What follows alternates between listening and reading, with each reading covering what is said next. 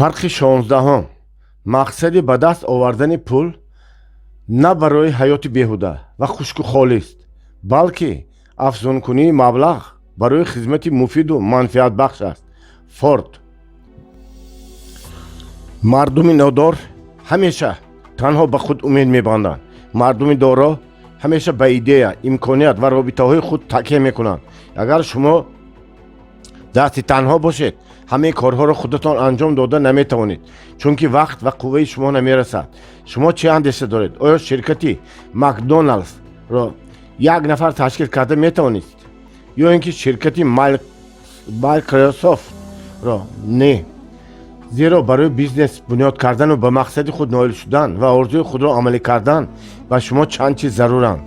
дониш зарур мешавад, вақт талаб мекунад, малакави маҳорат гирифтан зарур мешавад, муносибату робитаҳо лозим мешаванд, ки дар ин кор ба шумо кӯмак мекунанд.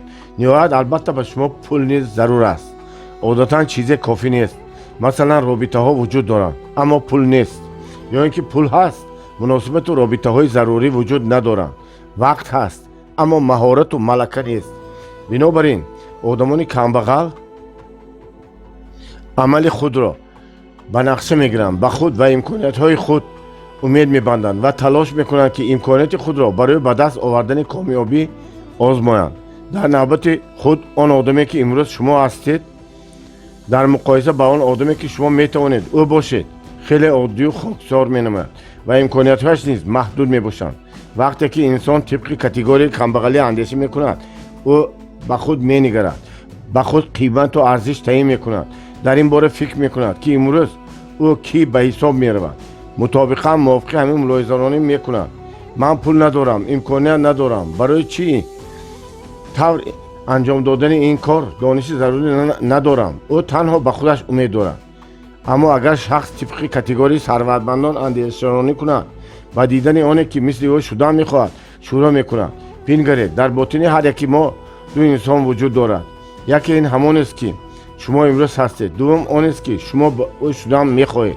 бинобар ин агар шахс тибқи категорияи одамони сарватманд фикр кунад, вай метавонад дар худ онеро бубинад ки монанди ӯ шудан мехоҳад ва фикр мекунад, барои чӣ ман чунин инсон нашавам.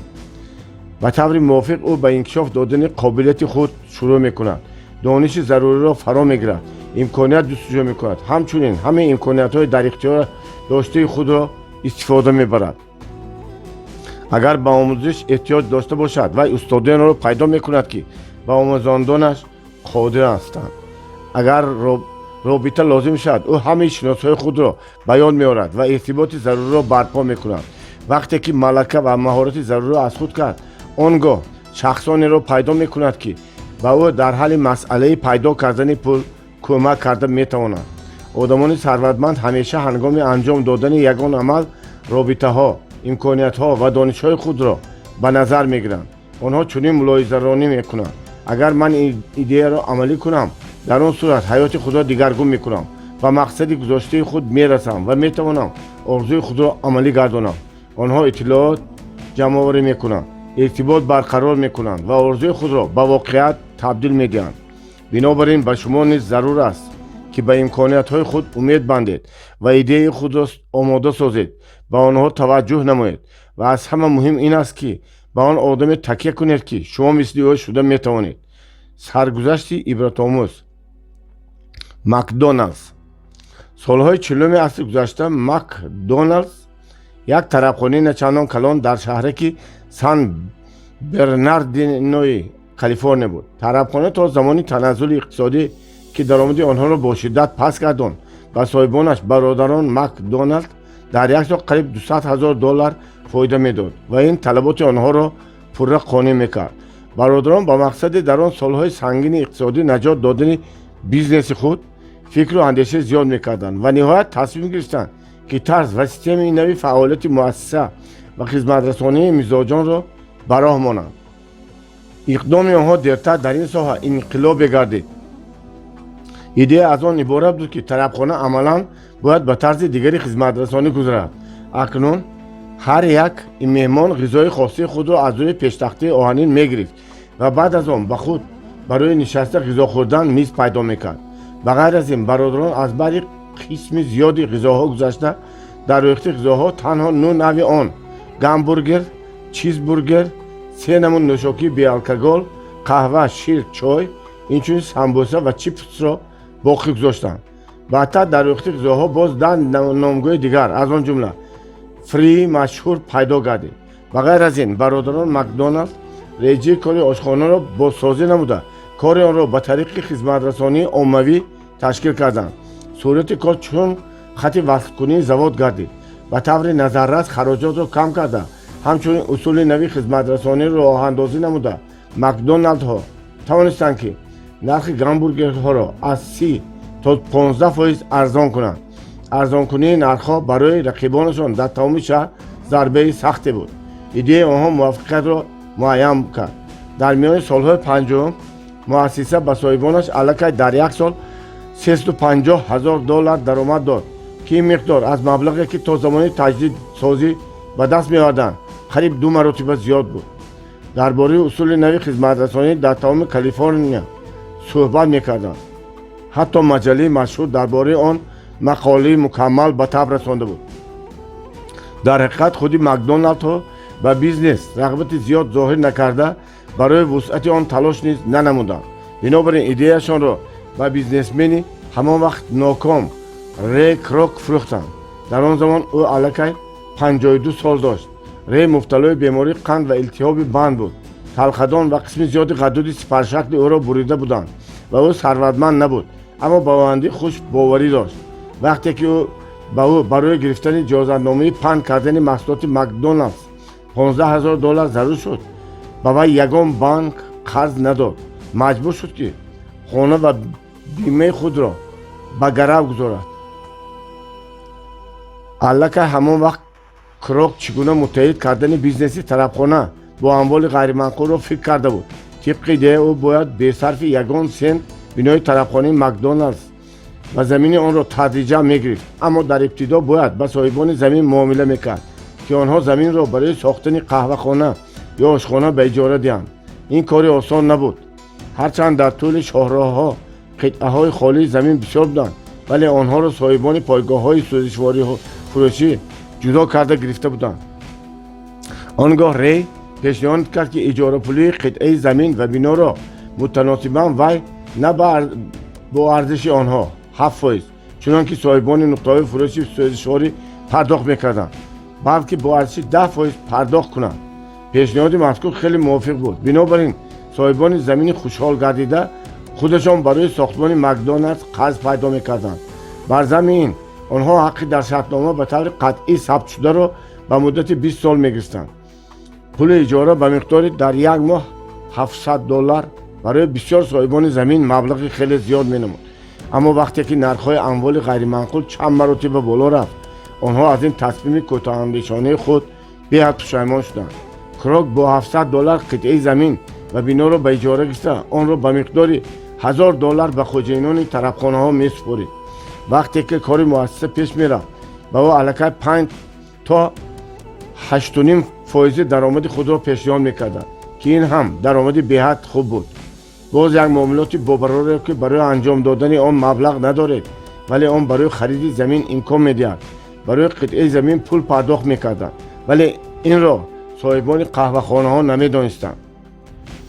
соҳиби муассиса франшиз харидорӣ карда водорӣ буд ки ба муддати 20 сол аз $10,000 то $15,000 пасандоз гузорад. пас аз гузаштани 15 сол нисфи маблағ баргардонда мешуд. пас аз гузаштани 20 сол бошад қисми бақияи пасандоз баргардонда мешуд. барои маблағҳои мазкур ягон фоизи иловагӣ муқаррар нашуда буд. маҳз ҳамин пулҳо ҳамчун пардохти аввалин ба ҳисоби соҳибони замин ҳавола карда мешуданд. аллакай дар 10 солаи аввал дар амалиёти амволи ғайримаъқул ширкати франшиза истейти таъсисдодаи Крок ва шерикони ӯ ба арзиши умумии $16 миллион соҳиби амволи ғайримаъқул гардиданд. имрӯз Макдоналдс ҳатто аз рӯи шумораи амволи ғайримаъқул дар ихтиёри худ дошта аз калисои католикӣ пеш гузаштааст. соли 2007 дар тамоми дунё аллакай 33,000 тарабхонаи Макдоналдс ба қайд гирифта шуда буд. ҳоло шумораи онҳо боз ҳам бештар гардидааст. زیرا شرکت در پیش خود مقصد گذاشته بود که در گوشه کنار گوناگون کره زمین در یک روز یک تراخانه نو میکشد. زمین های پرارزشترین دنیا مالکیت شرکت میباشند، زیرا نرخ اموال غیر منقول در منطقه های سیراحالی از همه بلند است. خلاصه مغز خود را از اطلاعات مفید و سودمند پر کرده هر روز فکر کنید. آخر برای ثروتمند شدن همگی یک ایده موافق کافی است.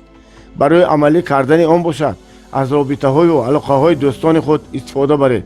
درباره امکانیت های سرشماری که قریب هر روز به شما پیشنهاد میشوند ولی به آنها شما کم اعتبار میدید فکر کنید و آنها را زود یادآور شوید.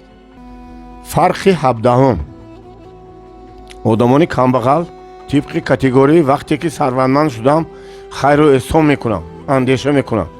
اما مردم ثروتمند طبق کاتگوری برای ثروتمند شدن خیر و احسان کردن ضرور است فکر میکنم.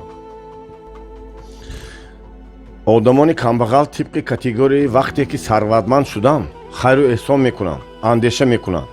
اما مردم ثروتمند طبق کاتگوری برای ثروتمند شدن خیر و احسان کردن ضرور است فکر میکنم. ما بارها شنیدیم که ناداران میگویند من میخواهم که به محتاجان کمک کنم اما حالا پولم برای صرف روزگار خودم نمیرسد، خود در محتاجی روز میگذارم. خوب، اما تجربه نشان میدهد که بسیار آدمانی که چنین اندیشه دارند هیچگاه ثروتمند نمیشوند.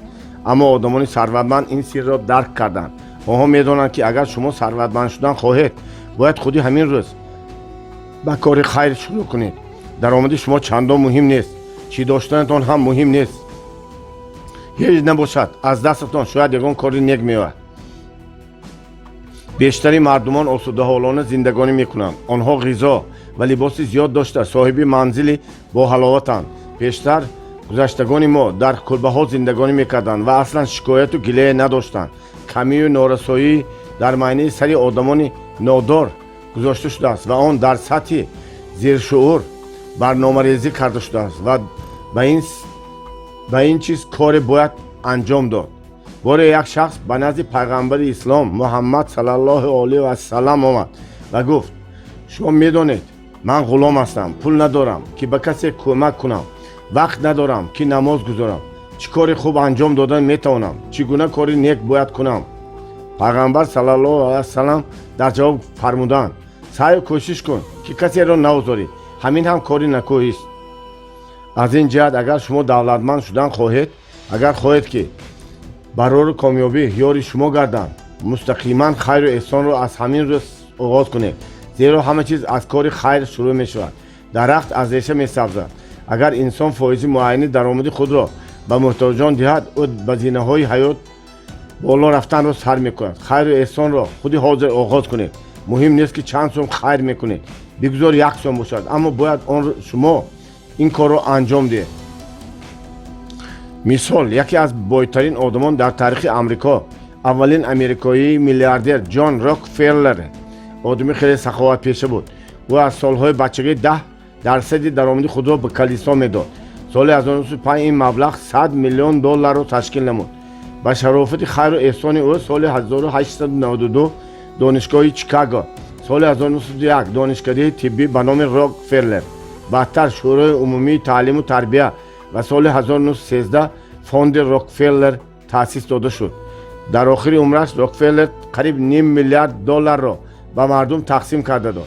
پسر یگانه او جان در راکفلر خودی باشد ثروت بسیار میلیونی را میراث کرده، همچنین 500 میلیون دلار را برای کارهای خیریه خرج کرده است.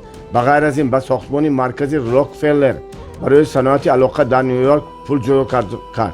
باز 9 میلیون دلار برای ساختمان بینای سازمان ملل متحد جدا کرده است. اساسگذار ترست پولاد اندرو کارنگی که با شرافتی او آمریکا از روی گداختن و استحصال پولاد در جهان پیشرفت گردید، نیز شخص انسان دوست و صاحب احسان بود.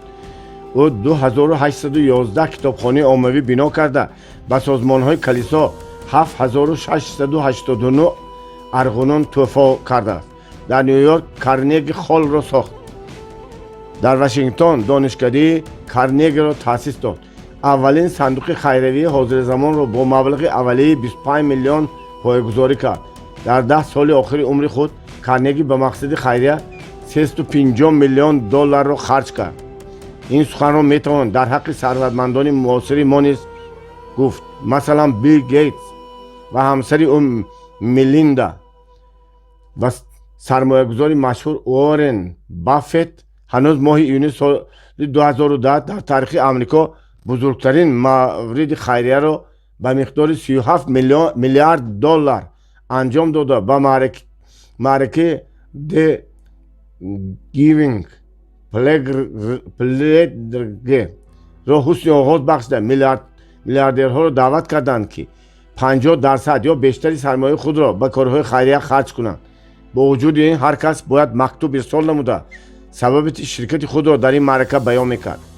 Гейтс ва Баффет иқрор карданд ки мехоҳанд онҳоро на ҳамчун аз ҳама доротарин балки ҳамчун саховатмандтарин одамон ёдоварӣ кунанд. ин идеяро 57 миллиардер дастгирӣ карданд.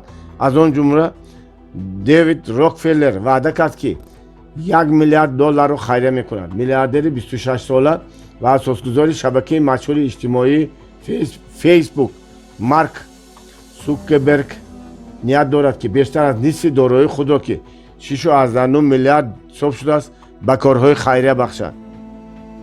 худи Билл Гейтс аллакай ба сандуқи хайрия $28 миллиард гузарондааст.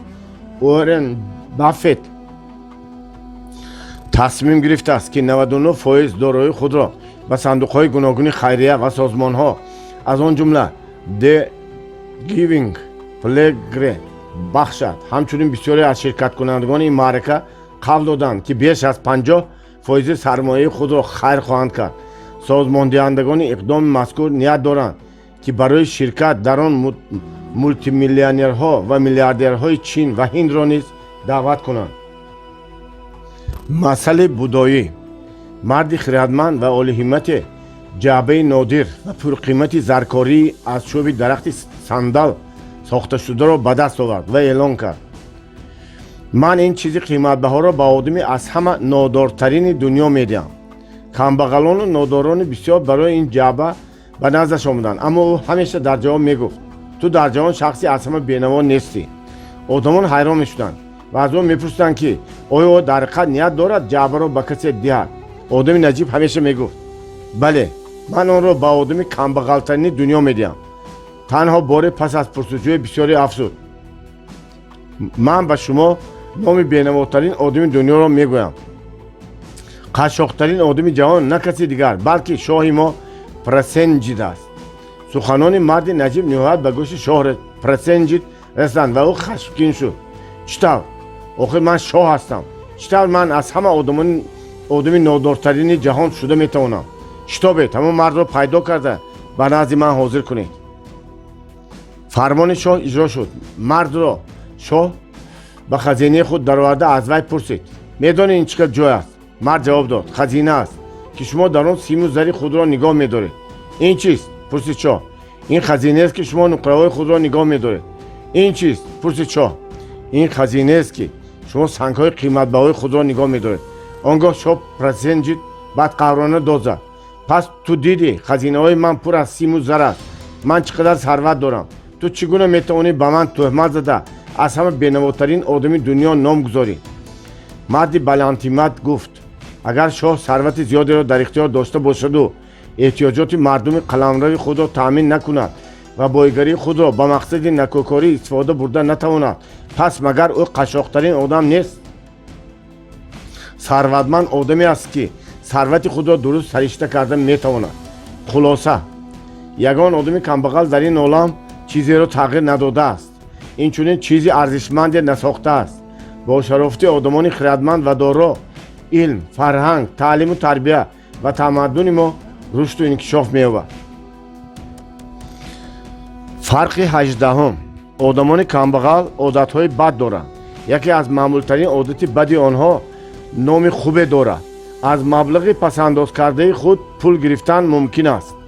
сарватмандон медонанд ки пасандоз барои пардохтани ҳисобҳо набуда, балки барои зам кардани пул аст. роберт Киёсаки. одамони камбағал тибқи категории агар дар охир чизе монад, ман пасандоз мекунам, фикр мекунам, аммо одамони сарватманд чунин мулоҳиза мекунанд. агар ман пеш асам ҳама пасандоз накунам, дар охир аниқ аст ки чизе боқӣ намемонад. одамони камбағал тибқи категории агар дар охир чизе монад, он гоҳ ман пасандоз мекунам, андеша меронанд. сипас онҳо чӣ кор мекунанд? вақте ки даромад ба даст оварданд, ба ҳамон пул зиндагонӣ мекунанд, ғизо мехаранд, пули хизмати коммуналӣ ва хизматҳои дигарро пардохт менамоянд ва ашёи зиёд харида умедвор мешаванд ки дар охир чизе боқӣ мемонад. ба вуҷуди ин фикр мекунанд, саъй карда сарфа менамоянд ва чизи сарфа кардаамро пасандоз мекунанд. ҳамин тавр аз моҳ ба моҳ мо одамонеро вомехӯрем ки 2, 30, 40 сол кор карда то ҳол чунин фикру андешаронӣ мекунанд. аз ҳама аҷоиб ин аст ки онҳо дар худ қавл медиҳанд ки пасандоз мекунанд, аммо ин корро намекунанд. ҳар бори навбатӣ ба худ мегӯям, моҳи оянда ҳарчанд ки маблағ кам ҳам бошад, ҳатман пасандоз мекунам. ҳамин тавр тамоми умр давом мекунад. баъзе камбағалон дар бораи пасандоз кардан барои ояндаи худ умуман тасаввурот надоранд. онҳо мегӯянд, барои чӣ пасандоз кунам? охир сарватмандон ҳам мемиранд. ҳамин тавр хуб аст. аз он чизе ки имрӯз даромад мекунам, хуб зиндагонӣ мекунам. онҳо чунин меҳисобанд ки дар оянда пул зарур намешавад. онҳо намефаҳманд ки дар воқеъ ҳатто аз имрӯза дида он вақт бештар ба пул эҳтиёҷ пайдо мешавад. бинобар ин онҳо ба ин масъала се тарзи расидагӣ доранд. якум, агар бисёр даромад кунам, пасандоз мекунам. дуюм, агар камтар сарфа кунам, пасандоз мекунам. сеюм, агар кори дорои музди баланд ё манбаи иловагии даромад пайдо кунам, пасандоз мекунам.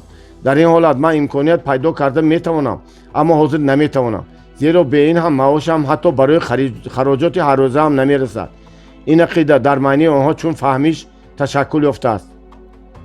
мувофиқи чунин андешаи худ онҳо ҳеҷ вақт ба пасандоз кардан оғоз намекунанд.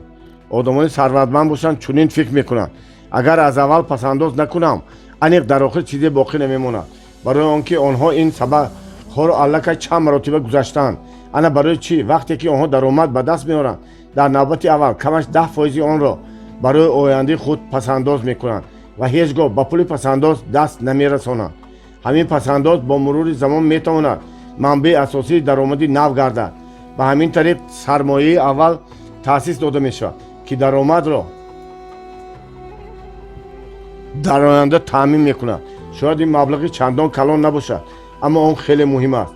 барои ману шумо дар оғози кор ташаккул додани фонди захиравӣ ба худ хос зарур аст ки ҳангоми пайдо шудани имконият ба мо кӯмак кунад, вагарна имкониятҳо мисли абрҳои осмон дар пеши назари мо шино мекунанд ва мо ба онҳо коре карда наметавонем. ёддошт аз китоби клейсон, одами аз ҳама сарватманди бобулистон. омӯзиши аркад. дар солҳои ҷавониаш аркад ба атрофи худ менигарист ва бисёр чизҳои хубро медид ки метавонистанд ба инсон хушбахтӣ ва қаноатмандӣ ато кунанд. боре дарк кард ки дороӣ ба инсон имконияти номаҳдуд медиҳад. метавон хонаро бо асбобу анҷоми зиёд зебу зиннат дод, дар баҳру бар сайру сайёҳат кард, аз ширавориҳои кишварҳои дур ҳаловат бурд, зару зевар харидорӣ кард. аркад инро дарк карда тасмим гирифт ки барои сарват талош мекунад, аммо фарзанди оилаи савдогари аёлманди камбағал буд. ӯ медонист барои ба мақсад расидан вақт ва дониш зарур аст. бо ҳамин сабаб ӯ дар бойгонии сардории шаҳр кори котибиро пайдо кард ва ҳар рӯз соатҳои дароз нишаста ба хати мехи лавҳаҳои гилинро пур мекард. боре судхор алгомиш ба хонаи онҳо омад ва хоҳиш кард ки барояш нусхаи гилии қонуни нӯҳумро тайёр кунад ва қавл дод ки агар кор дар муҳлаташ анҷом дода шавад, вай ба аркад 2 тангаи мисӣ медиҳад. аммо сарфи назар аз меҳнати миёншикан кор сари вақт иҷро нашуд ва судхор аз ин ҳолат сахт ба ғазаб омад. ӯ дарк кард ки ин қонун барои алгомиш хеле зарур аст ва пешниҳод кард ки муомиларо ба охир мерасонад ва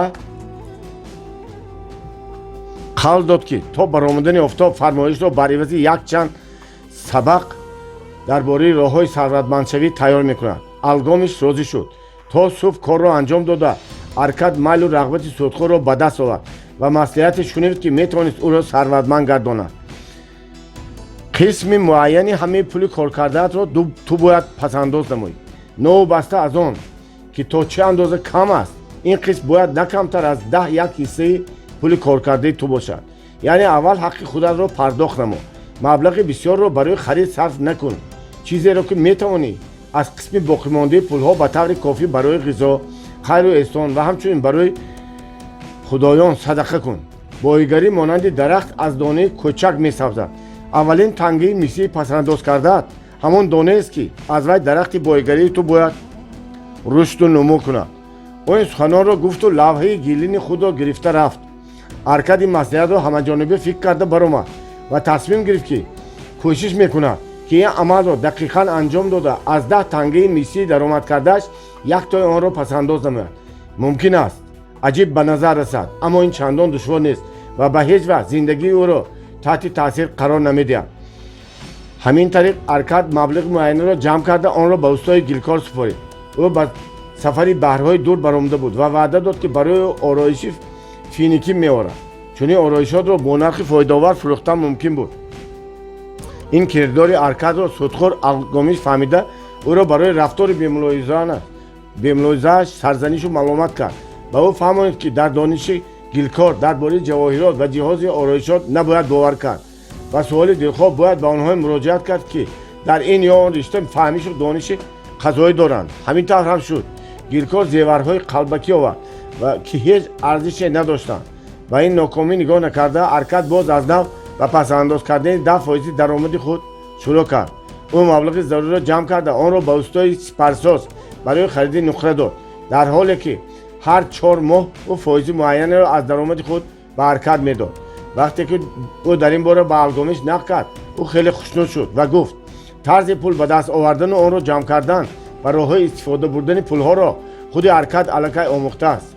سپس از پسرانش شکوه کرد که آنها نه تنها درباره خرج کردن پول فکر میکنند و از ارکد خواهش کرد که در اداره کنی زمین‌هایش به وی کمک کند.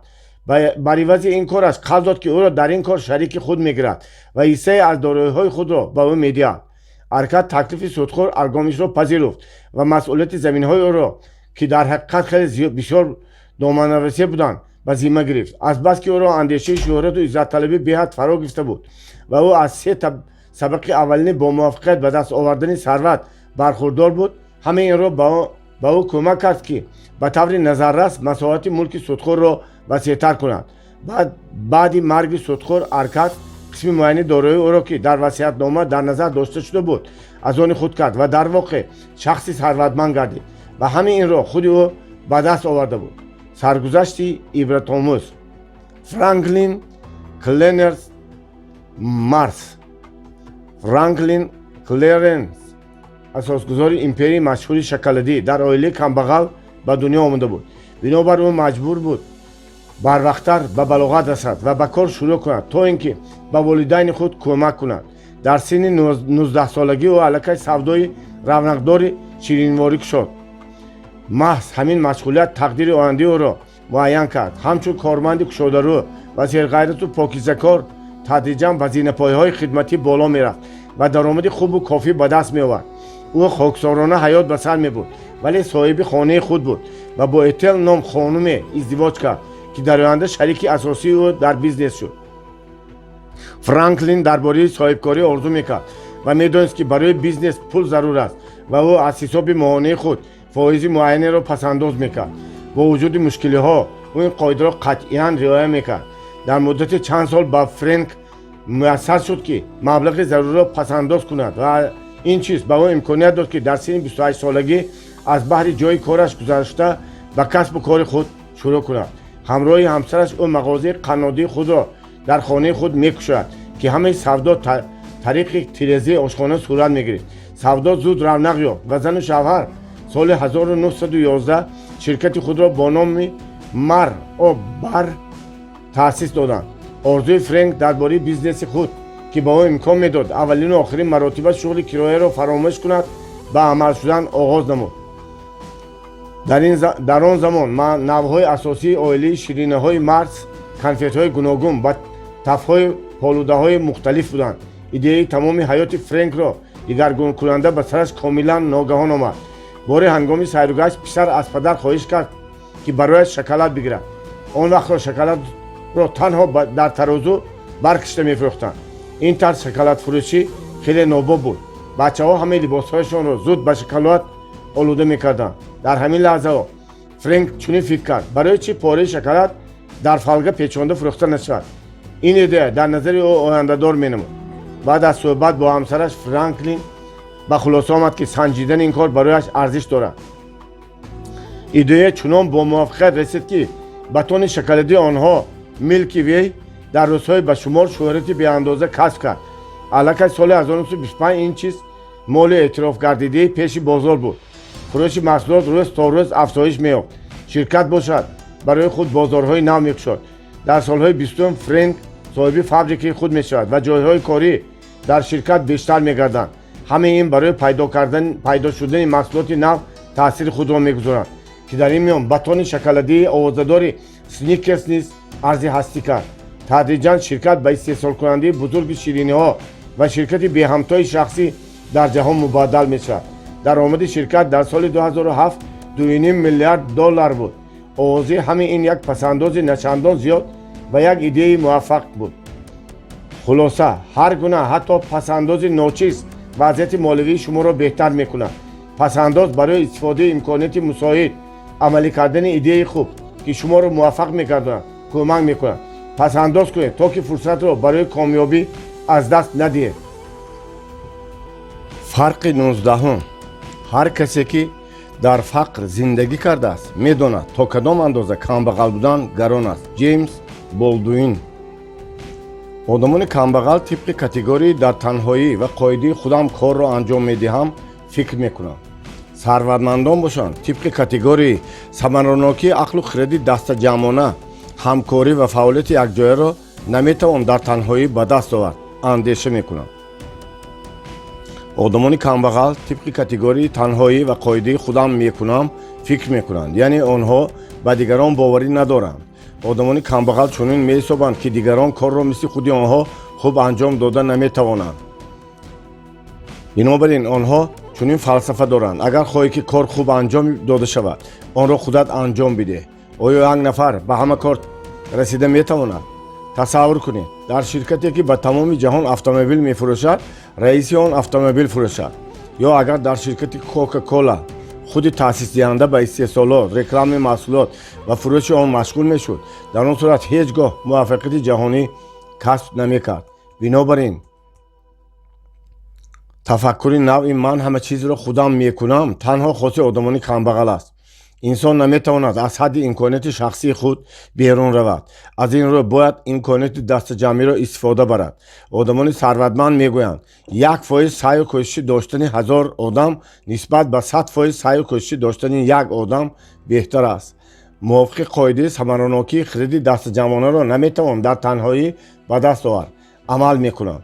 برای همین آنها صبر و تحمل پیشه میکنند. تیم خود را تشکیل مینمایند و دیگر آدمان را میآموزند. برای آنها این کار وزین و مشکل است، اما صبر و طاقت کرده کارمندان خود را تا آن زمانی که میآموزند که کلکتیو اتفاق و با اعتبار تشکل یابد. ثروتمندان میگویند داننده همه اسرار خداوند است. هیچگاه من همه آن کارهایی را که یک جای انجام میدیم تنها کرده نمیتونم. من تنها از همه ما در یک جایگی داناتر بوده نمیتوانم. من هیچگاه نظر به ما بزرگتر بودن نمیتواند، زیرا یک آدم نظر به کلکتیو داناتر بودن نمیتواند. ثروتمندان این چون میدانند که تنها عقل و خرد دست جمعانه امکانیت را معین و تعیین کرده میتواند. بنابراین آنها تمام فکر و ذکرشان را برای ایجاد تیم قوی و توانا روانه میکنند. در نوبت خود تفکر دست جمعانه عامل خیلی مهمی و دست آوردن کامیابی است. وقتی کلکتیو دوستانه تشکیل مییابد در آن سرعت تفکر دست جمعانه پیدا می شود و شما امکانات های نو و مانع های امثال سنگ های زیریابی را قبلا به نظرتان نوعیان را می بینید. اما اگر شما تصمیم گیرید که به سوی مقصد مستقلانه روان می شوید، در آن صورت حتی امکانات را بینید هم سنگ های زیریابی را دیده نمی توانید. وقتی که مشکلات پیدا می شوند چگونه سرشته کردن آنها فهمیده نمی توانید. شاید از حضور خود دست کشید، زیرا حل درست مسئله را نمی‌یابید و باوری شما به آینده نیز نمی‌ماند. اما عقل و ادراک دست جمعانه می‌تواند یک طرح انیق و استادانه را آماده سازد که شما آن را عملی گردانده همه مسئله های خود را حل میکنید. تمام امکانیت های داده شده را استفاده میبرید و سنگ های زیریابی را عبور میکنید. آنگاه همه برد خواهند کرد. بغیر از این در بیزنس انتخاب کرده توانستن شریکان خیلی مهم است. آنها باید آدمان لایق و سزاوار باشند تا که شما با آنها ثمرانه کار و همکاری کرده توانید. همه صاحبکاران اهل عمل و کارآزموده بوده هر روز مسئله کادری را حل میکنند. یک مولتی میلیاردر مثلا میدهد که باید آدمان را به کار آهسته آهسته گرفت ولی زود آزاد کرد. اما من مسئله او را درک نکردم. معنیش را بدتر فهمیدم. فقط در ابتدا برای کارمندان باید چنین مانعیت ساخت. بگذار آنها این مانع را گذارند و شما خواهید فهمید که آنها چگونه مشکلات را اعتنا میکنند. در حالت مشکل آنها باید خود و صفتهای بهترین خود را نشان دهند. از همه مهم این است که کارمندان از نقطه نظر انسانی خود را نشان داده توانند. میدانید اگر انسان عادل، راستخواه، مهربان و پاک وجدان باشد و سعی و کار کردن دارد، او را همه چیز آموختن ممکن است. بهترین کادرها آن کارمندانی میباشند که خود شما آنها را تربیت کرده. به این دلیل وقتی که شما متخصصان تیار و پرتجربه را کرا میکنید مجبورید که به آنها ماهانه خیلی بلند دهید. حتی در این حالت هم شما حتما نتیجه بلند به دست نمی آورید. بسیاری آنها میگویند من 10 سال در شرکتی موفق کار کردم، راهبرم فلان شعبه بودم و ماهانه من فلان قدر بود. شما چنین ماهانه را برایشان تعیین میکنید، اما شما را باور میکنم هنگام اولین مشکلی ها چنین متخصصان شما را به حال خود گذاشته میروند. شما با اون مشکلی هایی که یک به یک میمونید که به شرکت آنها پیدا نشده بودند، شما مجبورید آنها را خودتان حل کنید. هیئت کارکنان برای آن ضرور است که مسئله پیش گذاشته شده را حل و فصل نماید، نه اینکه مشکلات ایجاد کند. اما متاسفانه بیشتر وقت برعکس می شود. کارمندان آنها را ایجاد میکنند و میروند. با امید به دست آوردن نتیجه دلخواه شما ماهانه بلند دادید، اما این طور نشد و این ظهورات زود به چشم رسنده در بیزنس است. البته باید متخصصان خوب و بلندپایه را کرا کرد، اما در این حالت چنین به نظر می رسد که شما با آنها نه برای نتیجه بلکه برای سرگذشتی که متخصص درباره خود نقد کرد، یعنی برای خدمت‌های گذشته‌اش ماهانه داده. بنابراین وقتی که شما تیمی خوب سره کرده میگیرید و هر کدامشون بگوید من به شما برای نتیجه در کارخانه به دست آوردهتان مزد میدیم، نه برای موفقیتی که در شرکت دیگر زمانی به دست آورده بودید. اما اگر کارمندان در عمل قابلیت غیرعادی خود را اثبات کنند و مهنت آنها باید عادلانه ارزگذاری نموده موافق آن به آنها حق دهید. مثلا اسرار موفقیت اساسگذاری ترست پولادی اندریو کارنگی از او گفته خودی او در آن بود است که در تیم خود شریکان خوب، متخصصان خوب و بلندپایه را سره کرده میگیرد. او حتی شوخی میکرد که در لوح مزارش چنین کتیبه حکاکی کرده شود. در اینجا شخصی به خواب ابدی رفته است که آدمان بیشتر از خود داناتر را در اطرافش جمع کرده توانست. اعضای تیم خود را حتی نظر به زواتها و کانهای خود بیشتر قدر میکرد و همیشه تلاش مینمود که در حقشان غمخواری نماید.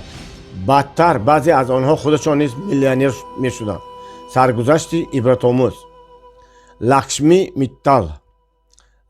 میتال سرور بزرگترین کارخانه پولادگذاری در جهان است. او مگنتی مستقل بوده، خلقی به خود خاص دارد و هر روز به تربیت خود مشغول می شود. به زمین او شخصی خیلی دانا می باشد که خود اسرار کامیابی خود را نه تنها در مدیریت بلکه از دید تکنیکی کار کشف کرده ایده در استحصالات از خود کردن نمود خاص آهن را عملی کرده است. و 15 یونی سال 1950 در شهر کلکوتا در عائله صاحبکار ماخن لال میتال که اولاد مارور است و از قدیم آنها را یهودیان هندی مینامند به دنیا آمده است. دهه‌ای که عائله آنها زندگی میکرد در کنار از همه دوردست هند در پهلوی یکی از بیابانهای بیشمار جای گرفته است. حیات در اینجا قشاقانه و به هیچ گونه دورنما میگذشت. وقتی که عائله به کلکوتا آمد وضعیت تغییر یافت. در اینجا پدر لکشمی یک جای با شریکان خود زواد پولاد پرکتکنی ضررآور را پوره خرید و استحصال محصولات پولادی را برای احتیاج ساختمان براه آورد.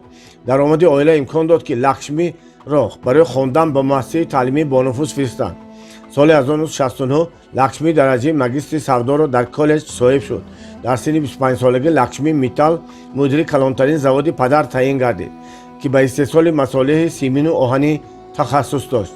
аз ин ҷо таърихчии империяи металлургии ӯ оғоз мегардад.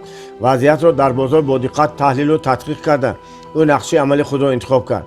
корхонаҳои зараровар ва камдаромадро харидорӣ карда, онҳоро ба корхонаҳои пешрафту муваффақ табдил додан асоси идеяи лакшми буд.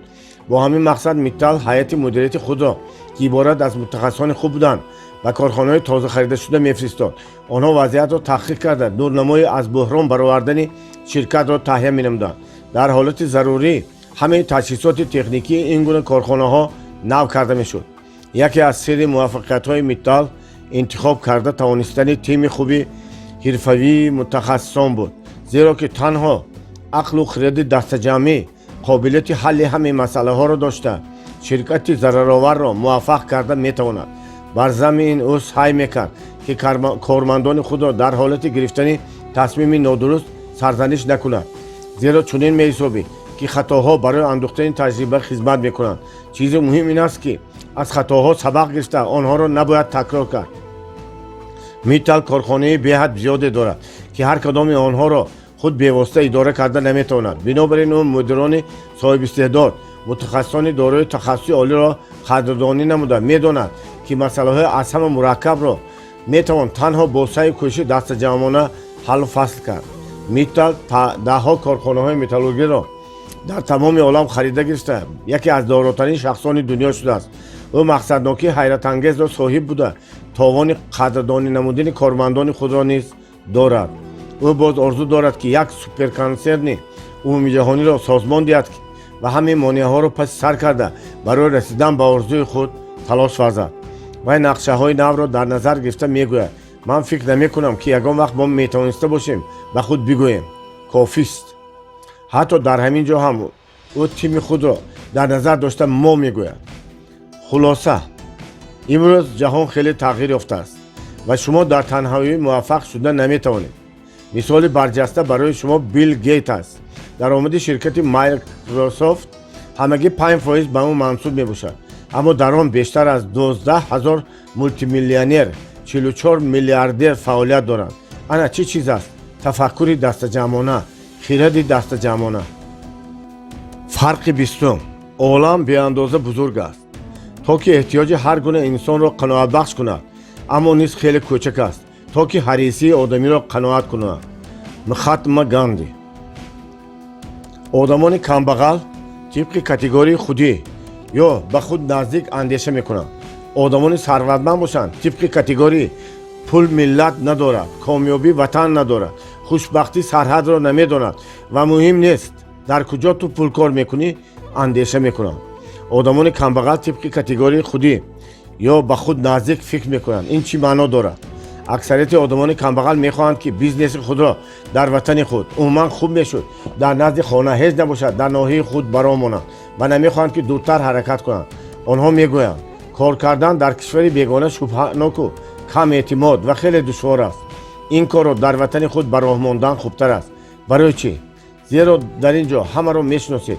аҳду паймон кардан, идора ва назорат кардан осон аст.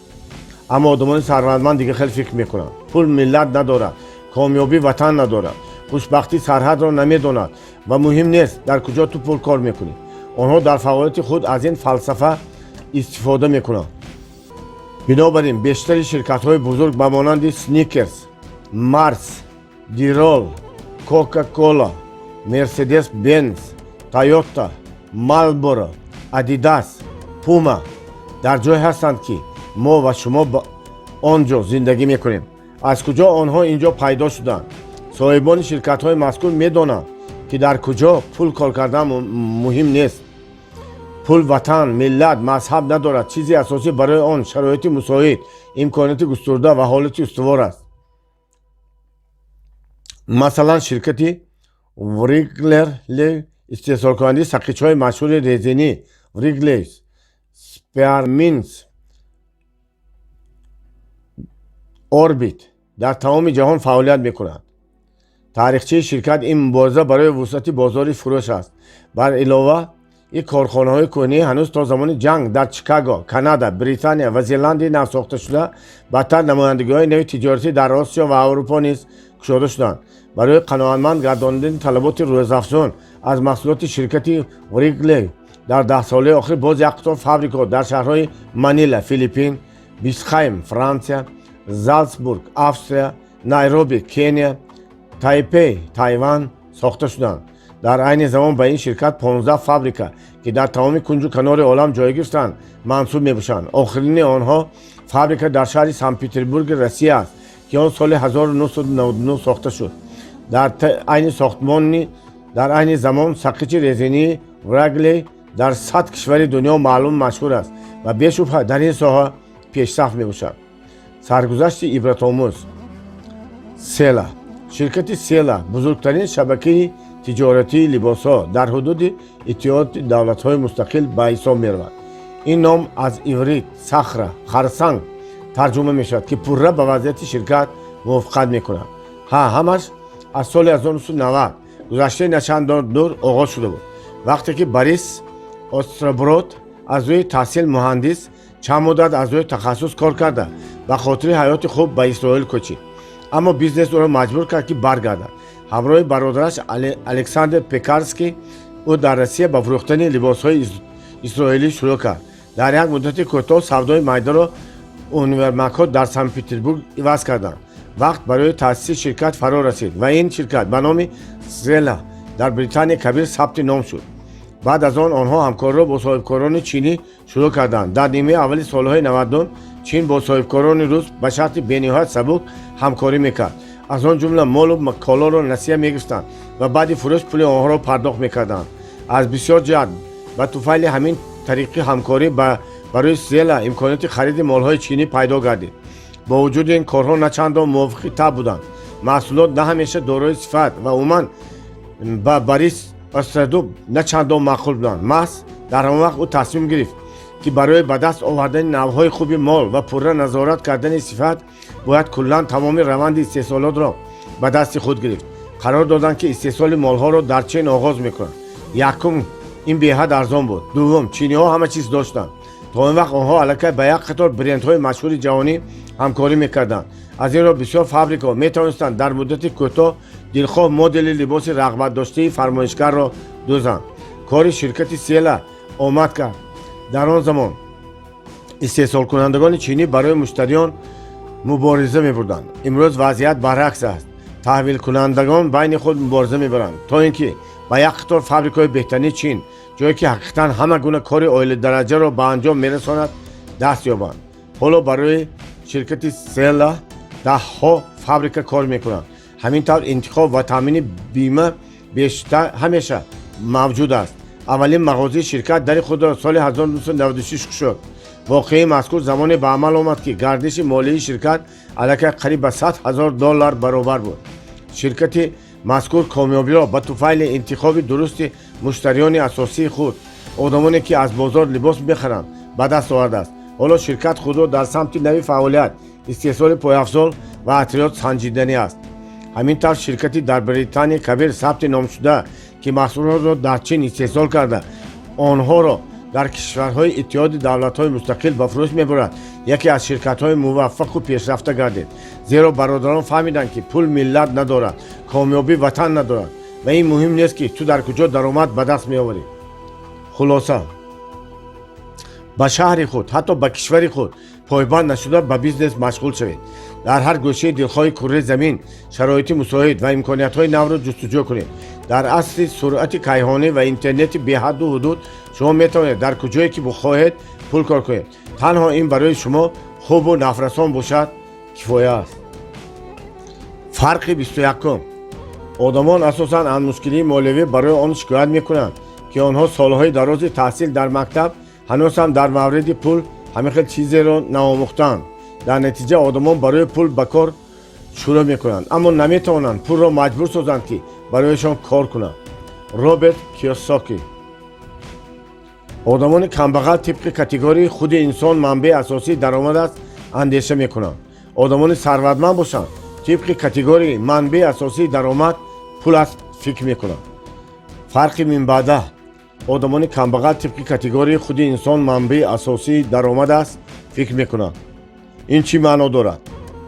одатан онҳо аз субҳ то шом кор мекунанд ва бар замин чунин фикр мекунанд: агар ман хоҳам ки пули бисёр кор кунам, бояд кори иловагӣ пайдо кунам. бинобар ин баъзе одамони камбағал дар ду ҷо кор мекунанд ва ҳатто гоҳо дар ҷои сеюм низ ба кор медоранд, аммо ҳеҷ бой намешаванд. барои чӣ? зеро чунин фикр мекунанд: имконияти ягонаи кор кардани пул ин дар чанд ҷой кор кардан аст. аммо ин тавр нест. ин қоида дар асри гузашта хуб кор мекард. ман кор мекунам, моҳона мегирам, агар бештар кор кунам, бештар мегирам. яъне ман чӣ қадар кор кунам, ҳамон қадар маош мегирам. ин дараҷаи тафаккури камбағалон аст. вақте ки инсон фикр мекунад ки танҳо худи ӯ манбаи даромад ба ҳисоб меравад, он гоҳ саломатии худро дареғ надошта кор мекунад. ин ба заифию камқувватии ҷисм оварда мерасонад, зеро он наметавонад бетанаффус кор кунад. чун саломатӣ аз ҳастии худ моро огоҳ месозад, даромади мо ба паст шудан оғоз мекунад. дар пиронсолӣ вақте ки пул ҳатто бештар назар ба даври ҷавонӣ зарур мешавад, имконияти пайдо кардани он аллакай аз даст меравад. аммо он чӣ ки ҷамъ кардед, ба мурури замон онро инфлятсия, беқурбшавии пул мехӯрад. пул беқурб мешавад, нархи молҳо боло меравад. он чизеро ки имрӯз мо ба 100 сомонӣ харида метавонем, баъд аз 10 сол хеле қимат мешавад. ҳамаи чизе ки мо ҷамъ мекунем то расидани синни нафақагаривӣ, ояндаи осудагӣ ва серию пурӣ шуда наметавонад. бинобар ин одамони сарватманд тарзи дигари таъмини пиронсолии худро пайдо карданд, чунки онҳо дигар хел андеша мекунанд. сарчашмаи асосии даромад барои онҳо пул аст. онҳо пулро маҷбур месозанд ки барояшон кор кунанд. онҳо ин корро чӣ тавр мекунанд? таваҷҷӯҳ кунед, хеле формулаи оддӣ аст. оё инсон дар як ҳафта 7 рӯз 24 соатӣ кор карда метавонад? албатта не. аммо пул чунин кор карда метавонад. оё инсон метавонад тамоми сол бетанаффус ва истироҳат дар шабонарӯз 24 соат кор кунад? не. аммо пул метавонад. ҷадвали пул чӣ гуна кор мекунад? ин мисол метавон гуфт ки ҳақиқати бузургро бароямон кушода медиҳад. фарз кардем ки мо як солро барои санҷиш мегирем. он вақт мо мебинем ки пули мо метавонад назар ба мо 10 маротиба бештар кор кунад. истироҳат ба кӣ лозим аст? он ба инсон зарур аст. аммо пул метавонад бе истироҳат кор кунад. кӣ бемор мешавад? кӣ хоҳиши зиёд кардани маошро мекунад? одамон. аммо пул на бемор мешавад ва на хоҳиш мекунад. кӣ намехоҳад дар вақташ кори худро кунад?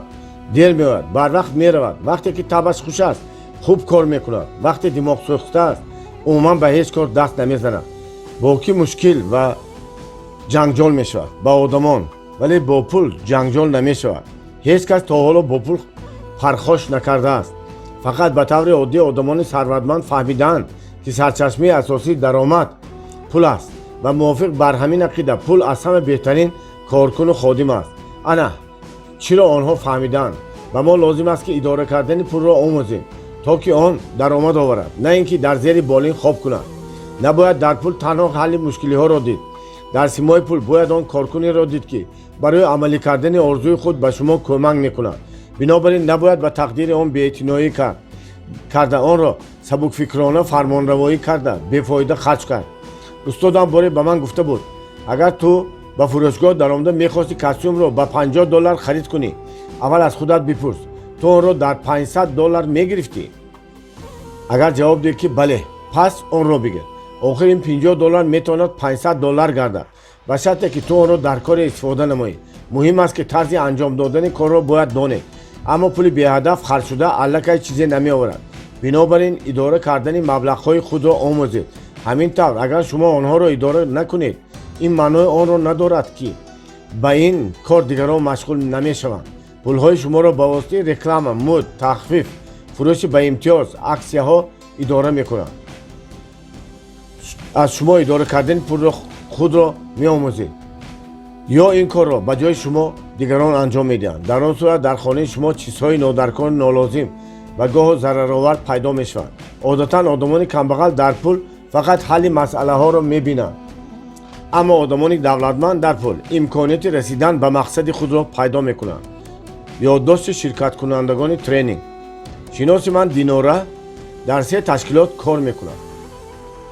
ӯ муаллима буда дар яке аз мактабҳо аз фанни забони русӣ дарс медиҳад, аммо ба ғайр аз ин бегоҳӣ ба омӯзиши бачагон машғул мешавад. باز فرش درآمدگاه خانه مرا روبچی میکند. او به این باور است که فقط با چنین را میتواند درآمد عائلوی را افزون نماید و در نوبت خود حیات خود و فرزندانش را بهتر کند. وی 2 فرزند دارد، اما هرچند سعی و تلاش کند هم باز پول نمیرسد. در حقیقت طرز تفکر او کمبغلانه است. او میپندارد که خود انسان سرچشمه درآمد است. از این رو به معنای اصلی کلمه میان چند کار پاره می شود.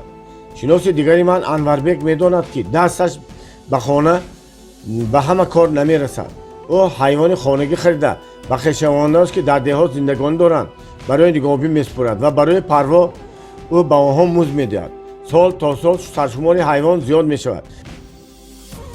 قسمی از حیوان ها را فروخته از این پول یک لخت کالا خریده و ماشین به نقطه های سودا برده تقسیم میکنند. در چند سال انوربک مبلغ کرایه جمع کرده اموال غیر منقول، آشخانه، مغازه و غیره گرفت و آنها را به اجاره داده.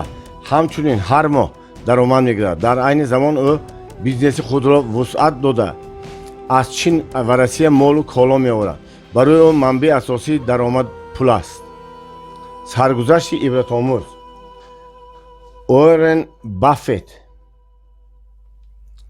بافت در عائله بروکر بیرژ تولد یافته است. احتمال خودی فضای خانوادگی با او بی تاثیر نبود که الکی در بچگی وارن تلاش میکرد که خودش پول کار کند. او هنوز در سن 8 سالگی در کتابخانه پدر به خواندن کتاب‌ها درباره سودای کاغذهای قیمت‌بها شروع کرده بود. در سن 11 سالگی باشد و به سودا توجه ظاهر کرد و تمام تعطیل را در بیرژ می‌گذراند و در تخته بابور در نوشتن نرخ‌های سهمیه‌های گوناگون کمک می‌رساند. این تجربه فایده‌ناک بود که در آینده به او ضرور شد. در سن 13 سالگی بافت در اداره روزنامه واشنگتن پست به حد قاصد به کار درآمد. روزنامه‌ها را به مشتریان می‌رسانید. در ماه اول و $175 معاش گرفت. این پول وارن را چنان روح الهام بخشید که او به خانواده خود قول داد که در سن 30 سالگی میلیونر می‌شود و اصرار داشت که اگر به این چیز نرسد آنگاه از بالای بام اصلا بلند به پایان می‌جهد. برای او جهیدن پیش نآمد. بافت طفیل اراده استوار به مقصد خود در حقیقت با کمی تأخیر رسید. او اولین میلیون خود را در سن 31 سالگیش به دست آورد، اما وی در کار حقیقی در سن برکمالیش مشغول شد. در فعالیت بیرژوی تجربه خوب حاصل کرد و درک کرد که منبع بهترین درآمد پول است و در سال 1965 او شرکت خالدینگی برکشیر خطاوی را با پورتفولیوی سهمیه‌های چنین شرکت‌های مشهور کوکاکولا، ژیلت، امریکن اکسپرس و غیره سازمان داد. و غیر از این شرکتی وی به سهمیه‌های مؤسسه‌های نچندان کلان که با تجارت همه چیز از جهاز خانه سر کرده تا کنفت مشغول بودند مبلغ‌های خود را می‌گذاشت. با طفیل قابلیت درست درک کردن بالای پایان رفتن قیمت سهمیه‌ها بعد از 13 سال مبلغ گذاری سهامان به شرکت بافت از $10,000 به $80 میلیون رسید. درآمد سهامانی خود را زیاد گردانده. خود بافت بیشتر از $12 میلیارد کار کرد و از روی دارایی دومین آدم در آمریکا گردید. این بود مثال بهترین تصدیق کننده قاعده بهترین کارکن و خادم پول است. هنگام مبلغ گذاری کردن به کاغذهای قیمتناک آنها شبانه روزی کار کرده و خوجین خود درآمدهای بردوام می آورند. همه پیدا کرده توانستن بازار آینده را افضلیت برجسته بافت می سابند. او بازار را با دقت آموخته به خاطر پیدا کردن شرکتی دارای اکتیف‌های جدی، ولی نرخ سهمیه‌اش هنوز بالا نرفته به معنای اصل کلمه در حسابات‌های مالیوی غوطه می‌زند. حساب کتاب عادی است. دیر یا زود روز بازار این کاغذها را از روی شأن و اعتبارشان بها خواهد داد. استراتژی اساسی بافت خرید شرکتی کم ارزش است. او تیم خوبی داشته چنین می‌صحبت که با آدمان همراه کار کننده با حسن توجه و خیرخواهی معامله و مناسبت باید کرد. ما با کار مشغولیم که آن به ما ذوق و فرح می‌بخشد. ما با آدمان کار می‌کنیم که برای ما دلنشین و جاذب هستند. میگوید او.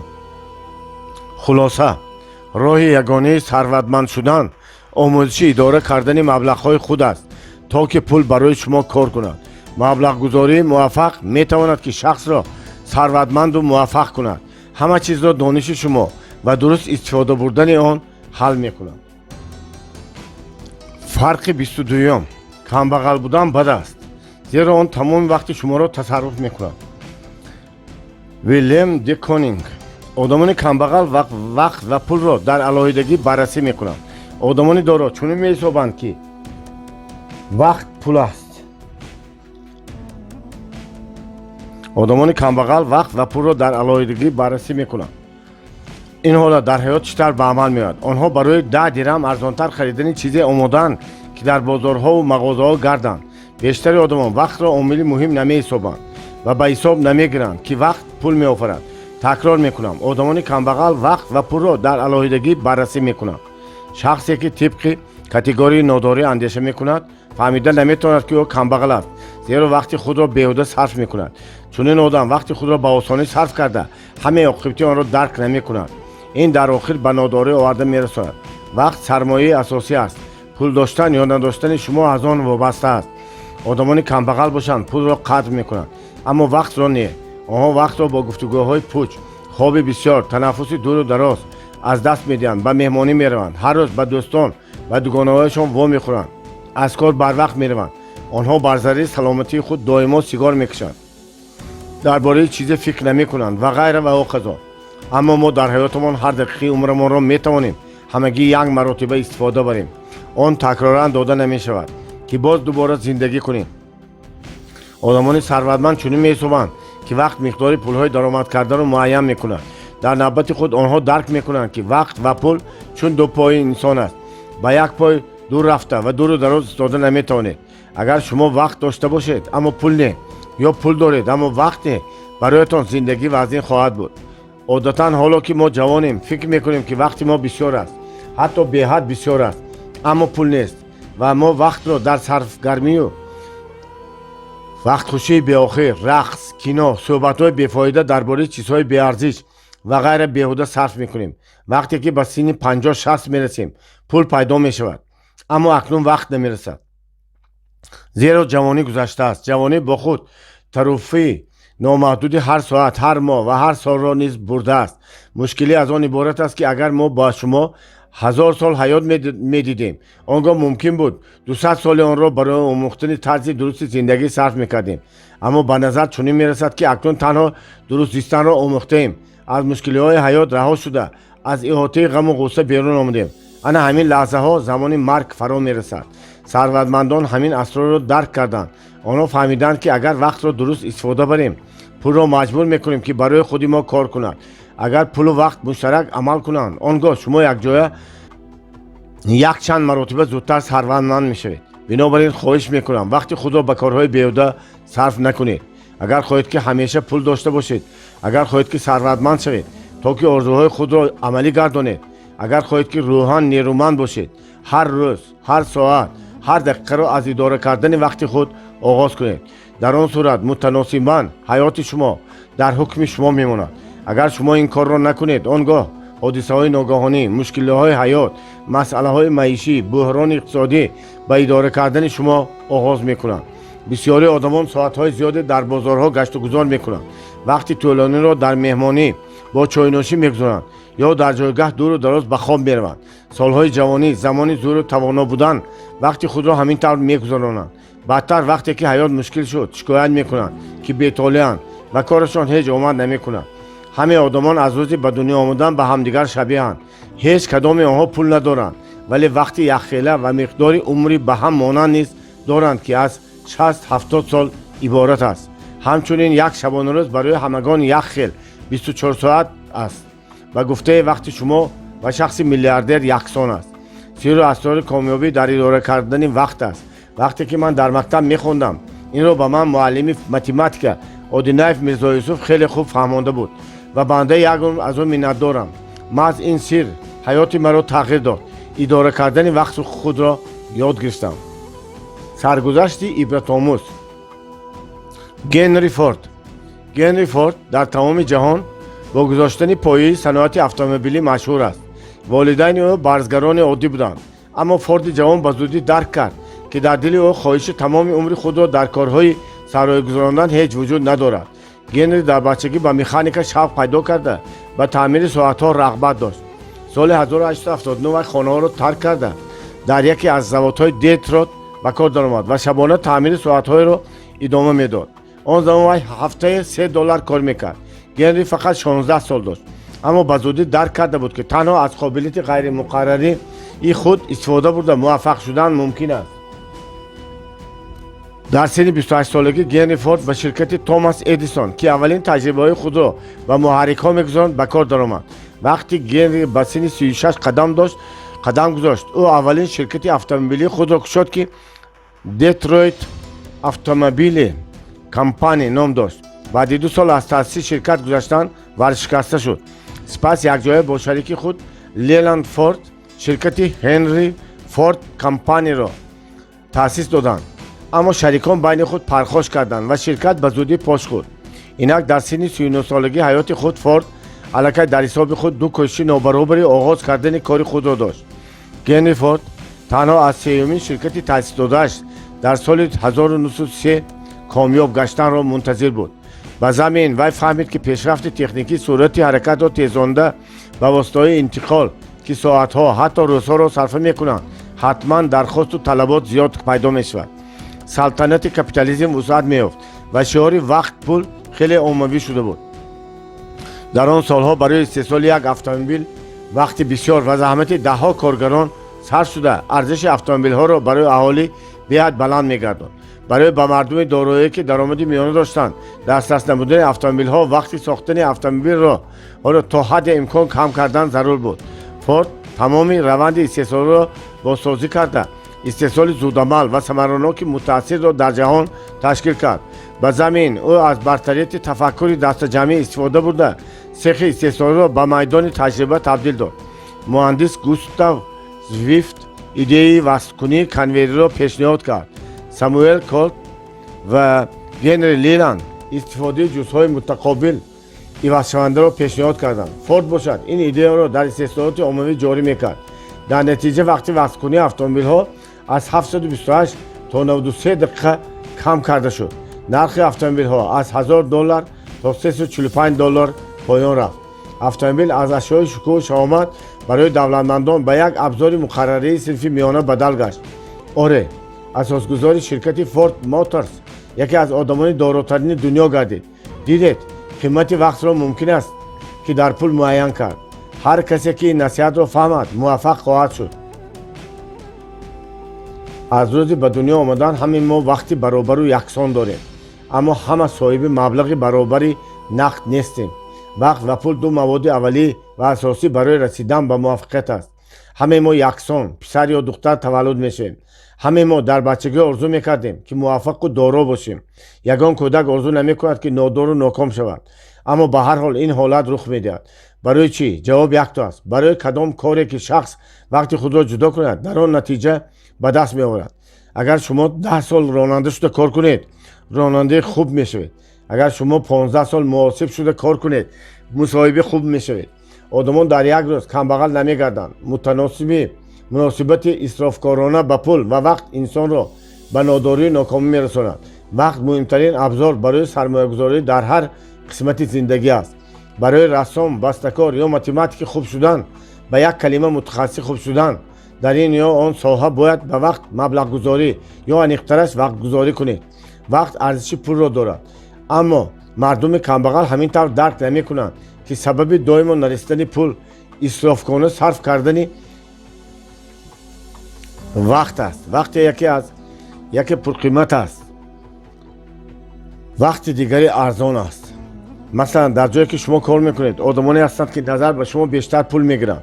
барои чӣ? вақти онҳо назар ба вақти шумо қиматтар аст. дар гумон аст ки онҳо 12 соат кор кунанд, аниқтараш баробари шумо кор мекунанд, вале онҳо аз шумо чанд маротиба бештар пул мегиранд. арзиши вақт аз малакаву маҳорат, аз шумории амале ки дар як воҳиди мушаххаси вақт анҷом медиҳед вобастагӣ дорад, яъне бештар беҳтар. фақат аз бар кардани дониши нав малакаи шуморо боло мебардорад ва ин ба зиёд гардани қимати вақти шумо омили асосӣ шуда метавонад. агар шумо баланд бардоштани арзиши вақти худро омӯзиду ёд гиред, он гоҳ пул назди шумо меояд. ана чанд тафриқа дар муносибат ба пулу вақт аз одамони тафаккури нави мухталиф дошта. одамони камбағал вақт ва пули худро мефурӯшанд. сарватмандон вақт ва пулро харидорӣ мекунанд, камбағалон пулу вақтро харҷ мекунанд. сарватмандон вақтро маблағгузорӣ ва пулро пасандоз мекунанд. камбағалон вақт ё пулро интихоб мекунанд ва билохир ҳардуро аз даст медиҳанд. сарватмандон вақту пулро якҷоя истифода мебаранд. камбағалон борҷомаи калони афсусу маломат ва таърихчаи нокомии худро доранд. сарватмандон пасандози хуб доранд.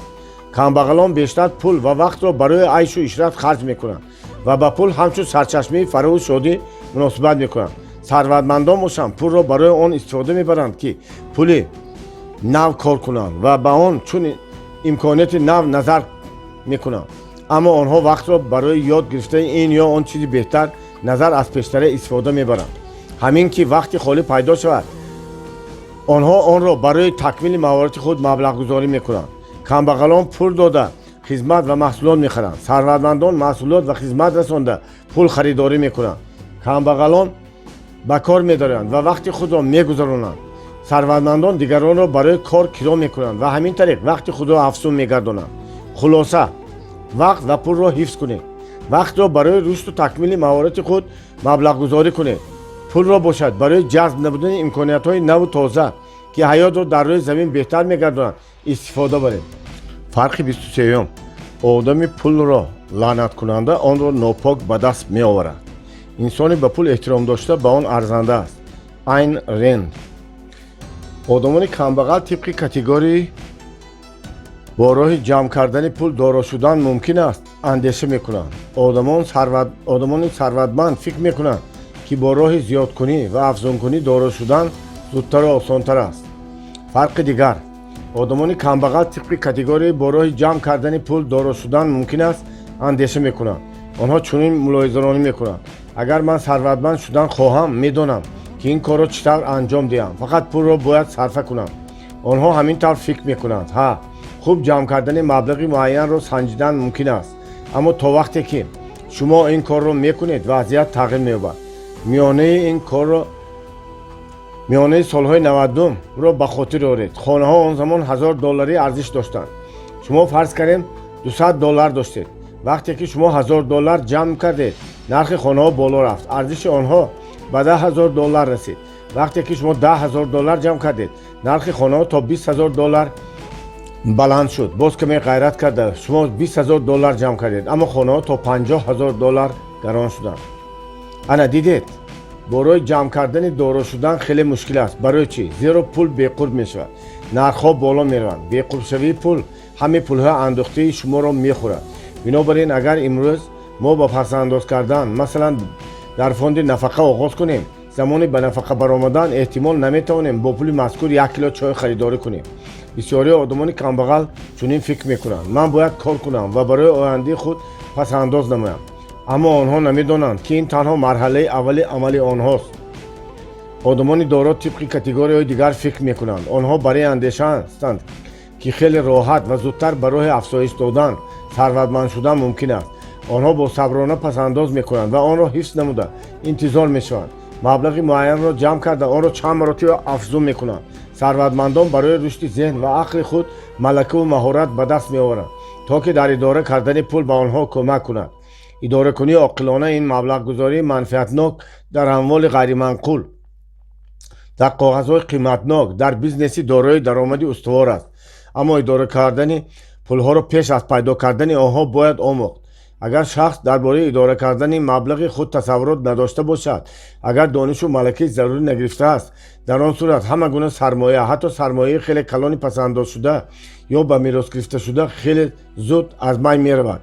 гӯё аслан ин чизҳо вуҷуд надошта бошанд. пулро харҷ кардан хеле роҳат аст, аммо ҳар $1 ҷамъ кардан, пасандоз кардан мушкил аст.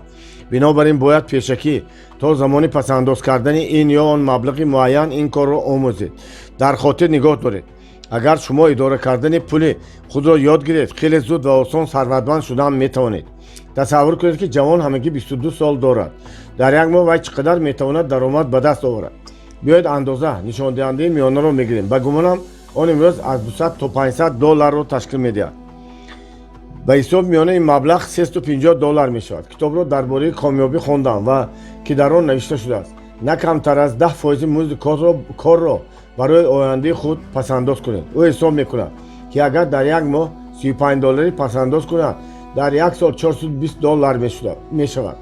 манзили духонагӣ айни замон $50,000 арзиш дорад. пас аз $50,000-ро ба 420 тақсим кунем, 119 мешавад. мувофиқи ин ҳисоб барои ҷамъ кардани маблағи зарурӣ ба ӯ 119 сол лозим аст. агар ӯ илова бар он автомобил гирифтанӣ бошад, мошини хуб, масалан $10,000 арзиш дорад, дар ин сурат боз вақти зиёд лозим аст. биёед ҳисоб мекунем. $10,000 тақсими 420 баробари 23 солу 8 моҳ мешавад. пас ӯ андеша мекунад вақте ки ман ба синни 142 солу 8 моҳ расидам, метавонам оиладор шавам. аз чунин ҳисобу китоб ӯ маҳву мод мегардад. хулоса мекунад худи фалсафии пасандози пул нодуруст аст. бинобар ин пасандоз кардан маъно надорад. умуман ин хулоса то дараҷае дуруст аст. принсипи бо роҳи пасандоз кардани маблағ комёб шудан мумкин аст. аллакай кӯна шудааст. волидайн ба мо омӯхтанд ки бояд барои манзил, тӯи аросӣ ва ғайра пул пасандоз кунем. аммо дунё бо сурати ҳаёти муосир чандин маротиба зудтар тағйир меёбад. мо фурсат намеёбем ки нави таҷҳизоти маиширо омӯзем. ҳамоно дигараш пайдо мешавад ки боз бештар такмил дода шудааст. барои комёб шудан бояд шитоб кунед, вагарна дар воқеъ қафо мемонед. муваффақият дар забони русӣ бо калимаи успех ифода мешавад ки аз калимаи успех маънояш дар вақташ иҷро кардани амал ё расидан ба онро дорад. масалан идея танҳо дар фикртон пайдо шудааст. шумо нақшаи амалро тартиб медиҳед, аммо нохост мебинед ки касе аллакай онро амалӣ кардааст. замони муосир талаб мекунад ки мо фаъолу ӯҳдабаро бошем. агар шумо афзун кардани пулро омӯзед, дар шароити имрӯза сарватманд шудан мумкин аст. одамон чӣ гуна миллиардер мешаванд? онҳо фаҳмиданд ки пул коргари хубтарин аст. инсон дар як шабонарӯз 8 соат кор мекунад, аммо 16 соатро барои корҳои дигар аз ҷумла хоб сарф мекунад. аз ин 8 соат ҳамагӣ фақат 2 соату 40 дақиқаро самаранок истифода мебарад. вақти боқимондаро ба даву ғеҷ, ҷустуҷӯи иттилоот, роҳ, интизорӣ ва ғайра сарф мекунад. пас пул дар як шабонарӯз 10 маротиба, дар як моҳ 300 маротиба, дар як сол бошад 3650 маротиба бештар аз одам дида самараноктар кор мекардад. ана барои чӣ баъзеҳо дар муддати 10-15 сол вақте ки дигарон тамоми ҳаёт аз субҳ то шом кор мекунанд, вале нодор мемонанд, миллионер ё ҳатто миллиардер мешудаанд. баъзеҳо худашон кор мекунанд, аммо барои дигарон пул кор мекунанд. саргузашти ибратомӯз. ингвар кампрад. ингвар дар шаҳри начандон, калони шветсия, элмут ба дунё омудааст. ҳанӯз ҳангоми бачагӣ ба тиҷорат рағбат зоҳир карда буд.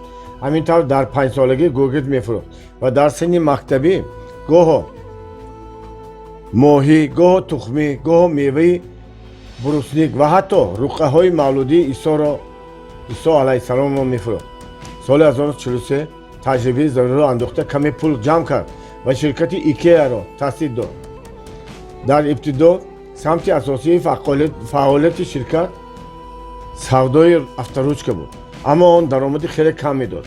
бо мақсади пайдо кардани соҳае ки ӯро сарватманд гардонад ва сармояи камашро бештар кунад, ингвар бозорро омӯхта ба он аҳамият дод ки дар шветсия ҷиҳози хона фавқулода қимат буда. бо ҳамин сабаб барои бисёр сокинони кишвар қариб ба ашёи кӯҳу шаҳомат табдил ёфтааст. ӯ каме фикр карда фаъолияти икеаро тағйир дода мағозаи фурӯши ҷиҳози хона мебел кушод. ӯ аниқ кард ки дар мамлакат дар куҷо барои хона ҷиҳози оддӣ ва арзон истеҳсол мекунанд ва ба харидани курсиҳои аз ҳама арзон, мизҳо ва қаҳваҷӯшона шурӯъ кард. ба замми ин кампра ба ҳар ашё ном мегузошт ки ин корро дар он замон касе накарда буд. хабар дар бораи мағозаи ҷиҳози арзони хона дар тамоми кишвар бениҳоят зуд паҳн гардид ва савдои ӯ рушд кард. кампрат дарк кард ки фақат аз харида фурӯхтан сарват ба даст даровардан мушкил аст. барои ин кор пеш аз ҳама истеҳсол зарур аст, то ки баҳри чанд карат афзун гардидани даромад кӯмак кунад. ингвар дар шветсия корхонаи начандон калон сохта бо истеҳсоли ҷиҳози боз ҳам арзонтар оғоз мекунад. аммо анҷумани миллии воридкунандагони ҷиҳози хона таҳвилдиҳандагони маҳаллӣ бо икеа ҳамкорӣ доштаро зери фишор қарор дод. анҷуман аз нуфузу эътибори худ истифода бурда тавонист ки онҳоро аз ҳамкорӣ кардан ба ширкати ҷавон боз дорад. Ин зарбаи вазнин буд. Агар ба ҷои Кампрат каси дигар мебуд, эҳтимол фаъолияти ширкатро қатъ мекард. Аммо барои Ингвар ҳама гуна мушкилоти сангин сабаби андеша кардан ва пайдо кардани имконияти нав барои рушд буд. ӯ ба ҷамъоварии иттилоот дар бораи истеҳсолкунандагон шурӯъ карда бозори аврупоии ҷиҳози хонаро меомӯзад. дар натиҷа қисми зиёди ашёро барои сохтани ҷиҳоз аз Лаҳистон, Полша зимнан бо нархи аз пештара арзонтар харидорӣ мекунад. ин имконият дод, ки хароҷотро кам карда, пас сарфи назар аз хароҷоти интиқол нархи маҳсулотро арзон намояд. даст кашидани корхонаҳои маҳаллӣ аз ҳамкорӣ ба Ингвар ба ӯ кӯмак кард, ки шарикони нав ва бештар фоидарасон пайдо кунад. дидед, комёбию фатҳу зафар дар мушкилот печонда шуда буд. Кампрат тавонист, ки ба сатҳи нав барояд. чанд қадам то комёбӣ монда буд, ки қариб Ингвар аз он даст мекашид. қатъият ва устуворӣ ба IKEA кӯмак карданд, ки хеле зуд дар дунё ба бузургтарин истеҳсолкунандаи ҷиҳози хона табдил гардад. ба туфайли афзун кардани сармояи аввалия ҳоло дороии Ингвар Кампрат $18 миллиард мебошад. хулоса, пасандоз фақат сармояи аввалӣ шуда метавонад, аммо худ аз худ шуморо наметавонад сарватманд гардонад. барои афзун гардондани дороии худ бояд дониши молиявиро аз худ намуда пулро дар бизнеси ҳақиқӣ сармоягузорӣ намоед. дар ин ҳолат пул барои шумо шабонарӯзӣ кор карда дороии шуморо боз бештар мегардонад. боби 24. боигарӣ натиҷаи қобилияти фикр кардани инсон аст. Айн Рэнд. одамони камбағал тибқи категорияи барои он ки ба бизнес машғул шавед пул зарур аст фикр мекунанд.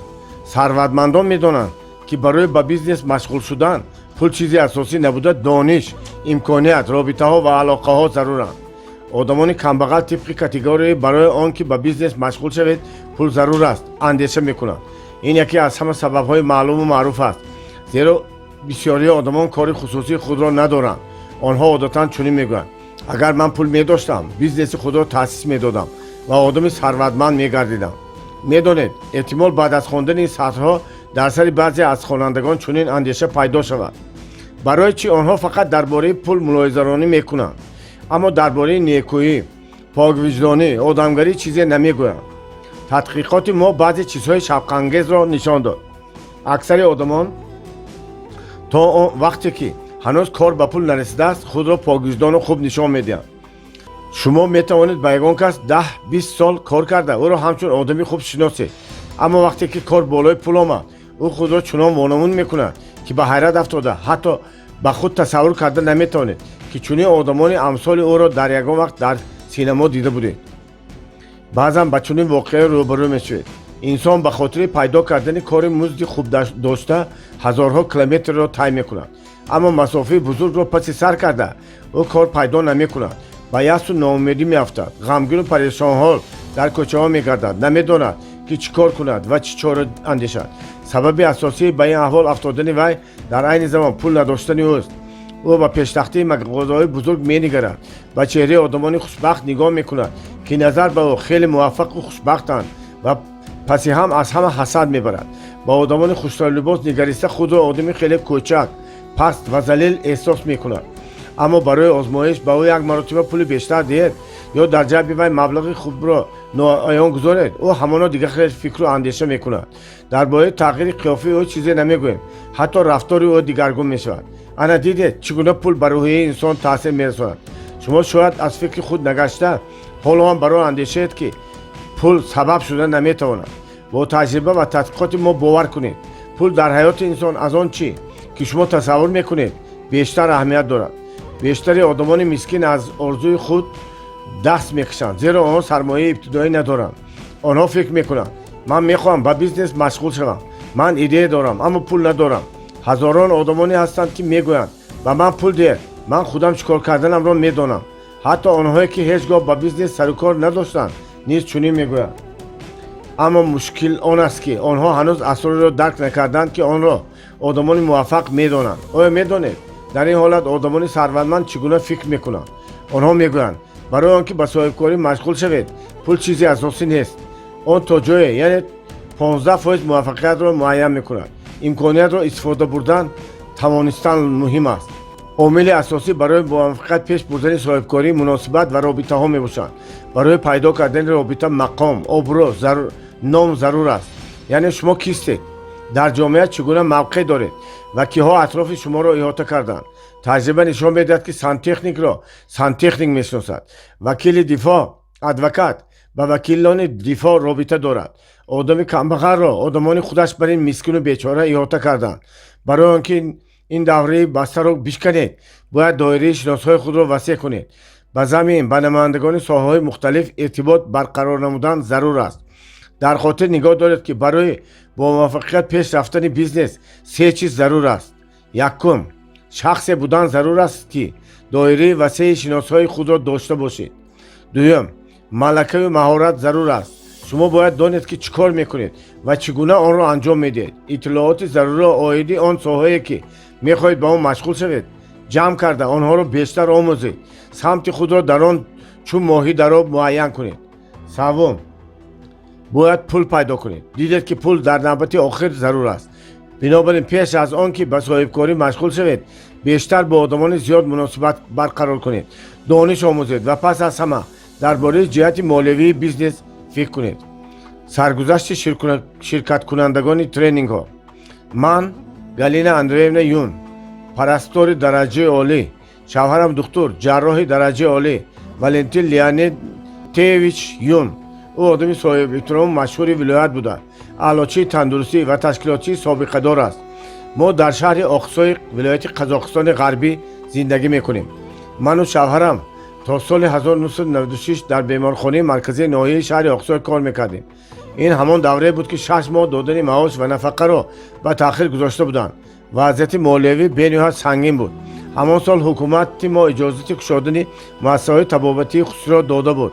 ما دیرباز در این باره آرزو میکردیم و به نبودن پول نگاه نکرده در نزد خود مقصد گذاشتیم که درمانگاه خصوصی تأسیس میدیم. در نوبت اول از رابطه های خود استفاده کردیم. با مدد هممسلکان خود طبیبان را که میخواستند بیزنس خود را گشایند و دوستان همه چیز را که برای کار درمانگاه لازم است جمع کردیم. طبیبان از ارینبورگ، اورالسک و دیگر منطقه ها که در آن وقت بیمارستان های آنها را بسته تجهیزات و ابزار آنها را از اعتبار ساقط کرده بودند و ما دست مدد دراز کردند. برادر خردی هم قهوه خانه را بسته به ما کرسی، میز، ظرف ها و جوان ها را داد. نیمکت، میز جراحی بندی، مس را پسران و نبیره ها هم ساختند که آرایش آنها از محصولات فابریکوی فرق نمیکرد. این چون بیمارانی که آنها را والنتین لیانتویچ جراحی کرده بود کمک رساندند. اشیای نرم و سخت را همه یک دلانه جمع کردیم. سچاق، جای پوش، پرپچه ها را خودمان دوختیم. بعد از آن درباره پول فکر کردیم. آن برای ثبت حجت ها، پرداخت اجاره و دیگر خرج ها ضرور بود. نقشه بیزنس و جدول جایهای کار را ترتیب داده از خواهر بزرگ همسرم پول درخواست کردیم. او در آن زمان به تجارت مشغول بود. بهترین متخصصان ناحیه به نزد ما به کار می آمدند. ما نیم سال کار کرده توانستیم که پول جمع کرده قرضهای خود را حسابی کنیم و مؤسسه طبابتی دارای 15 کت را گشاییم. بیمارستان خصوصی تنسیتی سال 1997 گشاده شد که اولین مرتبه در ولایت قزاقستان غربی مؤسسه طبابتی و درمانگاه را در یک جا متحد کرده بود. در درمانگاه با قبول و طبابت دردمندان، طبیبان جراح، گینکولوگ، تراپیوت، آلرژیولوژ، قلبشناس، طبیب پوست، طبیب کودکانه و دندان پزشک مشغول بودند. در مؤسسه طبابتی بیماری‌های تراپیوتی، رشته جراحی و بعضاً بچه‌ها طبابت می‌گرفتند. جراحی نقشه‌ای در روزهای محوطه اشکم گذرانده میشد. آماس بی‌ضرر بافته‌های ملایم جدا کرده شده همچنین حجره‌های یاررسان فعالیت می‌کردند. سال 1998 ریاست تندرستی ولایت برای ما فرمایش دولتی پیشنهاد کرد. درمانگاه را به اهالی محلی وابسته نمودند و به سر هر کس مبلغ معینی را جدا نمودند. ما همان وقت توانستیم که دستگاه‌های حاضر زمانی تشخیصی خریداری کنیم. چخ‌ها به ما الکتروکاردیوگرافی غیر سیار تحفه کردند. اتاق‌های تشخیصی اولتراساوندی، EKG، آزمایش کلینیکی و بیوشیمیکی فعالیت می‌کردند. تشخیص رکتورومانوسکوپی، گاسترودونوسکوپی کامپیوتری گذرانده شده. همچنین تشخیص طرز غیر خطی در دستگاه ابرام تحقیق رنتگنولوژی در دم پاتولوژی استخوان نیز گذرانده میشد. همچنین اتاق‌های فیزیوتراپی، کوچه و سوجوک تراپی شده بودند. سال 2002 وزیر تندرستی قزاقستان به بیمارخانه ما تشریف آورد. تاریخچه بیمارخانه ما در کتاب تندرستی قزاقستان جمع آورده شده است. پرینسیپ‌های اساسی فعالیت ما خوش‌معاملگی، غمخواری، خدمت‌رسانی صفتناک طبی، حرفیت والا میباشد. بنابراین بیمارخانه شهرت زیاد کسب کرده است و برای ما درآمدی استوار می آورد. سرگذشت عبرت آموز. مارک سوکربرگ سال 1984 در شهر دوبز فری تولد یافته است. الکی در صنف ششم دقت او را دنیای حیرت‌آور و فراگیرنده برنامه‌سازی کامپیوتری به خود جذب کرد. در صنف نهم بازی نچندان کلان خود را با نام خطر پیشنهاد کرده بود. اما کامیابی حقیقی به مرگ کمتر دیرتر وقتی که در مکتب اینترنت در شهر نیو همپشیر تحصیل داشت میسر شد. او برای میدیا پلیری ویندوز مواد علاوه‌ای نوشت. شرکت‌های بزرگ زود به آن حوزه توجه ظاهر کردند. حتی به مرگ برای تهیه برنامه $2 میلیون پیشنهاد کردند. اما این پیشنهاد را رد کرده برای تحصیل به گاروارد رفت. او خوب درک میکرد که برای کامیابی حقیقی هنوز دانش کافی ندارد. محض در دوره تحصیل ایده تهیه فیسبوک به معنیش آمد. در اول او با گروه از بچگاه در برنامه کار میکرد که از روی ماهیت تمثال آن بود. اما بار به شریکان خود اعلان کرد که کار را به بالای سایت به انجام رسانده نمیتواند. بعد از چند وقت فیسبوک پیدا شد که ثبت آن برای تمام دانشجویان و مکتب بچگان آزاد بود. به زودی سایت از مرزی از سکتور تعلیم و تربیوی بیرون رفته روز تا روز شهرت بغایت زیاد کسب میکرد. بعد از تأسیس شدن آن از 1 سال کمتر وقت گذشته بود که شبکه اجتماعی را الکی بیشتر از 1 میلیون آدم استفاده میبردند. اما برای رشد برنامه پول ضرور بود و آن به زودی به فیسبوک آماده میرسید. دیدید دانش، ملکه، ایده برجسته ابتدای کامیابی گردید. با مرور زمان مبلغ‌های پولی خود به خود آماده میگرفتند و مسئله جلب مبلغ‌های علاوه‌ای نیز از بین رفت. وقتی که شماره استفاده برندگان از 50 میلیون بیشتر گردید، شرکت‌های بزرگ پس هم درباره خرید گرفتن لایحه تکلیف پیشنهاد می‌کردند. به همین منوال یک وقت یاهو برای شبکه مذکور $900 میلیون پیشنهاد کرد. سال 2007 شرکتی مایکروسافت یکی از 6% سهمیه‌های فیسبوک را با مبلغ کلان که از $240 میلیون عبارت بود به دست آورد. بسیار کارشناسان رشته مالیه این معامله را به تحلیل بررسی گرفته تخمین می‌کردند که ارزش عمومی فیسبوک $15 میلیارد را در بر می‌گیرد. برای شرکتی که درآمد سالانه‌اش از $200 میلیون بالا نرفته است، این نتیجه ناچیز نیست. با توفیل امکانیت‌های نوی که فیسبوک با همسنفان داده است، اکنون آنها بعد ختم مکتب از نظر یکدیگر غایب نمی‌شوند. صرف نظر از مسافه همه دوستان با همدیگر نزدیکند، زیرا ارتباط بین آدمان با وسیله سایت تنها از مکاتبه مستقیم عبارت نیست. با کمک صورت و ویدیو همه گونه اطلاعات و چیزهای دیگر را شما می‌بینید که دوست شما چگونه زندگانی می‌کند. استفاده برندگان فیسبوک روز تا روز زیاد می‌شوند. خلاصه با پول محدود نشوید. وقتی که ضرور شد آن به مقدار ضروری پیدا می‌شود. دقت خود را به ایده‌های سرمحصول و ثمرناک جلب نمایید. از همه امکانیت‌های مساعد استفاده برید. وسعت بخشیدن دایره شناس‌های مفید را فراموش نکنید، زیرا رابطه‌ها در مرحله اولی عملی شدن آرزوها به شما کمک کرده بسیار مسئله‌ها را حل می‌کنند. فرق 25 کمبغلی متأصل انسان را از همه گونه نیروی روانی و نیکوکاری محروم می‌کند. جوال خالی را رسماندن مشکل است. فرانکلین. آدمان کمبغل طبق کاتگوری گرچند من پول نداشته باشم هم اما آدمی نکوکار و مهربانم فکر میکنم. آدمان ثروتمند طبق کاتگوری دارایی به من امکان میدهد که بیشتر نکوکاری کنم اندیشه میکنم. آدمان کمبغل طبق کاتگوری گرچند من پول نداشته باشم هم اما آدمی نکوکار و مهربانم فکر میکنم. آنها پول نداشتن خود را تاکید میکنند گویا با این افتخار میکرده باشم. میگویند خوب است که من پول ندارم. اگر من پول میداشتم چونین آدمی با وجدان نبودم. روش جالب. اگر من پول می داشتم احتمال چونین آدمی خوب نمی شدم. آدمان ثروتمند طبق کاتگوری دارایی به من امکان میدهد که بیشتر نکوکاری کنم، اندیشه میکنند. این همین طور است. میدانید نکویی که در انتظار جواب آن انجام داده می شود این نیکی نیست. نیکویی که از روی پرینسیپ من به تو به من است علاقه شرطنامه در شرایط متقابل است، نه نیکی. ما خیلی زود میشنویم که آدمان میگویند میدانید من فلان و فلان آدمان رو کمک کردم اما آنها این را ندانستند و جای منتداری انا چنان کردند. این ملاحظه‌رانی نادرست است. اگر شما آدمی نکوکار باشید نوبسته از آن که برگردانده می شود یا نکویی کنید. هیچگاه در این باره یادداشت نکنید. کسی را برای ناسپاسی و کورنمکی طعنه و ملامت نزنید. وقتی که شما در انتظار عمل متقابل چیزی را انجام میدید آن علاقه شرطنامه مفید است. خداوند در قرآن میفرماید خیر و احسان و عملهای نیک خود را با منت گذاشتن باطل نکنید. و یا در جای دیگرش آمده است مثال آدمانی که خیر و احسانشان را منت میکنند و خرسنگ میماند که در بالای آن چنگ و غبار نشسته است و هنگام باریدن باران همه آن از بین میرود و خرسنگ تازه میشود. آدمان ثروتمند طبق کاتگوری اگر من پول به دست آورم میتوانم بیشتر کارهای خیر را انجام دهم اندیشه رانی میکنم. من میتوانم پول تحصیل جوانان قابلیتناک را که با صاحبی نداشتن پول معلومات عالی گرفته نمیتوانند پرداخت کنم. من میتوانم پول طبابت آدمان کمبزاد را پرداخت کنم و محتاجان بسیار یاری کنم. این چیز را درباره شما نیز میتوان گفت. شما میتوانید راه، مکتب، بیمارخانه سازید. شما میتوانید در حق پیرانسالان غمخواری کنید.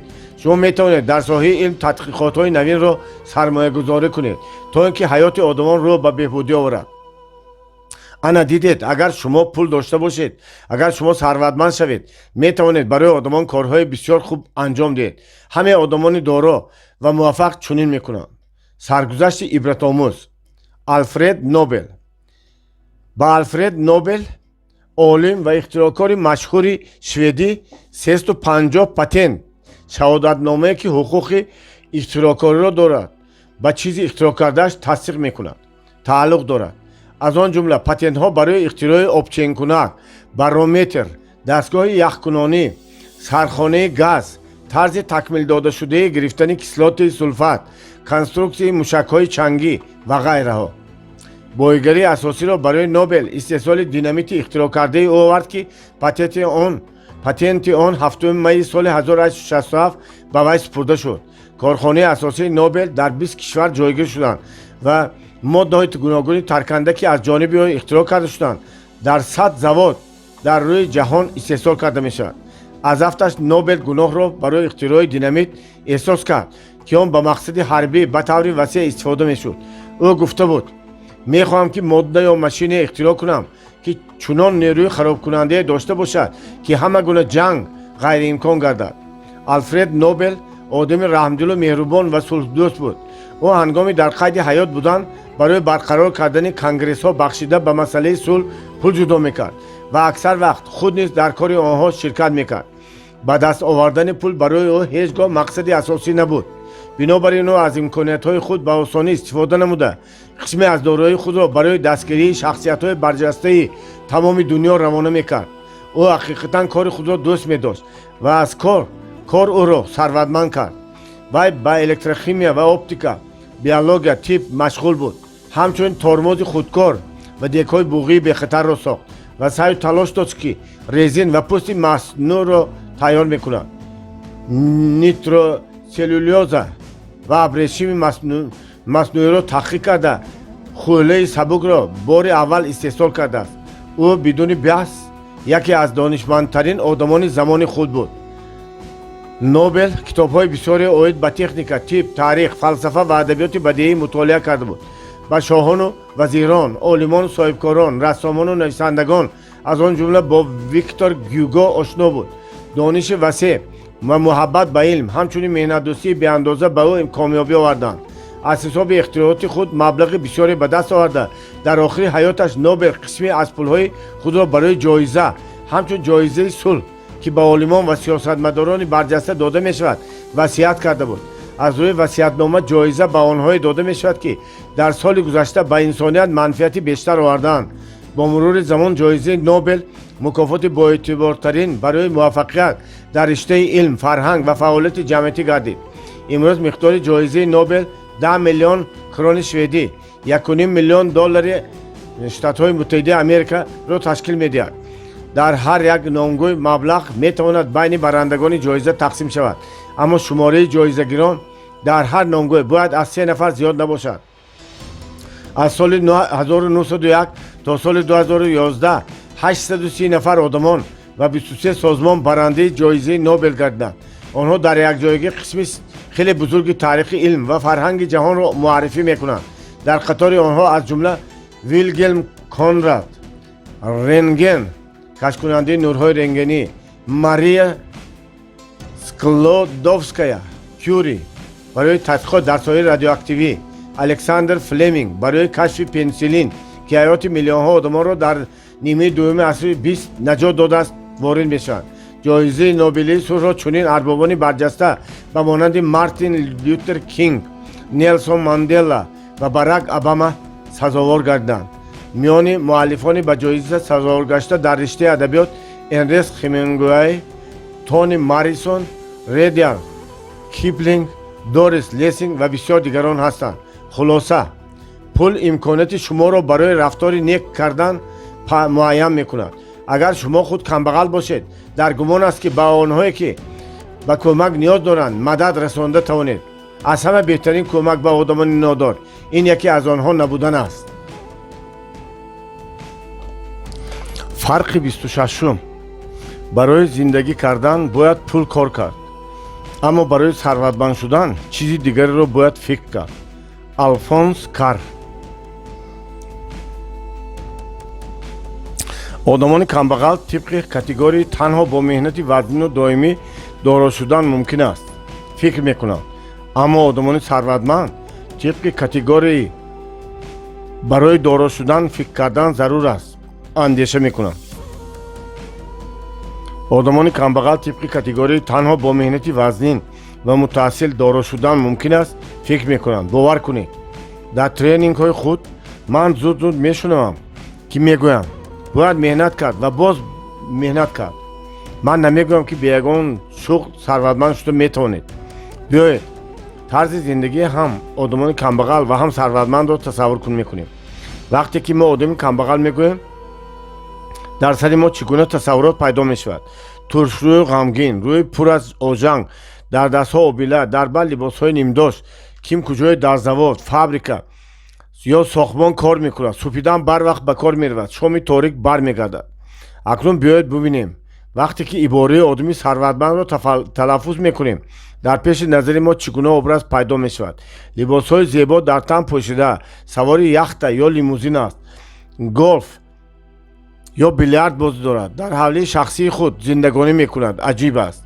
اگر منطقاً اندیشه رانیم باید چنین نباشد. کسی که از صبح تا شام کار میکند باید ثروتمند باشد، اما برعکس و غیر منطقی است. برای چه غیر منطقی است؟ زیرا ثروتمند باید کسی باشد که بیشتر کار میکند، اما نه آن که بیشتر استراحت میکند. اما در اینجا اسرار دیگر نهفته است. آدمان کمبغل معتقدند که تنها با مهنت سنگین جسمانی پول کار کردن ممکن است. در واقع آنها فقط با مهنت جسمانی عادت کردند و فکر میکنند که اگر بیشتر زحمت کشند خوبتر زندگانی میکنند. اما آدمان ثروتمند طبق کاتگوری برای دارا شدن فکر کردن ضرور است اندیشه میکنند. آنها این اسرار مهم را خوب درک کردند. پول در حیات ما نه برای آن پیدا میشود که کار زیادی را میکنیم. آن تنها به یک سبب پیدا میشود. پول نتیجه تفکر ایجادی است. محض فکر به پول نقد مبدل میگردد. باید بسیار فکر کرد. پول طفیل همین قابلیت ما پیدا میشود. اگر شما با فکر کردن آغاز کنید امکانیت پیدا شده و شما کمک میکند که در حقیقت پول خوب کار کنید. در مرحله اول سعی کنید که وقتی بیشتری خود را نه به کار بلکه به اندیشه چگونه مقصد خود را عملی کردن صرف کنید. در این عمل نه کم از 60% وقتی شما را باید مصرف گردد. با جمع‌آوری اطلاعات مشغول شده اندیشه کنید. مهارت و ملکه خود را بالا برداشته فکر کنید. قابلیتی را انکشاف دهید که برای عملی گرداندن آرزو به شما کمک میکند. پول نه نتیجه مهنت سنگین جسمانی، در نتیجه ایجاد و نیروی تفکر дар қитъаи замини худ, дар завод ва дар фабрика аст. он натиҷаи кори аст ки роҳу усули дигар дорад, яъне кори тафаккур ба ҳисоб меравад. он арзиши гарон дошта назар ба ҳама гуна кори ҷисмонӣ манфиати бештар ва даромади бисёр меорад. пул дар натиҷаи истифода бурдани нерӯи ақлонӣ пайдо мешавад. аксарияти мардуми мо на бо ақлу зеҳн, балки бо даст кор карда метавонанд. агар дар мо китобхонӣ туро одами бекору қоҳил меҳисобанд. фикр мекунанд ки ту ба ғайр аз китоб хондан дигар коре надорӣ ва коре ҳам анҷом дода наметавонӣ. мардуми мо фикр мекунанд ки касе китоб мехонад вақти зиёд дорад. мутаассифона касе ки бо дасту панҷа бисёр кор мекунад одами боэътибор ва соҳибэҳтиром шинохта мешавад. бинобар ин мо танҳо анҷом додани кори ҷисмониро омӯхтаем. масалан мо бардор, фурор, биёр, бурда расон, бирӯб, бичин ва ғайраро анҷом дода метавонем. бароямон гӯё касе зарур аст ки пешакӣ чӣ кор кардани моро ба нақша гирад ва мо он корро анҷом диҳем. танҳо гӯяд ки чӣ кор кунем дигар басанда аст. дар вақти начандон тӯлонӣ ҳамаи гуфтаи корфармо 100% иҷро мешавад. аз ин ро дар хотир дар дигар кишварҳо аз ҷумла дар Россия 95% корҳои сиёҳро мардуми Осиёи Миёна аз он ҷумла тоҷикон ҳам анҷом медиҳанд. барои халосӣ аз меҳнати сангин ва беқадру қимат бояд бисёр хонд ва бояд омӯхт. хондан суръати фикру хушҳории зеҳн ва ҳамчунин фаросату ҳисси пешбинӣ ва дарк карданро беҳбудӣ мебахшад. бештар китоб хонед. мулоҳизаи ширкаткунандии тренинг дар мавзӯи барои сарватманд шудан фикр кардан зарур аст. замоне ки ман дигар товони кор кардан надоштам, собиқаи кореам аллакай аз 25 сол гузашта буд. давраи меҳнати сангин ва бардавом дар дунёи молиявии ҳаёти ман ба дигаргунии назаррас анҷом нашуд. аммо овози гуворои Саидмурод Давлатов камбағалон дар дараҷаи фақат ба меҳнати сангин ва бардавом садо доду ман якбора як қад паридам. ин дарс барои ман аст. дуруст аст ки пас аз давраи омӯзиш ман фикр кардам агар ба меҳнати сангини ҷисмонӣ набошад, пас аниқ бо меҳнати бардавоми зеҳнӣ ман метавонам ҳаёти шоиста ба сар барам ва шояд сарватманд низ шавам. аз ҳама муҳим кор кардан аст ва баъд маълум мешавад эҳтимол сим дарро кушояд. ман барои саёҳат пул мехостам. аз телевизор барномаи сафарномаҳои номақбул бо декаро тамошо кардам, аммо фаҳмида наметавонистам ки ин чиз чӣ тавр ба дигарон даст медиҳад. ман андеша мекардам ин тӯҳфаи тақдир аст, ин ба онҳо дода шудааст, насиби онҳо чунин будааст. ман дар синни 14-солагиам бори аввал пул кор кардам. аз ин пул барои худ пироҳани тарзи дӯхти классикӣ хардам ва онро ба таври худ зебу зиннат додам. ин чиз ба одамон писанд омад ва ин кор барои ман даромади кӯчак меовард. илова бар ин корро чунон моҳирона иҷро мекардам ки касе гумон намекард ки пироҳани дар фабрика дӯхта нашудааст. ин кор хеле шавқовар буд, аммо дилхушии бачагона буд ва баъд аз ин барои ман ба манбаи даромад табдил ёфт. ман дар синни 28-солагиам хонаи аввалини худро харидам. одамони сарватманд тибқи категорияи барои сарватманд шудан фикр кардан зарур аст андеша мекунанд. чӣ хел фикр кардан зарур аст? оё ман фикр намекунам? аз ин бармеояд ки кори муҳимро ман чандон дуруст анҷом надодам. ҳамчунин фаҳмидам ки зеҳни ман ки бо он ифтихор мекунам академикӣ ном дошта дар беҳтарин ҳолат ба ман имконият медиҳад ки зарбдори меҳнати коммунистӣ бошам. аммо маҷалаи Forbes ки дар бораи зарбдорон на дар бораи зарбдорон балки дар бораи соҳибони зеҳнии хуби молиявӣ менависад, он абзорест ки бидуни он пул пайдо кардан ҳақиқатан мушкил аст. ман пул кор мекунам, аммо онро бояд афзун намоям. боз онро аз рӯи нақшаи пулгирӣ ҷамъ карда ҳамчунин посбонӣ кунам то ин ки аз ман нагурезад. ба ҳар навъ бо шарқ метавон иддао кард, вале кори молия бениҳоят нозук аст. афзалияти инро ман хеле зуд фаҳмидам. ин пасандози пурсамари вақт аст. эҳтимол ҳамин шумо ба варзиш машғул шудед. ана ба ин чиз хеле монанд аст. натиҷа ва эҳсоси қувва. ҳама гуна меҳнат боиси ифтихор аст, аз он ҷумла ин ҳам. ман ба омӯзиши ҳаёти одамони муваффақ шурӯъ карда дақиқаҳои рӯҳбаландии онҳоро якҷоя паси сар кардам. фаҳмидам ки онҳо кореро ё чизеро бешӯрона анҷом надоданд. бояд ҳамеша дар ҷараён буд. пул нерӯи зеҳнӣ аст. набояд ба фикре фирефта шавед. ин чунин нерӯи зеҳнӣ чӣ гуна кор мекунад? воқеаи мунтазам ва мувофиқ одамон лоиҳаҳо худашон пайдо мешаванд. ман чунин суолҳо доштам. ман این را چی گونه میتوانم چی گونه شاید ضرور نباشد و خوب میشد که خیرباد نکرده به طرز انگلیسی روم، زیرا من باوری داشتم هر چیزی که در این لحظه ها از خود نشان میدادم به طور مشترک قابلیتی مرا تشکیل میدادند. نهایت آن اقتدار است، یعنی آن چیزی که به من رسیده است بایگری حیاتی من، آب شیرین و کان طلا.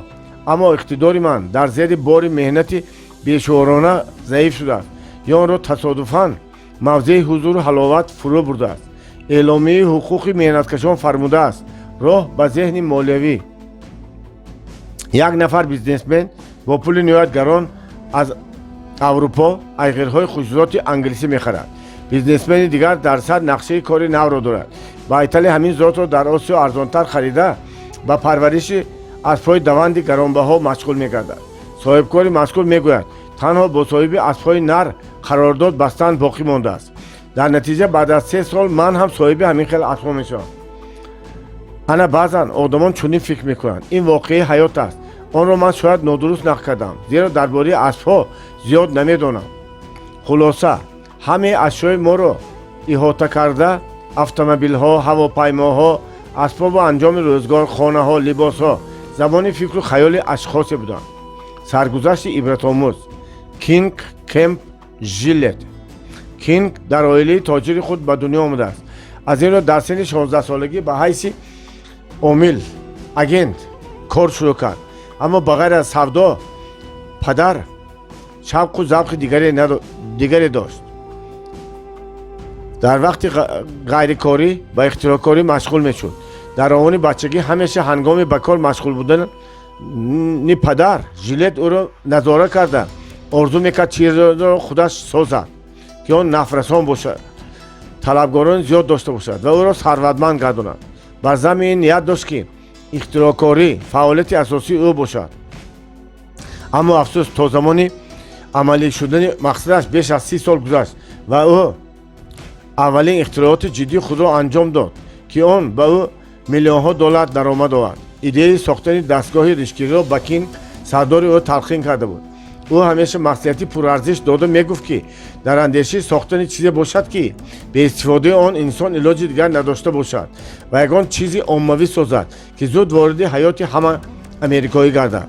ژیلت هر روز برای ملاحظه نمودن این مطلب وقتی معین را جدا میکرد، اما طوری که در بسیار موارد پیش از کشفیات بزرگ رخ میدهند این ایده کاملا ناگهان در معنی او پیدا شد. یک صبح بر وقت کینگ برای گرفتن ریش به نزد آینه آمد. در همین اثنا دید که تیغی پاکو کند شده است و مجبور شد که از بحر ریش تراشی گذشته برای دم تیغش را تست کردن نزد استا رود. در این لحظه ژیلت فکر کرد که با پیشنهاد ریش تراشی که یک مرتبه استفاده شونده که تیغ‌های ارزان عیوض شونده داشته باشد ممکن است حیات اکثر مردان عالم را سبکتر گرداند. ریش تراشک، ولی آن باید ارزان باشد. ایده مذکور دونمای خوب داشت، اما راه عملی گرداندن آن تخت و ناهموار نبود. تنها برای جستجوی تامین کننده پولاد موافق 6 سال صرف گشت. قسمت تکنیکی نیست، قبول تصمیم غیر مقرر را طلب میکرد. مسئله بعد از واخوری با اختراعکار ویلیام نیکلسون حل شد که تکنولوژی ضروری را در اختیار داشت. به زودی با پولاد تهیه نموده نیکلسون دستگاه ریش تراشی که طی شکل آماده گشته برای استحصال آن شهادتنامه تصدیق کننده اختراع را گرفتند. سال 1903 علیه استحصال مرتب و پیوسته دستگاه ریش تراشی ریشگیری ژیلت شروع شد. فروش بینهایت ناکفایه بود و آن باعث تشویش سرمایه‌گذاران گشت. اما سال 2004 جهش به مشاهده رسید که آن را کینگ کمپ دیرباز انتظار بود. شرکت بیش از 100,000 دستگاه ریشگیری فروخت. امریکا بر ریش تراشی که نو خیلی زود عادت کرد و در برابر آن شرکت بعد از 5 سال 13 میلیون دلار درآمد به دست آورد. برای رونق دادن اختراع خود ژیلت از نوی بیزنس استفاده کرد. دستگاه‌های ریشگیری از ارزش اصلی خود ارزانتر فروخته می‌شدند. مؤسسان شرکت می‌پنداشتند که دستگاه را فروخته بازار را تسخیر می‌کنند و بعد فروختن تیغ‌ها درآمد به دست می‌آورند. امروز این نوع بیزنس خوراک چنگ نامیده شده از جانب بسیار شرکت‌ها استفاده می‌شود. مثلا سونی приставки Play Station ро аз арзиши аслиаш арзонтар фурӯхта аз ҳисоби фурӯши литсензияи бозӣ даромад ба даст меорад. Бизнеси аксар истеҳсолкунандагони принтерҳо низ ба ҳамин усул ба роҳ монда шудааст. Ин гуна ширкатҳо аз ҳисоби фурӯши картридж ва ранг даромад ба даст меоранд. хулоса ояндаи шумо ба фаъолияти пурсамари мағзатон алоқаманд аст. بنابراین بیشتر مطالعه کنید. تنها مطالعه ذهن را تقویت بخشیده انکشاف می‌دهد و امکانات شما را وسعت بخشیده ایده نو را حاصل می‌کند. سعی کنید که هر روز برای فکر و اندیشه کردن وقت پیدا کنید. ایده خوب شما را ثروتمند کرده می‌تواند. فرق 27 اگر اشیاء را خرید کنید که به شما ضرور نیست به زودی اشیاء برایتان ضروری را می‌فروشید. فرانکلین. آدمان کمبغل طبق کاتگوری رقابت اندیشه میکنند. آدمان ثروتمند طبق کاتگوری بی‌نظیری فکر میکنند. آدمان کمبغل طبق کاتگوری رقابت اندیشه میکنند، اما آدمان ثروتمند طبق کاتگوری بی‌نظیری فکر میکنند. این چی معنا دارد؟ عادتاً بسیار آدمان از شروع کردن کار خود و تشکیل کردن بیزنس خود می‌هراسند، زیرا رقیبان به حد زیاد میباشند. در تجربه من چنین واقعه نیز رخ داده بود. در شهر ایرکوتسک شخصی به نیت کشودن نانوا برای پختن چند نوع نان به من مراجعت کرد. من به وی گفتم که در شهر چنین کارخانه‌ها خیلی زیادند، اما او فکرش را چنین فهماند. میدانید من بیشتر از 40 سال نان فروشی کردم. شما به من جای دهید، من خودم میدانم چگونه کار را برام مانم. اگر حتی 1000 نفر آدم نان فروشد هم من 1001 آنها میشوم و آدمان نان مرا خواهند خرید. من حیران شدم. انا این است کاتگوری تفکر آدمی ثروتمند.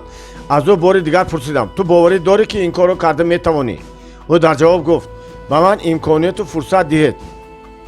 من به او امکانیت را فراهم کردم و میدونید رسو بعدی نیم سال او در شهر الکی 20 نقطه نامپذیر داشت. او در حقیقت حق برآورد. برای چی؟ زیرا او کار خود را میفهمید. او طبق کاتگوری بی‌نظیری اندیشه میکرد. بی‌نظیری از رقابت چی فرق دارد؟ فکر و اندیشه را به کدام راه به کاتگوری بی‌نظیری مشغول داشتن ممکن است. هر گونه شخص هر گونه رقابت به شرطی که او قابلیت طبق کاتگوری بی‌نظیری اندیشه‌رانی کردن داشته باشد برد به دست آورده پول کار کردن میتواند. آدمان ثروتمند درک کردند که آدمی طبق کاتگوری بی‌نظیری فکر کننده باید قابلیت عملی کردن اندیشه‌هایش را نیز داشته باشد. به زمین دانستن 3 درجه ارزیابی محصولات مهم است که به استحصال آن مشغولید. یکم باید درک کنید که آدمان تنها برای آن به شما پول میدهند که آنها خودشان همان مال را ساخته و یا همان کار را همان خیلی خوب کرده نمیتوانند.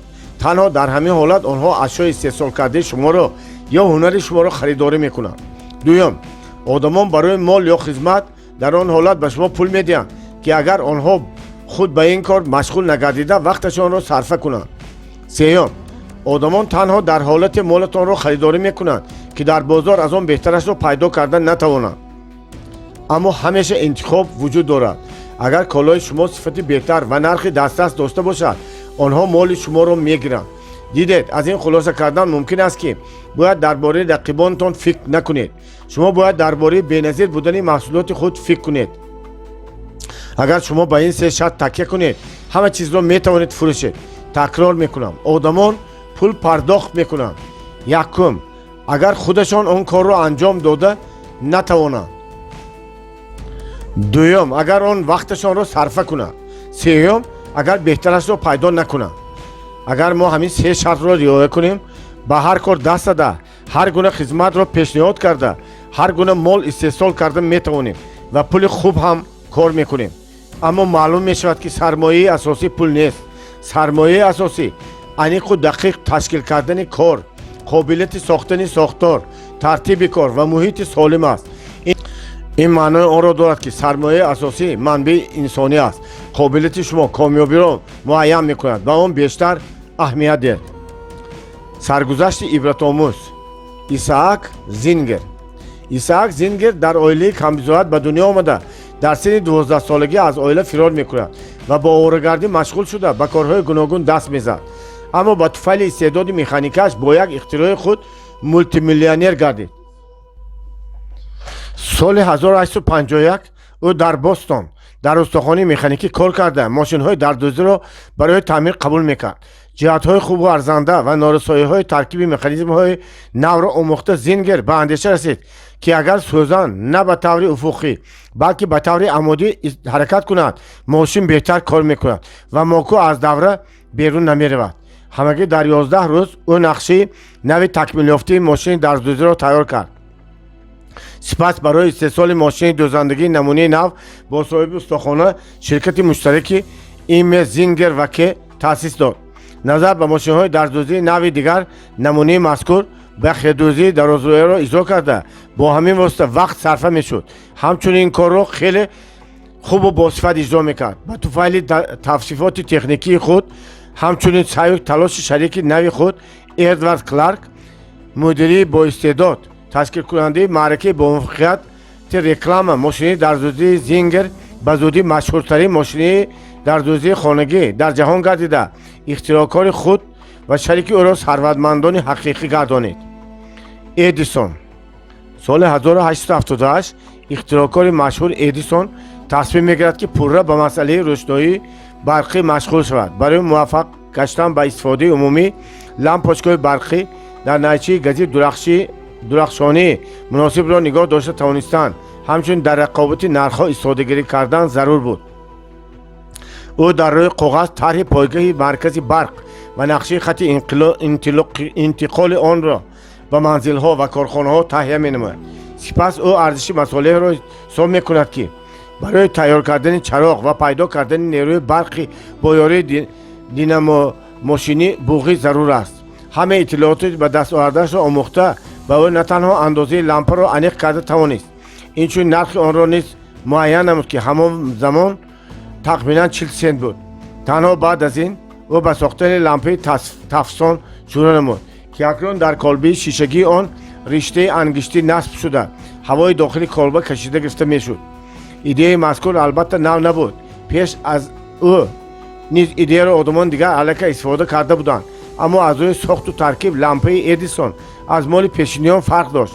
муваффақияти асосии Эдисон он буд, ки вай дар фосилаи ниҳоят кӯтоҳи вақт барои сохтани риштаи тафсиш моддаи таъсираш бештарро пайдо кард.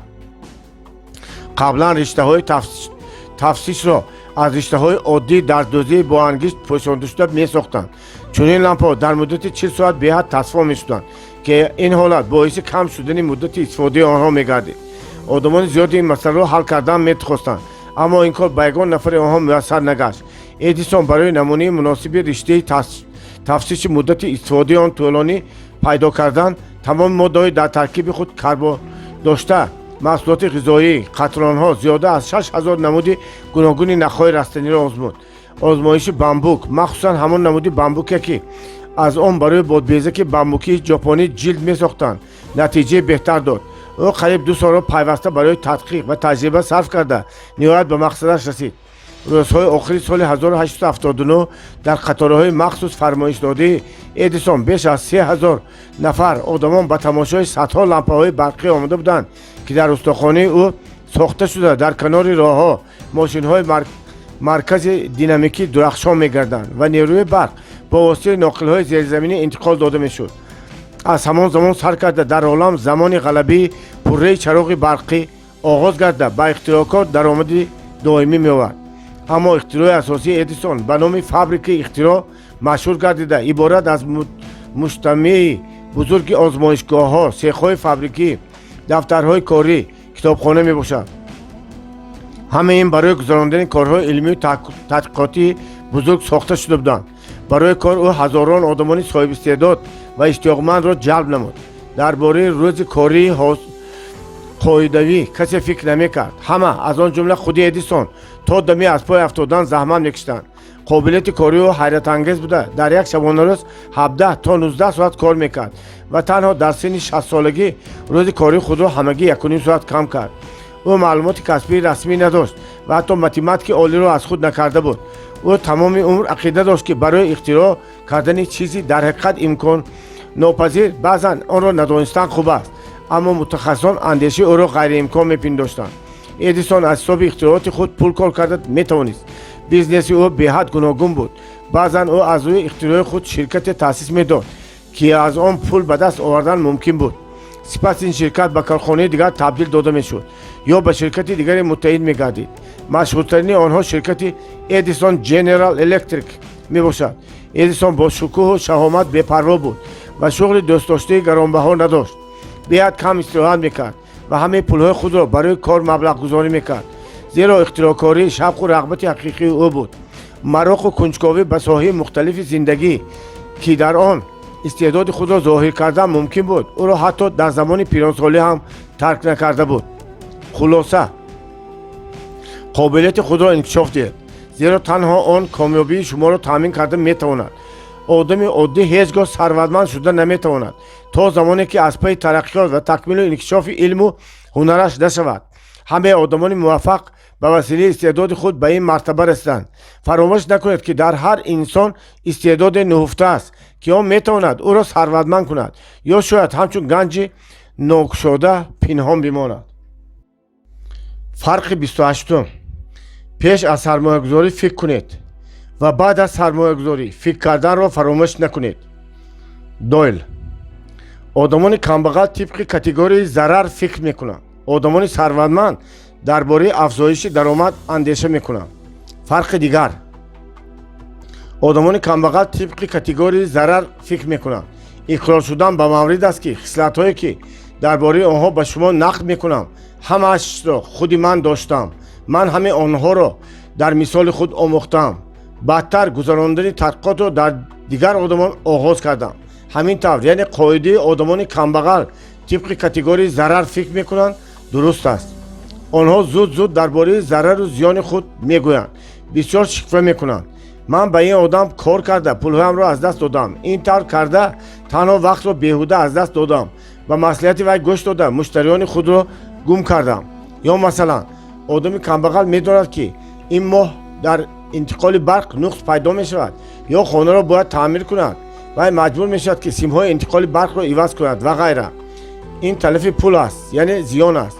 вай дар бораи зарар фикр мекунад ва ба азият кашидан ва ғусса хӯрдан шурӯъ мекунад. ногаҳон мошини ӯ вайрон мешавад, баъд саломатиаш халатдор мегардад. сипас дар кор ва ҷойҳои дигар нохушиҳо пеҳам сар мезанад. аммо ҳамаи кор аз он иборат аст ки дар зершӯри вай чунин ҳолат ташаккул мегирад. он вақт хароҷоти ғайричашмдоште пайдо мешавад. касе ӯро фиреб медиҳад, нархҳо боло мераванд, қурби асъор тағйир меёбад ва ғайра. ӯ як миқдор коло мехарад, аммо онҳоро фурӯхта наметавонад. агар инсон гирифтори чунин дом гардад, ҳатто ба он сарватмандон, соҳибкорони муваффақ ва боақлу фаҳм низ афтоданашон мумкин аст. он гоҳ дар давраи сарбаста мисли каламуш ба даву ғеч медорад. вақте ки бизнеси мо дучори буҳрон мешавад, чунин ҳодиса рӯй медиҳад. фаъолияти корӣ рӯ ба таназзул мениҳад. бисёр одамон ба доми чунин тафаккур меафтанд ва барои онҳо аз ин дом раҳоӣ ёфтан хеле сангин аст. бинобар ин агар шумо чизеро ба монанди ин эҳсос кунед, ҳамоно таваққуф карда фикр кунед ва бояд он чиро ки аз даст додед фаромӯш кунед. ба худ гӯед, ман чизеро аз даст надодам. ғаму ғусса хӯрданро аз худ раҳо кунед ва шумо танҳо бурд мекунед. ба шарте ки аз онҳо халос шуда тавонед.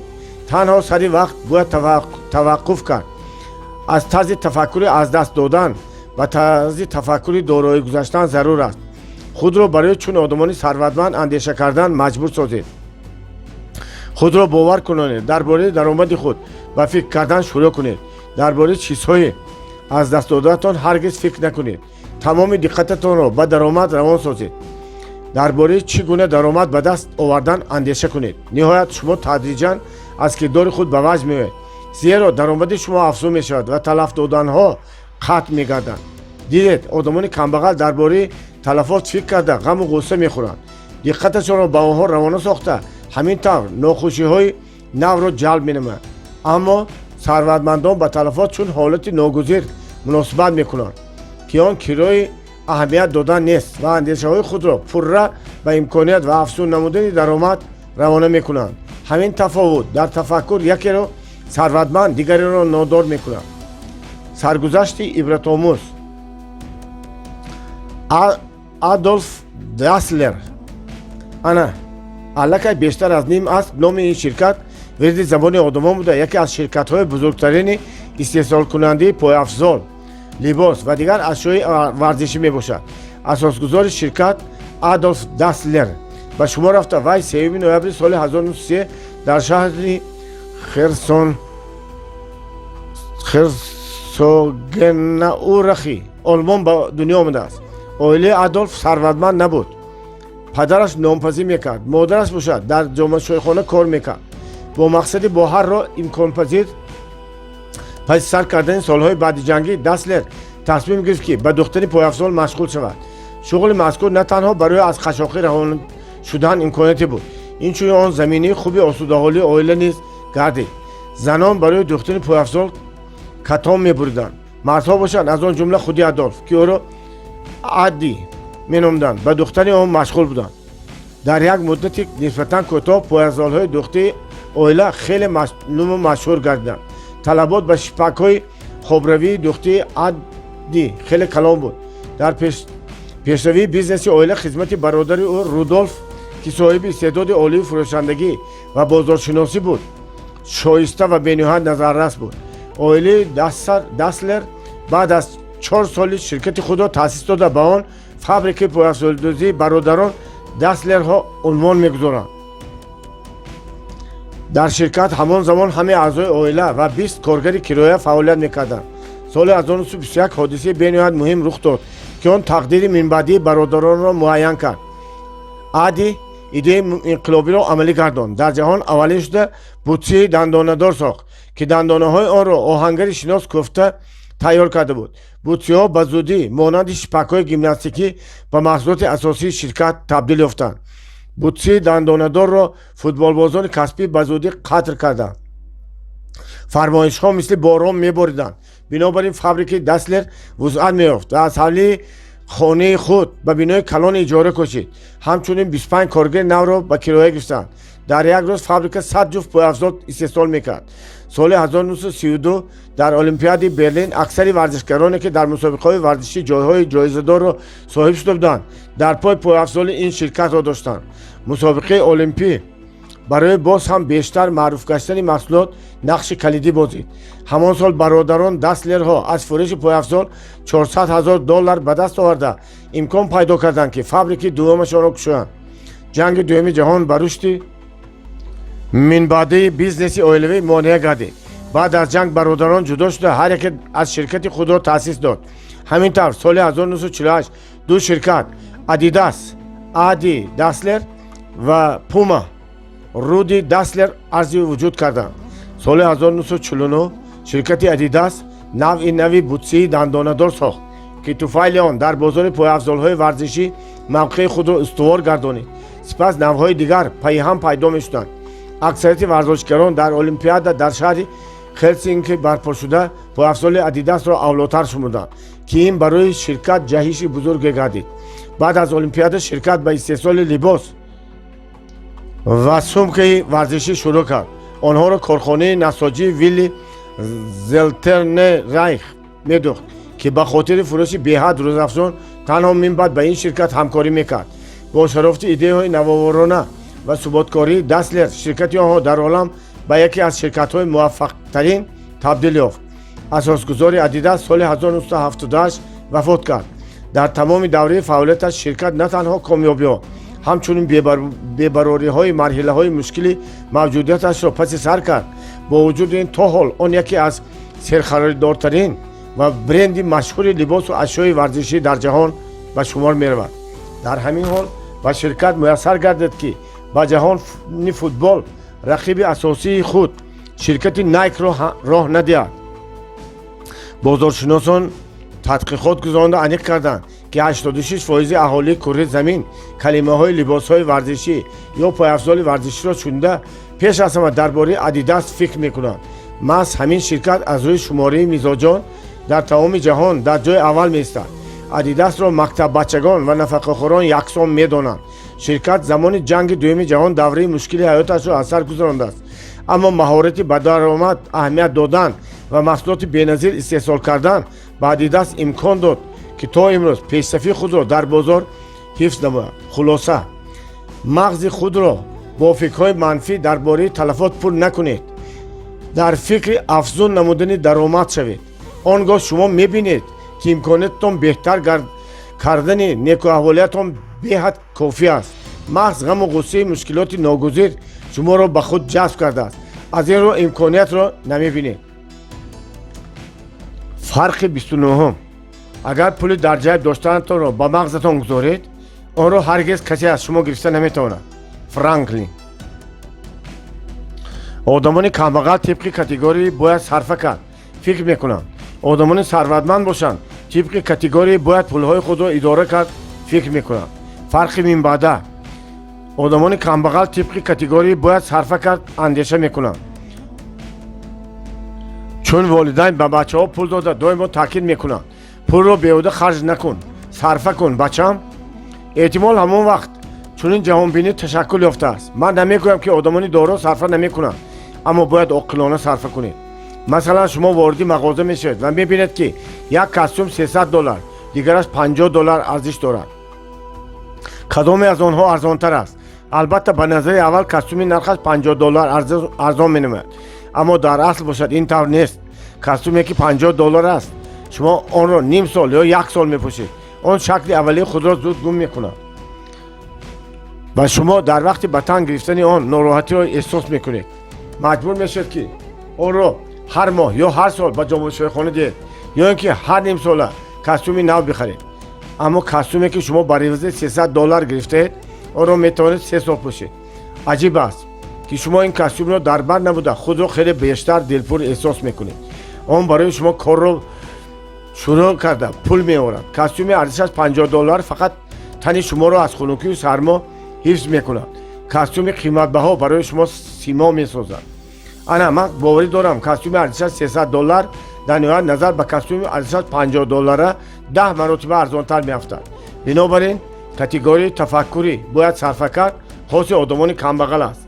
با مقصد صرفه کردن آنها اشیاء ارزان خریداری میکنند که به زودی میشکنند و بعد آنها را به تعمیر میدهند و هر بار از این کار اذیت میکشند. چیزهای خوب را خریداری کنید زیرا آنها مستحکم میباشند.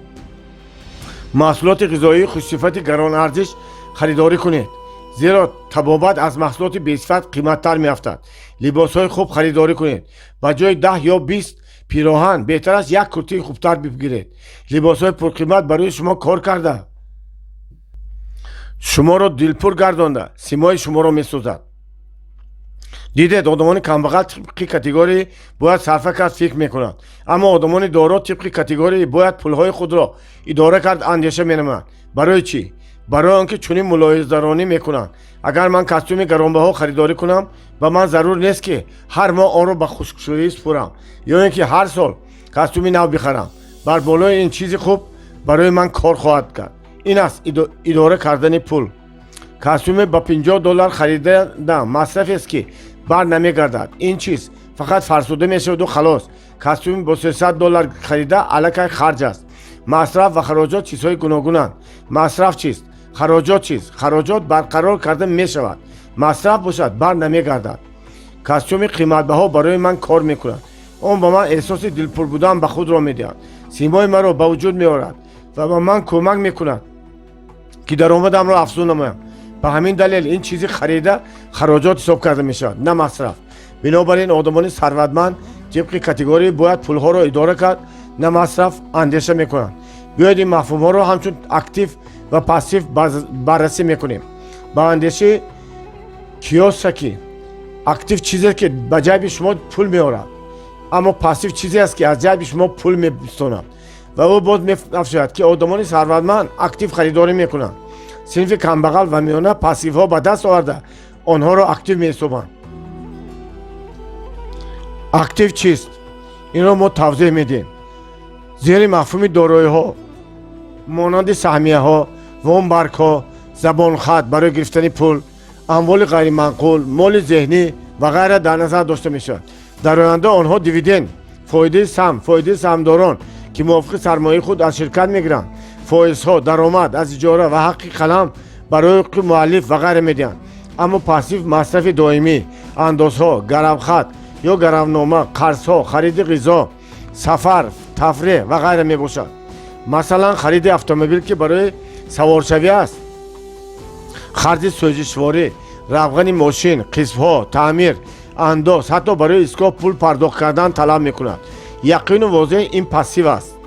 агар автомобил ба мақсади кашондани молу колоҳои барои бизнес зарурӣ ё ин ки барои кори иловагӣ ҳамчун таксӣ гирифта шуда бошад, дар ин сурат он аллакай даромад меорад. бо вуҷуди ин дар хотир нигоҳ доред ки чун мошин аз автосалон харидорӣ шуда аз дарвозаи он берун ояд, ҳамоно 10% аз арзиши аввалаш арзон мегардад, ҳолон ки ин мошин тамоман нав аст. баъд аз як сол автомобил нархи аввалии худро қариб 25% гум мекунад. ё масалан компютер, онро танҳо барои бозӣ, филм тамошо кардан ва барқарор кардани иртибот ба василаи интернет харидорӣ кардан мумкин аст. дар ин ҳолат мо соҳиби пассив ҳастем. ба замин он рӯз то рӯз арзон шуда хароҷоти изофа аз қабили таъмини барнома, харидани бозиҳо, филмҳо, пардохти маблағ барои барқ ва истифодаи интернет ва ғайраро дар пай дорад. аммо он барои кор, масалан барои анҷом додани ҳисобдорӣ, навиштан ва тарҷумаи матнҳо, сохтани барномаҳо ё ороиши компютерӣ ва ғайра истифода шавад, аллакай пассив набуда, балки олоти кории манфиатнок аст. аксари одамон бо ҷидду ҷаҳд кор карда талош мекунанд ки аз ин вазъияти ногувори хароҷот халосӣ ёбанд. онҳо пул кор мекунанд, аммо барои чӣ тамоми ҳаёт ба ҷои актив пассив мегиранд? пули бисёрро барои тафреҳ, гирифтани амволи ғайриманқул, автомобил ва қарз гирифтан баҳри харидани асбобу анҷоми рӯзгор сарф мекунанд. ҳамаи пассивҳои мазкур дар оянда масрафро ба вуҷуд меоранд, аммо одамони сарватманд дар навбати аввал барои актив маблағгузорӣ мекунанд. хотиррасон мекунем, актив ин саҳмияҳо, вонбаргҳо, забонхати қарз, амволи ғайриманқул, моли зеҳнӣ мебошад. активҳо дар сурати ҳаққи сам, фоиз, иҷорапулӣ, ҳаққи қалам ва ғайра даромад меоранд. ниҳоят хароҷоти пассив ҳамеша нисбат ба актив бештар аст. саргузашти ширкаткунандагони тренингҳо. чинора усмоновна сатторова, номзади илми тиб, мудири факултаи тибби оилавии филиали ҷанубии КГ МИП ва ЛК, сардухтури дармонгоҳи хусусии оққу. рушди созгори бизнес ба туфайли оқилона идора кардани пул мумкин буда, натиҷаи он ба таври доимӣ амалӣ гардондани нақшаи молиявӣ, афзун намудани неъматҳои моддӣ ва аз ҳама муҳим ба даст овардани боварӣ ба кор бо пул аст. соли 2008 ману оилаам ба ҳавои ҳаваси даромади калон афтода фирефтии қалобон шудем ва 15-16 ҳазор евро маблағамонро аз даст додем. он замон ин миқдор пул маблағи калон ҳисобида мешуд. мо пулро аз ҳисоби гарав гузоштани хонаи волидайн гирифта будем. азбаски ба ҷуз моҳона манбаи дигари даромад надоштем, намедонистем ки маблағро чӣ гуна пардохт кунем. ману шавҳарам хизматчиёни оддии маошгир будем. мани духтур $200-250, шавҳарам иқтисодчӣ $400-450 моҳона доштем. тавре ки Брайан Трейси мефармояд, мушкилиҳо на барои шикастани мо, балки барои оқилтар кардани мо меоянд. дар ҳар як нокомӣ ё монеа тухми пурбаракати фоида ё имконият гузошта шудааст. мо хеле мехостем ки аз вазъияти ба амал омада ҳарчи зудтар раҳо шавем ва роҳи дурусти халосиро ҷустуҷӯ мекардем. инчунин барои ба даст овардани муваффақияту комёбӣ дар ҳами самтҳои зиндагӣ назари хуб доштем. ҳамчунин зану шавҳар мо ҳамдигарро хеле дастгирӣ мекардем. ин қарз моро ба ҳам бештар қарин кард. оҳиста оҳиста мо ба соҳибкорӣ шурӯъ кардем. ба кадом соҳибе кор гоҳи хуб мешуд ва гоҳи начандон омад мекард. ҷои даромад мекардем, ҷои хароҷот бештар мешуд. мо тадриҷан зарурияти дониши тахассусии идора кардани пулро дарк мекардем. норасоии дониш ва нокофӣ будани малакаи ба роҳ мондани бизнес боиси дар тренингҳо аз рӯи маълумоти молиявӣ ширкат карданамон гардид ки онро дар маркази рушди инсон само бизнес тренинги байналхалқӣ доктори илми равоншиносӣ Саидмурод Давлатов мегузаронд. ҳангоми вохӯрии аввалин бо ӯ мо тасмим гирифтем ки аз паси ӯ меравем. дар ҳамин тренингҳои ӯ ширкат мекунем. ҳама чизи пешниҳод кардашударо меомӯзем. ҳамаи корро тавре ки ӯ тавсия медиҳад иҷро мекунем. мо бо туфайли донишу андӯхтаамон аз рӯи идоракунии пул на танҳо сари вақт қарзи худро пардохт кардем, инчунин амалисозии чанд идеяи беназирро барои Баткен оғоз кардем. ҳамчунин дуруст ташкил ва идора кардани бизнесро роҳандозӣ намудем. ба шарофати дониш мо на танҳо аз рӯи маълумоти молиявӣ, балки аз рӯи пешрафти шахсият ва рушди маънавӣ ба کشف و تشکل استعداد و قابلیت خود آغاز کردیم. در نتیجه 4 سال آموزش در مرکز سما توانستیم که درآمد خود را بارها افزون گردانیم، وضع مادی خود را بهتر کنیم. از نگاه مذهبی اعتقادمان نیز بیشتر گردید. مهمتر از همه به امکان پذیری مقصدهای حیاتی و واقعی گردیدن آرزوی اساسی خود باوری حاصل کردیم. طوری که سید مراد دولتوف میگوید پول کار کردن استعداد است، صرفه پول باشد ثروت است، اداره کردن پول صنعت است. ما خواهش زیاد برای رشد استعداد خود داریم تا که ثروتمند گردیده امکانات به دیگران کمک کردن را پیدا نماییم. ما از ایده های نو الهام گرفته برای فتح قله کامیابی آماده ایم تا بازدید در قله مراد. خلاصه کارهای مالی خود را عاقلانه اداره نموده می توانید همه مشکلات پولی خود را حل کرده سطح آسوده حالی خود را تا درجه از همه بلند بردارید. اما برای اداره کردن پول دانش ضرور است. نادانی در این مسئله می تواند به مغلوبیت و ورشکستگی آورده رساند. برای گرفتن علم و دانش هیچگاه پول را دریغ ندارید وگرنه سهو و خطا برای شما بی‌حد گران میافتد. فرق سیوم از پول دوری جستن و کناره‌گیری کردن نشاید و پول را جای باید گذاشت که سزاوار و لایق آن است. یوری ماروس. آدمان کمبغل طبق کاتگوری بغیر از پول به همه چیز یا کمتر پرداختن پول اندیشه میکنند، اما آدمان ثروتمند طبق کاتگوری از همه پرداخت ارزان پرداخت کردن با پول است فکر میکنند. فرق نوبتی آدمان کمبغل در درجه به همه چیز بجز پول یا کمتر پرداختن پول فکر میکنند. این چی معنا دارد؟ این یکی از کاتگوری های معمول ترین بوده. اکثریت آدمان کمبغل محض همین طور اندیشه میکنند. آنها آماده‌اند که برای با پول پرداخت نکردن معامله آن را به خاطر دوستی برابر کنند. همچنین آماده‌اند که آن را به صرف وقت پرداخت کنند تا که در وقت سودا پول صرفه کنند و بیشتر وقت را در راه‌های داخل بازارها و مغازه‌ها صرف می‌کنند تا چیزی را 10 تن ارزان‌تر بخرند. بنابراین وقتی کار به پول می‌انجامد آنها با تمام قوت تلاش می‌کنند که مبلغ را صرفه کنند. به خاطر این مناسبت خوب با دوستان، با خویشاوندان و حتی همدیگر فهمی را در عائله قربان می‌کنند. برای پول شده با آدمان نزدیک، خصوصا اگر شما شریک باشید و بیزنسی یک جای داشته باشید، جنجال معنی ندارد. به خاطر کم کردن خراجات مناسبت را با خویشاوندان ویران کردن ممکن نیست. از حساب عائله صرفه‌کاری نکنید، زیرا سازگاری عائلوی بی‌حد مهمتر بوده از همه گونه پولی که شما به دست آورده میتوانید پرارزش‌تر است. اما آدمان ثروتمند طبق کاتگوری از همه پرداخت ارزان پرداخت کردن با پول است فکر میکنند. پول را میتوانید دوباره پیدا کنید نسبت به آن که دوستی را از دست دید. پول را از دست دادن خوبتر است. از عائله دیده پول را از دست دادن بهتر است. خوبتر آن است که پول از دست رود اما احترام باقی ماند.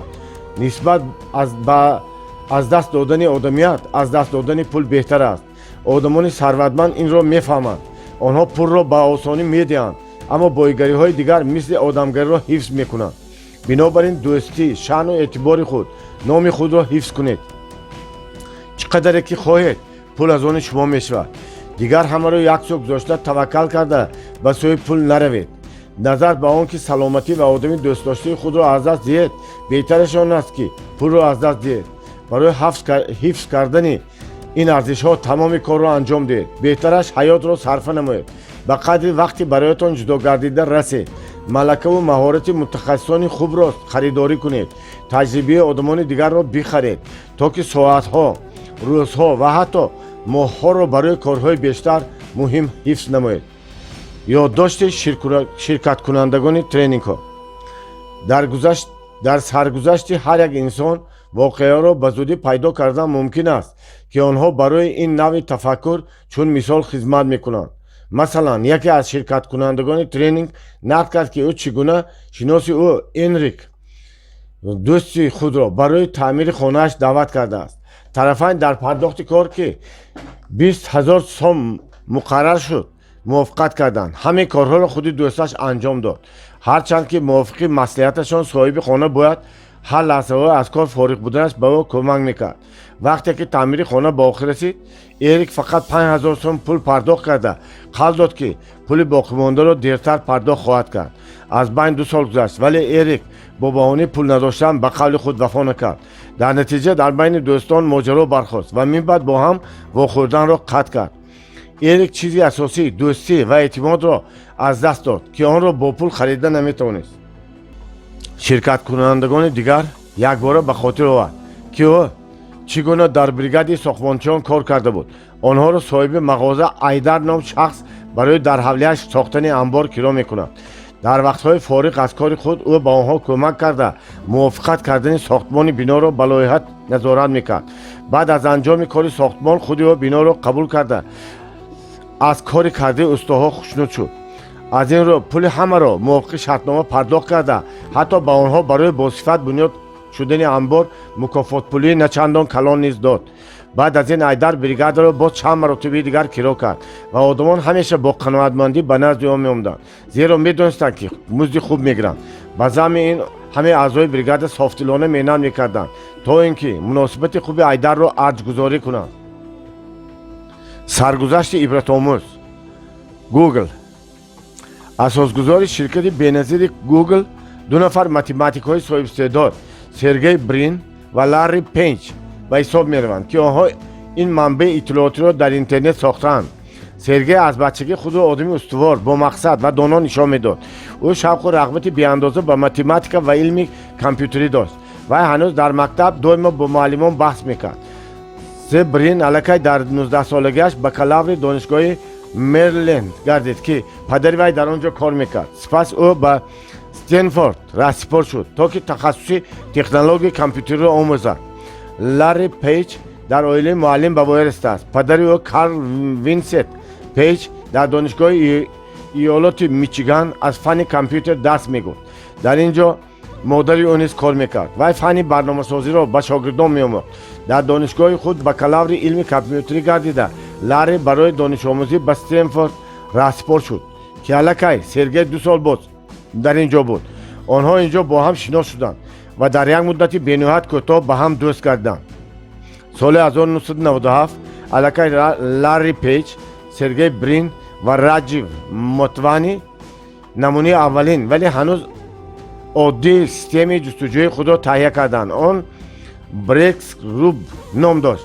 سیستم خیلی زود رشد نمود و آن نام نو گوگل را گرفت و بعدتر ماشین جستجویی دانشگاه گردید. تدریجاً قریب تمام دانشجویان و استادان در کار خود به استفاده از این سیستم آغاز میکردند. برای آرایش خوبی برنامه لاری و سرگئی پول نداشتند. بنابراین در ابتدا صحیفه اساسی گوگل به اندازه عادی بود، اما حالا آن برای دیگر ماشین های جستجویی نمونه تقلید قرار گرفته. دیر نگذشته لاری و سرگئی تلاش کردند که گوگل را به چنین شرکت های معتبری آلتا ویستا و یاهو به $1 میلیون فروشند. آلتا ویستا پیشنهاد را رد کرد و در آخر برای رقابت تاب نورده و ورشکسته گردید.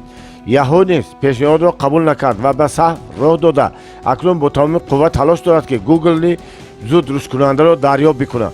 گرچند همگان میدانند که این کار الکی غیر امکان است. پیج و برین برای لایحه خود خریدار پیدا نکردند و تصمیم گرفتند که شرکت خویش را تأسیس دهند. در هر صورت آنها مناسبت دوستانه خود را همیشه از پول بالا میگذاشتند. از این رو به یگان مشکلی هر دو در بیزنس شریک گردند و در همه چیز همدیگر را باور میکردند و درک میکردند که نظر به باوری متقابله بین خود را از دست دادن پول را نابود کردن بهتر است. امروز شرکت گوگل نه تنها منبع جستجوی اینترنتی است، آن باز یکی از موثرترین خدمت ایمیل بوده و همه مشهورترین در جهان ویدیو سرویس وب زمینه برای دفتری کاری، ناوگانی ها و عنصرهای دیگر می باشد. شرکت رشد خود را ادامه داده در شبکه اینترنت روز تا روز نفوذ زیاد کسب می کند. سرگئی و لاری درک کردند که کادرها موفقیت آینده را معین می کنند. بنابراین کلکتیو دوستانه جوانان با استعداد را تأسیس دادند. فضا و محیط در شرکت از همه بیشتر شهرک دانشجویان را میماند. هر یک کارمند هر هفته یک روز را میتواند برای لایحه خود جدا کند که هنگام رشد ضروری میتواند باعث بلند گردیدن مرتبه مؤلف خود گردد. کارمندان در وقت کاری در دفتر کاری با سمکت ها و سگوی ها گشت و گذار میکنند. ба ғайр аз ин онҳо имкон доранд дар ин ҷо волейбол ё футбол бозӣ кунанд ва дар ҳуҷраи махсус маҳс гиранд. аллакай дар бораи ошхонаи ширкат қиссаҳо паҳн гардиданд. ғизои ин ҷо аз ғизои тарабхона камӣ надорад. илова бар ин дар корхона реҷаи озоди кор ҷорист. хоҳед шабона кор кунед, хоҳед рӯзона, пул ин ҷо дар мадди мақсад нест. мувофиқи амалӣ кардани қобилият он худ аз худ ҳамроҳ ба комёбӣ меояд. хулоса муносибат бо инсонҳоро аз пул дида бештар қадр кунед. пулро шумо метавонед кор карда ба даст оваред, аммо эҳтиром ва муҳаббатро шумо ба ҳеҷ гуна пул харида наметавонед. фарқи 31. соатҳои муҳтоҷиро фаромӯш кунед, аммо чизе ба шумо омӯхтаи онро фаромӯш накунед. геснер. одамони камбағал тибқи категорияи барои сарватманд шудан бояд кори бисёр кунед андеша мекунанд, аммо одамони сарватманд фикр мекунанд ки бояд соатҳои барои кор муайяншударо зиёд накарда роҳи баландбардоштани даромади худро пайдо кунед. одамони камбағал фикр мекунанд ки барои даромади калонтар ба даст овардан онҳо бояд дар як вақт дар чанд муассиса кор кунанд, аммо одамони сарватманд дар он боваранд ки бояд соатҳои барои кор муайяншударо зиёд накарда роҳи баландбардоштани даромади худро пайдо кунед. пурсед ки ин кор ба онҳо чӣ тавр даст медиҳад. он хеле ҷолиб аст. онҳо фишангҳои молиявиеро ба эътибор мегиранд ки ба онон дар ҳалли масъала кӯмак мекунанд. фишангҳои молиявӣ метавонанд вақт ва пул бошанд. низоми муайянро ташкил карда вақтро сарфа ва пулро афзун намуда сарватманд шудан мумкин аст. андешаҳои ширкаткунандаи тренингҳо. ҳунари истифода бурдани фишанги қувваи иловагӣ имконият медиҳад ки дар ҳамон давраи замон натиҷаи беҳтарин ба даст оред, аммо маҳорати пайдо кардани фишанги мазкур танҳо хоси тафаккури одамони ҷӯянда аст. биёед ҳисоб мекунем. масалан моҳи феврал ба бозор рафта гӯсфандони бордор, чӣ хеле ки падари ман мегуфт, гӯсфандҳои дар рухсатии декретӣ бударо харидорӣ мекунем. дар ин фасли сол ғизои ҳайвонот боз гаронтар мешавад. ба ҳамин сабаб корро бояд дар тобистон оғоз кунед, яъне ему хошокро барвақттар захира кардан зарур аст. дар охири моҳи март мо нақсл мегирем. баъзан як сар гӯсфанд метавонад 2 сар нақсл диҳад. инак мо на як сар гӯсфанд, балки 2-3 сар гӯсфанд дорем. агар мо 3 сар гӯсфанди дубаҳра ва як гӯсфанди нар харидорӣ карда бошем, пас фасли тирамоҳ рамаи мо 7-8 гӯсфанд иборат мешавад. фишанги асосӣ ва дараҷаи якум дар мисоли мо фишанги табиӣ аст. мо дар бораи чӣ тавр афзоиш ёфтани гӯсфандон фикр намекунем. мо барои онҳо шароити мусоид омода карда ҳар бегоҳ мувофиқи фармоишшон мусиқӣ мешунонем. ба соли оянда 3 гӯсфанди калони мо 3-4 бара медиҳад, аммо гӯсфандони ҷавон бигзор 2 сар бара диҳанд. инак баъд аз 1 сол мо ба ҳисоби миёна 4 + 4 + 4 + 2 баробари 14 гӯсфанд дорем. дар ин ҷо албатта наметавон гуфт ки вақти нигоҳубин як хел аст, аммо ҳиссаи активи мо аз ҳисоби хароҷот калонтар аст. эҳтимол дар баробари ин буз низ парвариш карда мо ширу панир мегирем ва агар аз шири буз ном пазем, он хароҷоти моро ба таври назаррас кам мекунад. баъд мо ферма сохта коркунонро киро мекунем. ин аллакай фишанги иловагии сохташуда мебошад ки барои хоҷагии муқаррарии фермериро то муҷтамаи парвариши чорво тараққӣ додан имконият фароҳам мекунад. ё боғ месозем. нақша низ чунин амалӣ мешавад. тафсир: комилан табиат намунаи афзоиши сармояи гузаштаро нишон медиҳад. масалан дар саҳро картошка шинонед, дар вақташ нигоҳубин намуда об додед, назар ба он чӣ ки дар замин шинондаед, шумо 10 ҳатто 15 бештар ҳосил мегиред. аз як донаи офтобпараст 200-300 маротиба бештар дона, аз як донаи гандум 35 то 50 дона ҳосил гирифтан мумкин аст. муҳим аст ки дониш ва малакаву маҳорати заруриро аз бар намуда аз таҳти дил ва суботкорона меҳнат кунед. дар ин сурат пули сармоягузоришуда чанд маротиба афзоиш меёбад. табиат оқил буда принсипи афзоиши даромадро меомӯзонад. онро дар соҳибкорӣ истифода бурда метавонед. пул ба шарте ки онро дар лоиҳаҳои фоиданок дуруст маблағгузорӣ кунед, чун дона метавонад якчанд маротиба афзоиш ёбад. саргузашти ибратомӯз. Фрэнк Вулворт. дар асри 19 одамон чӣ будани супермаркетро намедонистанд, хусусан мафҳуми нархномаро намефаҳмиданд. савдо ба монанди бозор анҷом ёфта дар пояи муносибати фурӯшанда ва харидор сурат мегирифт. фурӯшанда худаш ба кадом нарх фурӯхтани молашро муқаррар менамуд. дар ин ҳол нарх вобаста ба натиҷаи хариду фурӯш ва имконияти молиявии харидор метавонист паст ё баланд шавад.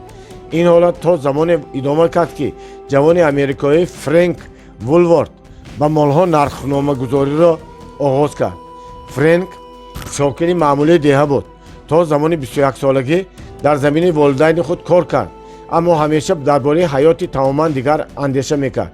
ана барои чӣ ӯ хонаи волидайнро тарк карда ба шаҳри Ланкастери иёлоти Пенсилвания рафт. Фрэнк вақти зиёд барои худ кор ҷустуҷӯ мекард ва ниҳоят дар дукони ҷаноби Мур ба ҳайси ёрдамчии фурӯшанда ба кор пазируфта шуд. азбаски истеъдоди тоҷирӣ надошт, хеле кам савдо мекард. ба хусус шармгиниаш ба ӯ дар ин кор халал мерасонд, ки барои намояндагони ин касб мақбул набуд. соҳиби дӯкон ба ӯ музди ночизе медод. илова бар он шикоят карда мегуфт ки мактаббачагони оддӣ бо музди аз ин камтар моли бештар мефурӯшанд. чун ба назар мерасид ки гӯё толеа аз Фрэнк рӯй гардондааст ва ӯ тамоми умрашро дар қашоқӣ мегузорад, аммо ҳамаш дар як рӯзи нек тағйир ёфт. бори Мур аз паси корҳои худ рафт ва шогирдро дар дӯкон танҳо гузошт. ин ҳолат Фрэнкро ғамгин кард. савдоталоши он тарафи сатҳ ҳатто ӯ намехост ба мизоҷон муомила кунад. ана дар ин вақт дар сари ӯ идеяи ба молҳо гузоштани нархнома пайдо шуд. коғазро гирифта дар он нархи ҳар колоро навишт. ӯ ба ғайр аз ин чизҳои таҳмонда неликвид молҳое ки дар вақташ ба фурӯш намераванд номгирифтаро болои миз дар як ҷо гирд оварда ба паҳлӯяшон нархномае гузошт ки чунин мазмун дошт: ҳамагӣ бо 5 сент. лавҳаи болояш ҳамин ибора навишташударо дар пештахтии дӯкон низ овехт. дар натиҷа Фрэнк он рӯз назар аз пештара, яъне тамоми ҳафта бештар савдо кард, ки соҳиби дӯконро хеле ба ҳайрат овард. идеяи кушодани бизнеси худ шояд ҳамон рӯз ба сараш омад, зеро ӯ дарк карда буд ки дар корхонаи шахсии бегона кор карда боис шудан мумкин нест. бинобар ин Фрэнк хоҳиши Мур барои ба ӯ монданро рад намуда, ҷиҳозашро ҷамъ карду баромада рафт. аллакай ҳамон вақт ӯ тасмим гирифта буд ки барои сарватманд шудан дар намуди шабакаи якхелаи мағозаҳо бояд низомро ташкил кунад. ҳамин монеаҳоро Фрэнк паси сар карда маблағи зарурияшро, зеро аниқ медонист барои чӣ, ҷамъ кард ва соли 1886 аввалин мағозаи Вулворти 5 сентаро кушод. охири асри 19 Фрэнк аллакай соҳиби 30 мағоза буд. соли 1900 бошад шумораи мағозаҳояш ба 50 адад расид. дидед, шабакаи таъсисдода вақти барои корӣ муқаррар гаштаро зиёд накарда сарватманд шудан мумкин аст. андешаи нархномагузорӣ ба ҷавони оддии деҳотӣ сарвату молу мулки чандин миллиона овард. номи ӯ ба таърихи бизнес ворид гардид. ба Фрэнк тафаккуре ки инсонро сарватманд мегардонад кӯмак кард. дар мағозаҳои худ ва идеяҳои инқилобиро амалӣ кард. дар онҳо бори аввал системи худхизматрасонӣ ҷорӣ карда шуд. харидорон акнун худашон молҳои дилхоҳашонро аз мағоза пайдо карда ҳаққи онро дар касса пардохт менамуданд. ҳамин молҳо нархнома дошта барои ба харидорон дастрас будан дар ҷойҳои намоён гузошта шуда буданд. дар айни замон ин тарзи хизматрасонӣ ба назар оддӣ менамояд. он замон чизи нав буд. билохир шабакаи мағозаҳои Вулворт дар тамоми ҷаҳон паҳн гардид. хулоса, имрӯз миқдори соатҳои барои кор муқаррар гаштаро афзун накарда аз тарзу усулҳои бисёр истифода бурда даромади калоне ба даст овардан мумкин аст, аммо ҳама чиз имконпазир аст. барои инро дарк кардан нобиға будан шарт нест. агар имконият мавҷуд бошад, бизнеси худро кушодан мумкин аст. агар имконият вуҷуд надошта бошад, малакаву маҳорати худро бояд инкишоф диҳед, то ин ки имконият пайдо шавад. дар олам пул бисёр аст. дар даст надоштани сармояи аввалин бояд барои расидан ба ҳадаф монеа нагардад. ба маркетинги шабакавӣ машғул шудан мумкин аст. ҳоло ширкатҳои дорои маҳсулоти хеле хуб ва стратегияи маркетингӣ ба қадри кофӣ вуҷуд доранд. шумо ба ин кор машғул мешавед ё не, фарқ надорад, каси дигар ин корро анҷом медиҳад. дар воқеъ ин имконияти беназир аст. даромадро борои таъсис додани тим ва кори якҷоя афзун кардан мумкин аст. ин кор ба афзоиш ёфтани шумораи амал дар даври муайяни вақт оварда мерасонад, ки шумораи соатҳои корро зиёд накарда имконияти афзун намудани даромадро медиҳад. ҳамин тавр дуруст ташкил карда корро омӯзед. фарқи 32 қаноатмандӣ аз бойгарӣ на бо он далели оддии соҳиби он будан ё имконияти исрофкорона хароҷот кардани он, балки бо қобилияти оқилона истифода бурдани он муайян карда мешавад. Сервантес. одамони камбағал вақт ва пули худро мефурӯшанд, ки фишанги асосии бойгарӣ ба ҳисоб мераванд. одамони сарватманд вақт ва пули одамони дигарро харидорӣ мекунанд. фарқи дигар.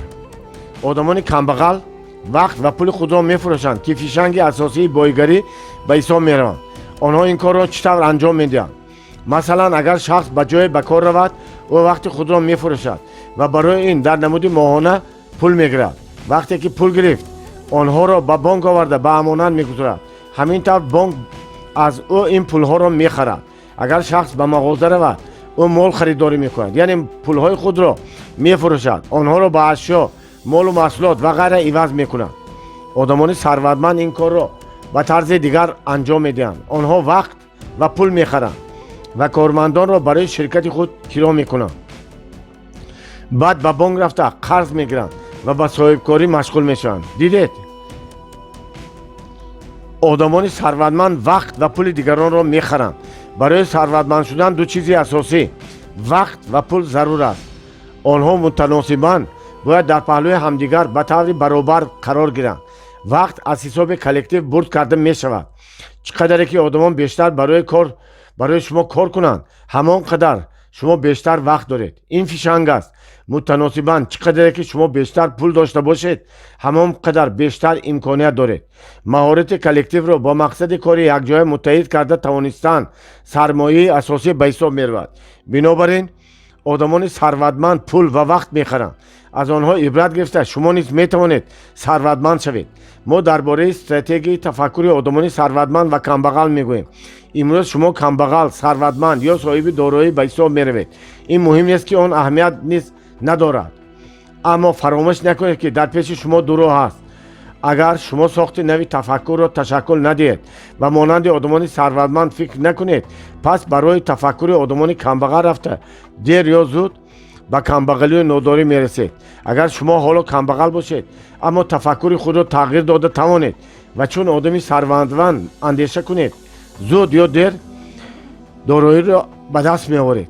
барои ба шумо фаҳмо шудани ин чиз мисоли зериро баррасӣ менамоем. тасаввур кунед ки дар ду паҳлӯи шумо чапу рост ду оташ аст. ҳар рӯз ба шумо як тарошии ҳезум дода мешавад. ин як рӯзи ҳаёти шумо аст. гулхани тарафи рост оташи сарват аст. дар тарафи чап оташи фақру нодорӣ гузошта шудааст. вале масъалаи дар кадоме аз ин ду гулхан гузоштани ҳезуми худро шумо худатон интихоб мекунед. яъне шумо имрӯзро ба кадом кор бахшидаед, ба фикру андоша дар бозаи камбағалӣ ё дар бораи сарват. агар шумо ҳезумро ба оташи сарватмандӣ гузоред, он фурӯзон гашта оташи камбағалӣ тадриҷан хомӯш мешавад. аммо агар шумо ҳар рӯзро барои ҳал кардани масъалаҳои кӯчики маишӣ ҷудо карда онҳоро оҷилӣ ва муҳим шуморед, пас шумо оташи камбағалиро аз хомӯш шудан нигоҳ медоред ва мутаносибан оташи бойгарӣ дер ё зуд хомӯш мегардад. муҳим нест ки шумо ҳамчун мутахассис ва шахсият дар кадом поя истодаед. ҳамаи одамон имконияти сарватманд шудан доранд. ҳамеша, чун дар имрӯз ҳаргиз имконияти ба муваффақият осон расидан мавҷуд набуд. дар замони мо ҳама чиз воқеа гардид. дар муқоиса ба одамони аз мо пешгузашта тақдири мо хеле баланд аст. назар ба онҳое ки дар замони сангини ҷанг ва баъди ҷангӣ ҳаёт ба сар бурданд, мо хеле хушбахтем. шояд инро дарк накардаем. пештар чунин либосҳои зебо, асбобу анҷоми рӯзгор, чунин имконияти васеъ вуҷуд надоштанд. дар замони мо метавонед бе ягон монеат дар ҷаҳон сайру сайёҳат кунед. ҳатто агар дар айни замон барои сайёҳат пул надошта бошед ҳам, вале дар бораи кишварҳои дур ва қораҳо тавассути телевизион, интернет, видеодискҳо ва китобҳо иттилооти беҳтар гирифта метавонед. ҳоло барои амалӣ гардондани қобилият имкониятҳои беҳадду ҳудуд мавҷуданд. бинобар ин ҳеҷ гоҳ ба ҳеҷ ваҷ ба камбағалии худ созиш накунед. ҳаргиз чизе баробари бепулӣ залилию азият намеорад. камбағалиро ҳарчанд ҳақ шуморанд ҳам он ҳаргиз мақоми сарватро ишғол карда наметавонад. фикру андешаи ширкаткунандагони тренингҳо. камбағал то ҳол ғизо ва либос харида ва рӯз гузаронда мунтазири нони худодод аст. сарватманд бошад ба соҳибкорӣ машғул гашта технология мехарад, онро аз худ менамояд, яъне амал намуда зиндагии шоиста барпо мекунад. агар сарватманд тарзи амал карданро надонад, ӯ таваккал намекунад, аммо аз коршинос маслиҳат мехарад. агар ба кадом кор машғул шудани худро надонад, он гоҳ аз нафаре ки натиҷаи воқеа ба даст овардааст, технологияи комёбии худро фурӯхтанӣ аст, технология мехарад ва бо ҳамин роҳ бизнеси худро такмил медиҳад ва ин дуруст аст. чунин қонун ҳаст. оё шумо боре шунидед ки ягон нафар соҳиби бонки муваффақ ё соҳиби тарабхона сирру асрори касбашро ба нафаре бе ягон мақсад нақд карда бошад? барои шунидани чунин ҳикоя ҳатто саъй ҳам манфиат надорад. латифа дар мавзӯи мазкур. замоне аз олам гузаштани моишаи кӯҳансол соҳиби дӯкони калони тиҷоратӣ фаро мерасад. писаронаш сари бистари бемориаш гирд меоянд. моиша бо овози паст ва нимшунаво мепурсад: авраам, ту ҳамин ҷои писарам? ҳамин ҷо, ҷавоб медиҳад авраам. ҷабраил, ту ҳамин ҷои писарам? ҳамин ҷо падар, ҷавоб медиҳад ҷабраил. овози падар хирос мекунад: даниил, ту ҳам дар ҳамин ҷоӣ? бале падар. чӣ мехоҳӣ дар ин ҷост? бале падар. дӯконро ба кӣ мондед? бачаҳои нофаҳми ман. гӯё моиша аз ҷо якбора бармехезад. нахост шумо то ҳол андеша доред ки моиша ба шумо сирру асрори дӯкондории худро кушода медиҳад. хато кардед. китобро пӯшед ва то вохӯрии оянда. технология нест, пас онро бихаред. технология дастури қадам ба қадам фаъолият кардан аст. фарз кардем шумо ба шаҳри ношиносе омадед ва бояд ба маркази савдои он шаҳр равед. роҳгузарон ба шумо мегӯянд ба тарафи рост равед, ба тарафи чап гардед, ду гузар ё маҳалларо гузаред, сипас он сӯи роҳ гузаред. ин аст дастурамал.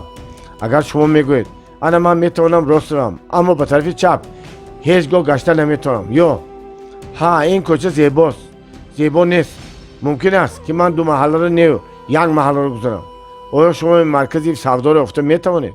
хеле шубҳаовар аст. дар кӯчаҳои ношинос раҳкум зада саргузашти ғароиб пайдо мекунед. дар бизнес ҳам комилан чунин аст. технологияро гирифтед, ҳамин корро аз рӯи дастурамал иҷро кунед. корро монанди он нафаре анҷом диҳед ки соҳиби натиҷа шудааст. чизеро аз худ илова кардан зарур нест. ана сарватманде ки пул пардохт кардааст, ҳаргиз аз пеши худ корро анҷом намедиҳад. лоиҳаи дигар: дониш нерӯ дорад, хеле зебо садо медиҳад, аммо он ҳамеша ба кор намеояд. дониш замоне нерӯ шуда метавонад ки агар амал вуҷуд дошта бошад. дониш нафас гирифтан аст, амал бошад нафас баровардан. идея ё технология харидорӣ кардед, амал кунед. зарур нест ки 5 солро барои аз худкунӣ сарф кунед. зиёда аз он шумо барои маълумоти олӣ гирифтан аллакай 5 солро сарф кардед. сипас аксари одамон муайян намуданд ки таҳсилашон чандон ба кор намеояд. ниҳоят тасмим мегиранд ки бояд ягон кореро анҷом диҳанд. бори дигар ба умеди дар ҳаётшон тағйироте ба амал омадан ба гирифтани таҳсилоти олии дуввум мераванд. аммо тағйирот худ аз худ ба вуҷуд намеояд. бояд амал кард. ҳар чизе ки ба чашм менамояд ҳаргиз худ ба худ натиҷа намедиҳад. чунин фикр хатост. маъмулан чунин меъёр барои соҳибкорони пешқадам вуҷуд дорад. барои идеяро амалӣ намудан 24 соат вақт ҷудо мешавад. сарватмандон аз камбағалон донотар нестанд. оё шумо надидед ки чӣ қадар одамони доно камбағаланд? барои чӣ? онҳо аз амал кардан тарсида дуру дароз андеша мекунанд. ин мавзӯъ низ методики худро дорад. ҷустуҷӯ кунед. роҳи ба даст овардани тарзу усул ва дастури чунин доноён вуҷуд дорад. онро ба нархи комилан муносиб харидан мумкин аст. мулоҳиза кардан ҷоиз аст. фикр кардан низ мумкин аст. аммо барои ин хел дуру дароз фикр кардан зарур нест. роҳи аз ҳама наздик ҳамроҳ шудан ба касе аст ки усулҳои сарватманд шуданро медонад. қадам ба қадам ақлу зеҳни молиявии худро инкишоф медиҳем. тавассути интернет ҳам устод пайдо кардан мумкин аст. اگر شما چنین انسان رو از نزدیک شناسید باز بهتر است. استادان میتوانند چند نفر باشند. این طور هم میشود شکست یک قسم کوچکی در اتومبیل باعث در یک جای ماندن شما میگردد. مردم شرق میفرمایند برای یک کیک جامه را نمیسازند. برای از حیات خود بیزار شدن شتاب نکنید. چیز نافهماست در یک جای نیستید. جستجو روی برآمد هم عمل است. این معنای آن را دارد که شما برای درست رفت ایستاده. زود عمل کردن را آموزید. از کم شروع کنید. درد دندان عذاب میدهد، برخیزید، نزد دکتر دندان روید. تگمه کنده شد، آن را گیرید و در جایش دوزید. پول ضرور است، روید و پول کار کنید. مثال کوتاه در مرحله تأسیس بیزنس. یکم ایده است. برای از ایده به عمل گذاشتن 24 تا 72 ساعت وقت جدا کرده می شود. بسیار دور و دراز فکر کردن ضرور نیست. برای فکر 2-3 روز کافی است، اما بهترش یک روز است. معاینه آب کردید، شد. اکنون به پیش. دوم، لایحه تجربوی. این تجربه برای آن است که چگونه ایده شما را کار میکند. برای آغاز آن پول ضرور است. گرفتن قرض یا دفتر کاری قیمتدار قطعا من است. دستها را به جای میگذاریم. اگر پول باشد فریاد میکنیم اورا و عمل مینمیم. اگر پول نیست فریاد میکنیم اورا و دیگر ایده را جستجو میکنیم که موافق جیب ما باشد. ایده پیدا میشود. آخر ایده چیزی نیست که مانند شناسنامه برای تمام عمر داده شود. واقعا ایده مانند آرزوست. باید بسیار و خیلی بسیار باشد. سوم، کار را تخت کرده لایحه را به دست میگیریم و کارمان تنها همون وقت پیش میرود. چهارم، و محصولات کار میکنیم، آن را تکمیل میدیم. پنجم، نهایت محصولات را به بازار میبرانیم. بیزنس را نه از دفتر کاری بلکه باید از میزاجان شروع کنید. با وجود این شما چنین لحظه را چون دلیل باید درک کنید. آن همان لحظه است که شما را دکه میدهد. مسئله وقتی شما میبینید که نفر سواری ماشین عالی درجه میآید که شما برای خریدن آن امکانیت ندارید و این حالت برای شما علم انگیز است و آن باطن شما را میسوزد. یا شما در گلگشت بالای خرک نشستید و به خاطر میارید که از گرفتن موزه های پایتان چند سال گذشت. همین لحظه از نزد شما شناس را میگذشته میگوید که در بینای بهترین نزدیک خانه خریدم و شما خود را ناانجار حس میکنید و درون میسوزید. انا محض همین لحظه ها به خود باید بازداشت کرد. این حالت بد نیست. آن محض همان چیزی است که شما را برای عمل کردن وادار میسازد. آن احساس درست است. آن را به هرزگویی یا غیبت صرف کردن یا با مینوچی خاموش نمودن ضرور نیست. عمل باید کرد. مغز خود را آموزانید که درست فکر کند. آن منبع اصلی نیروی شماست. خود را به مصالحه روانی پسیکولوژی اذیت دادن ضرور نیست که آن باید چگونه کار کند. آن به یگان مشکلی کار میکند. سرگذشت شرکت کنندگان ترینینگ ها.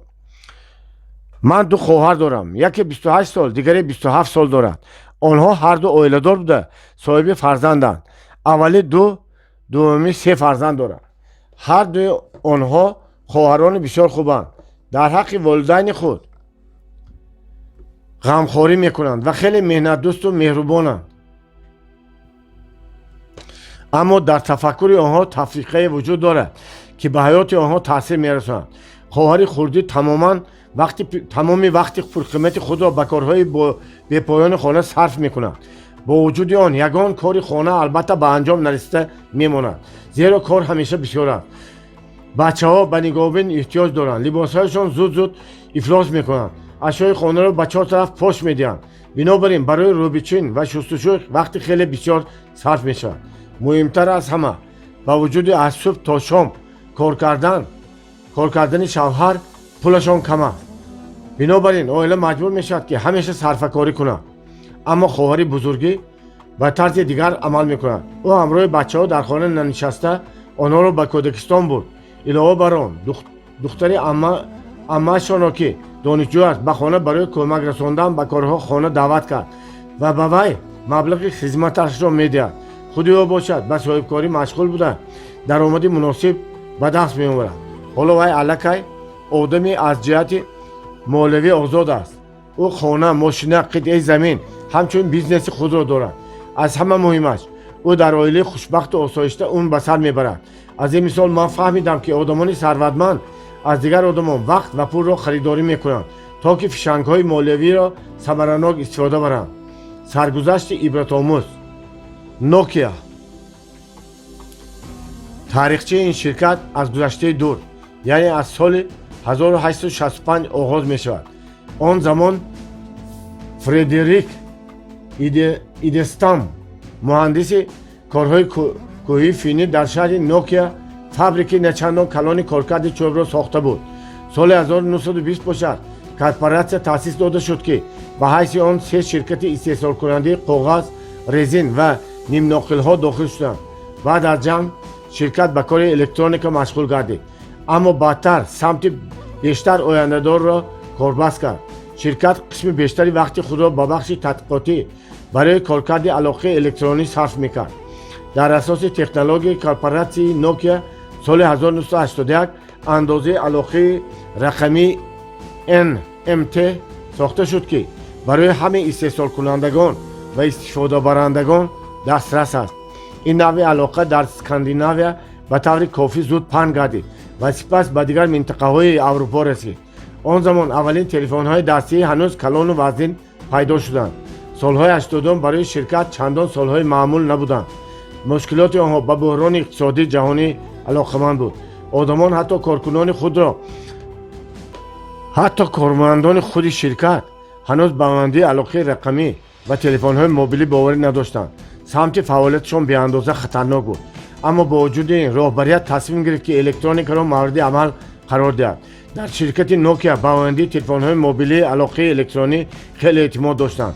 охирҳои солҳои 80 бо иштироки як қатор ширкатҳо, ки дар байни онҳо Nokia низ буд, андозаи нави алоқаи рақамӣ GSM пешниҳод карда шуд. худи ҳамон солҳои охири 80 Nokia иҷозатномаҳоро барои стандарти GSM ба ширкати финӣ фурӯхт. то соли 1996 стандарти GSM боз дар 9 кишвари Аврупо пайдо шуд. аммо баъд аз як сол стандарти GSM аллакай дар 31 кишвар кор мекард. соли 1998 ширкат тадриҷан аз рӯи суръати тараққиёт баробари чунин ширкатҳои бузург монанди Ericsson шведӣ ва Motorola амрикоӣ гардид. шакли зоҳирии телефонҳои дастии Nokia зебо ва дилкаш буда, баэътимод ва мустаҳкам мебошанд. истифодабарандагон дар тамоми олам онҳоро хеле зуд ҳамчун меъёри алоқаи рақамӣ эътироф карданд. охир одамон телефонҳоро аз рӯи салиқаи худ харидорӣ мекунанд. Nokia бошад маҷмӯи бештари пурраи навҳоро молик аст, ки қобилияти қаноатманд кардани ҳар гуна одамон аз соҳибкор шурӯъ карда то духтари наврасро дорад. финиҳо тавонистанд, ки ба дили истифодабаранда он роҳ ёфтанд, яке аз бузургтарин ширкатҳои ҳозирзамонро созмон диҳанд. имрӯз дар Nokia бештар аз 55 000 нафар одамон кор мекунанд. даромади солонаи корпоратсия бошад соли 2007 аз 51 миллиард доллар гузашт. ҳоло Nokia дар бозори телефонҳои мобилӣ ҳиссаи аз ҳама бештарро соҳиб аст. хулоса, фишангҳои молиявиро барои расидан ба комёбӣ истифода баред. агар шумо идеяи худро надошта бошед, онро аз дигарон харидорӣ кунед. агар вақт нарасад, вақти дигар одамонро тариқи киро кардани ҳайати кормандони маъмурӣ харидорӣ кунед. агар пул нарасад, бо рӯи қарзгирӣ аз бонк пули бегонагонро истифода баред. агар донишу таҷриба нарасад, мутахассисони олидараҷаро пайдо кунед. ин фишангҳои молиявӣ ҳамаи саъю талоши шуморо чанд карата афзун гардонда имконият медиҳанд, ки ҷону саломатии худро дар корҳои шабонарӯзӣ накоҳонда орзуи худро амалӣ гардонед. монеаҳо дар роҳи комёбӣ дар фаҳмиш ва шуури мардум муҳтоҷи таҳқири ҳамаи қобилияту маҳорати мост. княжнин. дар ҷаҳон бисёр одамон мехоҳанд, ки боигарию комёбӣ ба даст оваранд ва талош мекунанд, ки мақсадҳои худро дар ҳаёт амалӣ гардонанд. аммо ин чиз ба онҳо хеле кам даст медиҳад, зеро дар сатҳи шуурашон монеа вуҷуд дорад, ки худи онҳо онро намедонанд. шумо диққат додаед, ки боғбон чӣ кор мекунад ва ӯ чӣ гуна кор мекунад. пеш аз он ки боғбон дарахтҳоро об монад, аввал аз раҳи об ҳар гуна монеаҳоро бартараф мекунад. обро бо воситаи ҷой ба ҷои зарурӣ равон мекунад ва об ба сӯи дарахтон равон мегардад. боғбон маҷбур нест ки зӯр зада онро ба дӯши худ кашад. ин нуқта бисёр муҳим аст. ба ҳамин тартиб мо агар монеаро дар фаҳмиши мардум бартараф кунем, боварии онҳо афзунтар мегардад ва имконият фароҳам оварда онҳоро илҳом мебахшад. ҳатто кӯчактарин натиҷаи шумо ғайрату қувваро 2, 3 ва 10 маротиба афзун мекунад. шояд шумо одами хубу таҳсил дида бошед, аммо баъзан нақшаҳоятон амалӣ намешаванд. медонед ба кадом сабаб? бингаред, умед уҳдадориест ки орзуҳои шуморо ба воқеият табдил медиҳад. ин чӣ маъно дорад? орзуи амал моро метавонад барои расидан ба комёбӣ раҳнамун гарданд. мо бояд барои ҳифз кардани он ҳамеша саъю талош кунем. дар ҳаёти мо ҳар воқеае ки рух надиҳад, мо бояд ноумед нашавем ва бовар кунем. умед бояд дар ботини мо ҳамеша бояд боқӣ монад. ҳар қадре ки мушкил набошад, мо ба шумо бояд бовар дошта бошем ки роҳи халосӣ ҳамеша вуҷуд дорад. дар хотир нигоҳ доред ки агар шумо ба об афтед, ғарқ нахоҳед шуд. аммо агар замоне ғарқ мешавед ки агар дар як ҷой беҳаракат истед. айнан ба монанди ин, агар дар ҳаёти шумо мушкиле пайдо шавад, бояд дар муқобили он беҳаракат қарор наистед. бояд роҳи ҳалро ҷустуҷӯ кунед, пайваста ва мудом ҷустуҷӯ кунед. он гоҳ шумо ҳатман роҳи ҳалли онро пайдо мекунед. зеро ҳама чиз, ҳам чиз рӯзи вазнин ва ҳам мушкилот, ҳатто рӯзи хуш ҳам гузарандан чизи абадӣ нест. ирсияти бад. сабаби ягонае ки дар роҳи комёбӣ бартараф кардани он мушкил аст, ирсияти бад аст. аммо дар ҳоли рушди имрӯзии илм ба кӯмаки ақлу тафаккури дастҷамона ҳатто ин масъалаи ҷиддиро ҳал карда комёбӣ ба даст овардан мумкин аст. ҳоло одамони бемори давна ҳунарманди маъруф мешаванд. одамони саломатишон нохуб ҳам рассомони машҳур мешаванд. аутизм бошад, бемории нобиғони компютерии водии силиконӣ аст. ин маънои онро дорад ки пештар одамон дар бораи имконияти ақлу тафаккури дастаҷамона чизе намедонистанд. дидед бо кадом сабаб мо ин монеаро баррасӣ мекунем. барои чӣ мо дар ин бора ба шумо мегӯем? мехоҳем мутмаин бошем ки ҳар гуна монеаро бартараф кардан мумкин аст. ҳаёти муосир ба ин иҷозат медиҳад. масалан, ман одами нобиноро медонам ки бо 7 забон озодона гуфтугӯ мекунад. тасаввур мекунед ки чашмони ӯ аз рӯи ба дунё омаданаш нобино мебошанд, аммо 7 забони оламро медонад. дар ҳаёт бемақсад будан. медонед, маълум шуд ки 98% одамони бетолиб ва бадбахт дар ҳаёташон мақсади мушаххас надоранд. ин яке аз сабабҳои асосии шикасту нодории онҳост. аксарияти одамон барои он муваффақ нашуданд ки онҳо танҳо мақсади мушаххас надоштанд. аммо охир ҳаме бачаҳо дар дилашон ягон орзуе мепарваранд. барои чӣ дар ботини баъзеи онҳо бо мурури сину сол мақсад ташаккул наёфтааст? эҳтимол барои он бошад ки таҷрибаи манфии одамонро бештар диданд, ба балоғат расида таърихи манфиро мефаҳманд, мисолҳои манфиро мебинанд. ба ҳамин сабаб одамон ба худ эътимод надоранд, нерӯ ва қобилияташонро аз даст медиҳанд. ба воқеаҳои ногаҳонӣ рӯбарӯ шуда онҳо аз дунё пурра дилсард мегарданд. вақте ки инсон эътимодро аз даст медиҳад, дар навбати худ вай аз барномарезии ҳаёташ низ даст мекашад. дар ҷумҳуриҳои собиқи ССР одамон ба кори банақшагирии ояндаи худ одат надоштанд, зеро дар замони шӯравӣ мақсад мегузоштанд ки ҳарчи зудтар таҳсили хуб гиранд. агар шумо соҳиби маълумоти олӣ мешудед, ҳаёти хуб ба шумо кафолат дода мешуд. аз ҳама асосеш дар кор ҷустуҷӯ намекардед. дар ҳама соҳаҳо ҳамеша ҷои кори холӣ мавҷуд буд. хонаи бепул медоданд, бепул меомӯзонданд, бепул табобат мекарданд. аммо ҳамаи инҳо гузашт. танҳо дар асри 20 шумо муҳандис, духтур, муаллим шуда хеле хуб зиндагӣ карда метавонистед. имрӯз ҳаёт комилан тағйир ёфтааст. метавонед маълумоти хуб гиред, вале кор пайдо карда наметавонед. 5 соли ҳаётро барои сарфи таҳсил намуда, аз рӯи ихтисос вале бо маоши ночиз кор карда дар фақру муҳтоҷӣ ҳаёт ба сар мебаред. ана барои чӣ ташаккул додани мақсад ва ба нақшагирии амали худ хеле муҳим аст. ба тартиб додани нақшаи ояндаи ҳаёти худ оғоз кунед. бевосита аз худи имрӯз шурӯъ кунед. ҳар касе ки ояндаи худро ба нақша намегирад, бояд назди ҳолате сар хам кунад ки ба ҷои ӯ дигарон ҳаёташро ба нақша мегиранд. агар худи мо ҳаёти худро ба нақша нагирем, ин маънои онро надорад ки дигарон ба ин кор машғул намешаванд. камбудӣ ё норасоии дониш. норасоии сатҳи дониш ба амалӣ гаштани мақсадҳоямон халал мерасонад, аммо бартараф кардани ин нуқсон осон аст, зеро онро ба роҳи худомӯзӣ бартараф кардан мумкин аст. барои бо маърифат шудан хатм кардани коллеҷ ва муассисаи таҳсилоти олӣ кофӣ нест. маърифат на танҳо ҳосили ҷамъи дониш аст, балки маҳорати то кадом андоза донишро амалӣ кардан мебошад. бояд низоми се зинии таҳсилро истифода кунед. таҳсил дар мактаби миёна, сипас дар муассисаи олии таълимӣ ва ниҳоят худомӯзӣ. ҳар рӯз камаш бояд 1 соат китоб хонед. агар шумо ин қоидаро ки дар бораи он мо мегӯем истифода баред, он гоҳ дар ҳақиқат ба роҳи худомӯзӣ хеле зуд натиҷаи самарабахш ба даст оварда метавонед. бисёрии одамон ҳамин ки кори хуб пайдо кардан аз рушду пешравӣ ва такмил додани худ боз мемонанд. онҳо аз рӯи нақшаи хона корхона ҳаёт ба сар мебаранд ва ҳамин тавр ҳар рӯз боз мағозаи озуқаворро илова кардан мумкин аст. ана се нуқта ки ҳаёти инсон дар атрофи онҳо чарх мезанад: кор, хона, мағоза ва салом.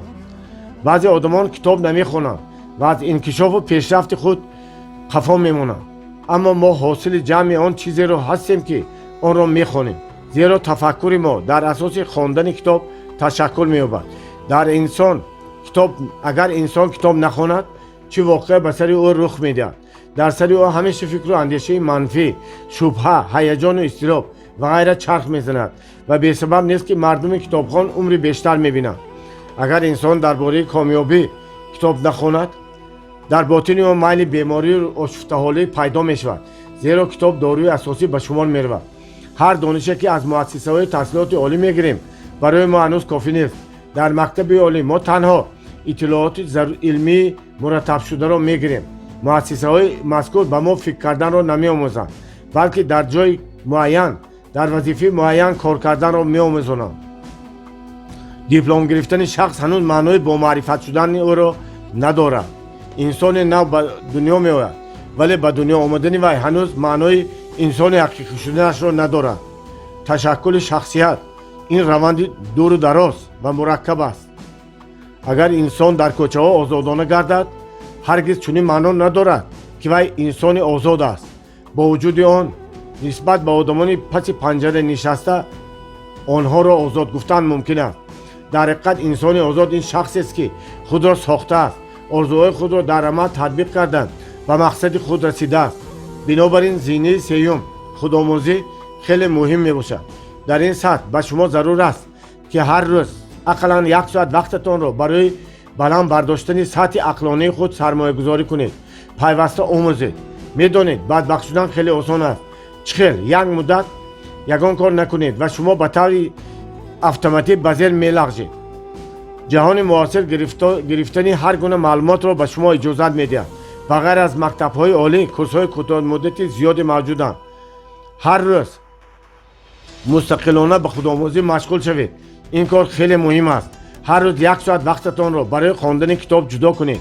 беҳтар аст бегоҳӣ пеш аз хоб субҳ 20 дақиқа чизҳои хондаи худро такрор кунед. агар шумо бегоҳӣ хонед, субҳ чизҳои хондагии худро нависед, ин самаранокии омӯзишро 2-3 маротиба афзун мекунад. беғурурӣ ба мо халал мерасонад. он сабаби ҷиддист, зеро инсон дар ҳаёташ бехоҳиш дар вақташ барои иҷрои амал саъю талош намекунад. ба кадом сабаб баъзе одамон ба осонӣ ба фақру бенавоӣ мутеъ мешаванд. мо дуру дароз сабабҳои онро ҷустуҷӯ кардем. шумо медонед сарватманд шудан назар ба камбағал шудан осонтар аст. шумо медонед муваффақ шудан нисбат ба бетолӣ шудан гардидан осонтар аст. шумо метавонед бовар накунед, аммо ҳамин тавр аст. арзиши нокомӣ ҳатто нисбат ба комёбӣ гаронтар аст. дар сурати нокомӣ шахс рӯйафтода мешавад, бепул мемонад, ӯро таҳқир мекунанд, ӯ ошуфтаҳол мешавад, вақтро аз даст медиҳад. дар ҳолати комёбӣ шумо пул, шӯҳрату эътироф ва эътимоду саломатӣ ба даст меоред. комёбӣ ба кас кӯмак мекунад ки зудтар шифо ёбад. мо гуфтем ки камбағал будан назар ба сарватманд шудан сангинтар аст. шумо мепурсед ки барои чӣ? медонед ки чӣ гуна системаи асаб бояд дошт ки муҳтоҷӣ ва нестиро тамоми ҳаёт таҳаммул кунед. мушкилотро аз сар гузаронда боз фақр мутеъ шудан бениҳоят сангин аст. барои чӣ хоҳиши одамон ба мурури замон нест мешавад? эҳтимол фарзанди шумо рӯбичин кардани хонаро дақиқ медонад ё ки камаш чӣ гуна ба тартиб овардани ҳуҷраи худро сарҳисоб меравад, аммо ин корро намекунад. барои чӣ? зеро хоҳиш надорад. бехоҳишӣ ба чӣ оварда мерасонад? ба тамбалӣ, таҷрибаи аввали атрофиён, ношукрию носупосии дӯстон. ошноён низ ҳиссаи худро дар ин раванд мегузоранд. агар мард корро анҷом диҳад, аммо аз ҳамсараш калимаи ташаккуру сипосгузориро нашунавад, рағбати вай ба кораш тадриҷан аз байн меравад. агар бачаҳо бинанд ки ҳама чиз мекунанд, онҳо чиз чунин рафтор мекунанд. мо шумо бошем, бояд инро дарк кунем. дар атрофи худ одамони хубу боғурур, зиндадилу хушбахтро гирд оварем. барои фаҳмидани ин принсипи номи 10 нафарро нависед ки ба онҳо ҳар рӯз вомехӯред. ин рӯйхатро хонда дар хотир нигоҳ доред. дар 5 соли наздик ҳаёти шумо мисли ҳаёти онҳо мегардад. агар онҳо давлатмандона зиндагӣ кунанд, шумо низ сарватманд хоҳед шуд. агар онҳо ноком бошанд, шумо низ ноком хоҳед шуд. агар онҳо дар ҳаёти оилавӣ хушбахт бошанд, шумо ҳам хушбахт мешавед. агар аксарияти онҳо одамони муваффақ бошанд, шумо низ муваффақ хоҳед шуд. бинобар ин атрофиёни шумо дар ташаккули ояндаи шумо нақши бузург мебозанд. онҳо ба тасмимгирӣ, ҷаҳонбинӣ, одат ва тарзи ҳаёти шумо таъсир мерасонанд. дар атрофи худ одамони боғуруру бомақсаду орзуро гирд доред ки барои ба самти беҳтар тағйир додани чизе дар ҳаёти худ омодаанд. надоштани иродаи кофӣ. барои бисёриҳо дар дастрасӣ ба комёбӣ интизомнокии худӣ намерасад. ба мақсади паси сар кардани ин мушкилӣ ба мо зарур аст ки назорат ва идора кардани худро омӯзед. вақте ки мо дар корхона кор мекунем, каси дигар барои интизомнокии мо ҷавоб мегӯяд. барои рушди интизомнокии худӣ бошад, ирода зарур аст. ба нияти маслиҳат медиҳем ки ба варзиш машғул шавед. агар инсон дорои ирода набошад, бо интизом буда наметавонад. ӯ метавонад ба худ гӯяд, пагоҳ варзишро оғоз мекунам ё баъди фардо ба худомӯзӣ шурӯъ мекунам, аммо ин корро намекунад. ҳамеша ба нақша мегирад, аммо ҳамаи нақшаҳояш рӯи коғаз мемонанд. аммо бояд шумо донед, агар хоҳед ки худро дар рӯҳии интизомнокӣ тарбия намоед ва комилан интизомнокии худӣ метавонад шуморо ба комёбӣ расонад. марҳамат карда дар худ ба ирода буданро тарбия намоед. барои ин такрор мекунам, ба варзиш кардан шурӯъ кунед.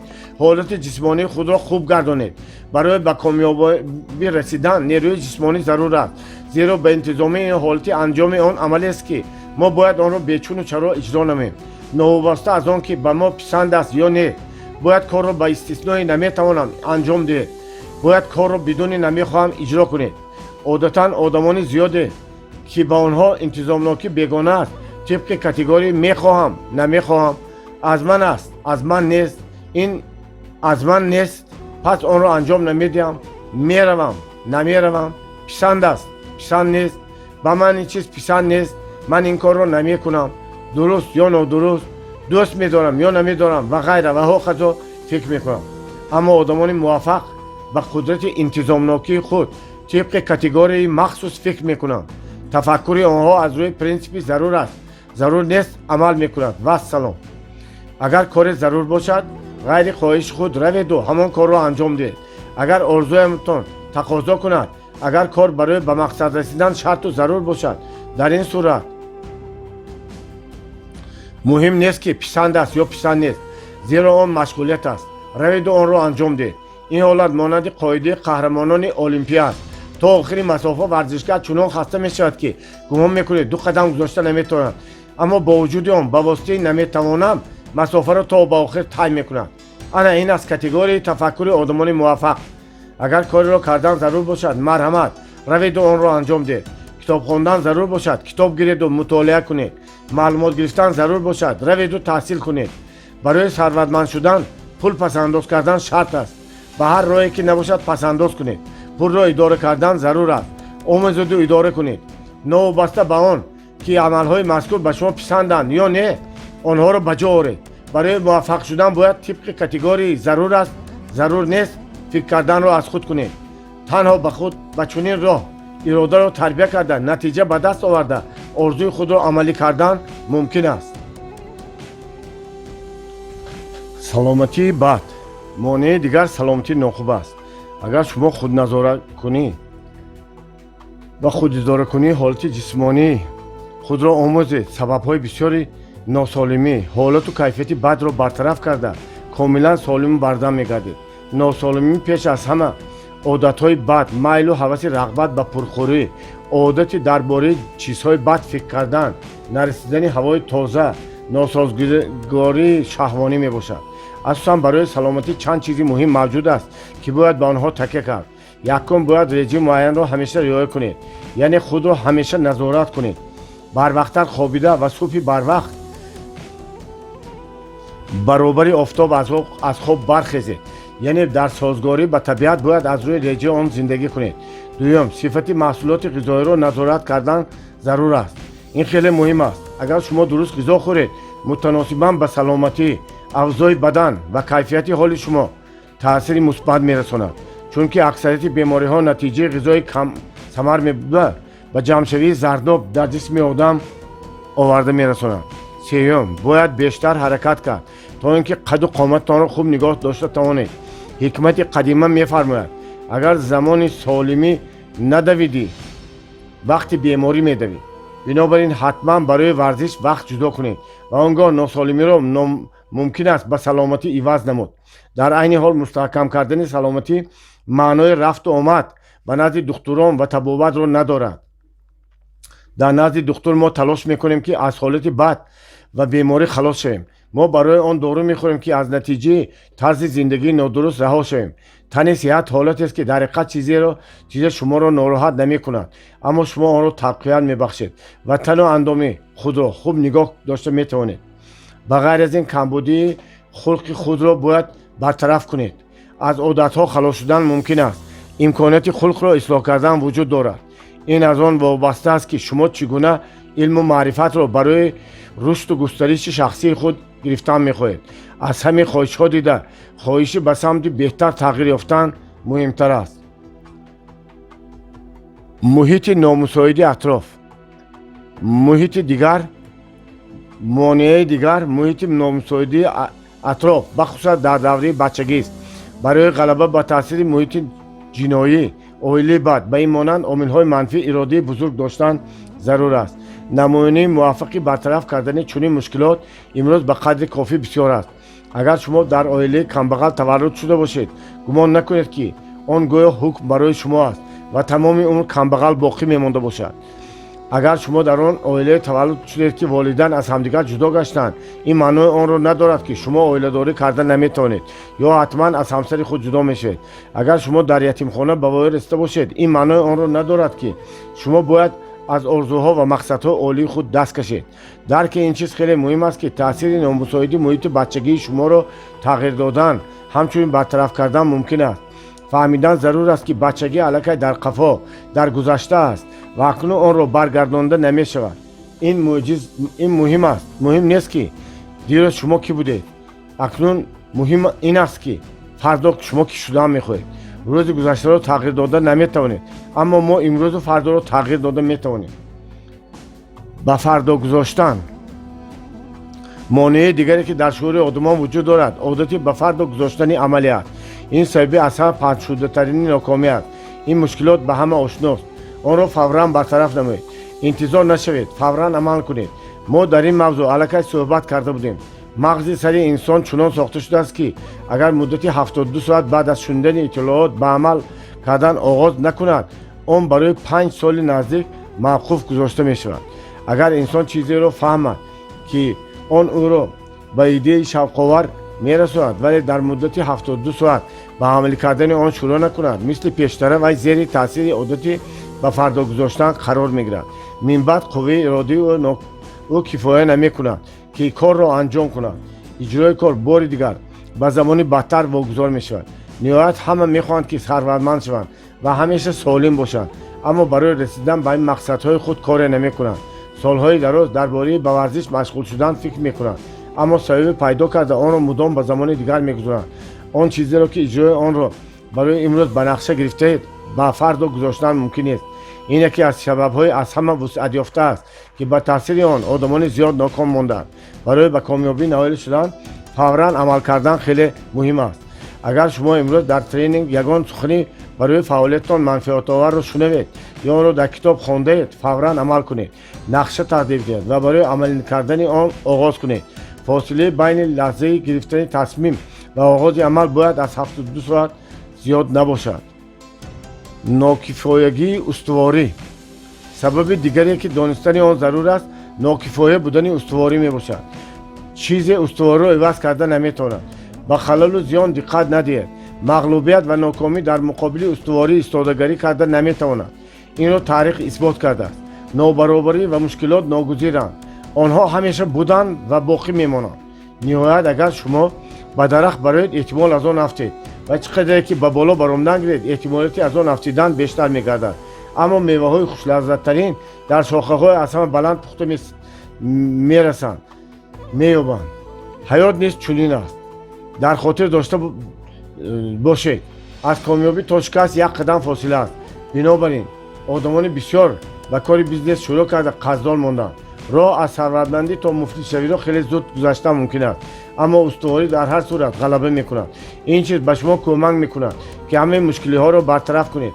сабру тоқат пеша карда ҳамчунин амал кунед то замоне ки хостаи дилатонро ба даст наоред, қарор наистед. медонед устувории беҳадду канорро аз ки омӯхтан мумкин аст?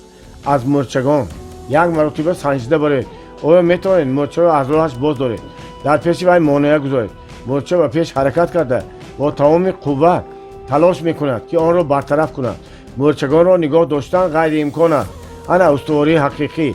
кирдори ибратомӯзи онҳоро омӯзед. рағбат ба бозиҳои саргармкунанда.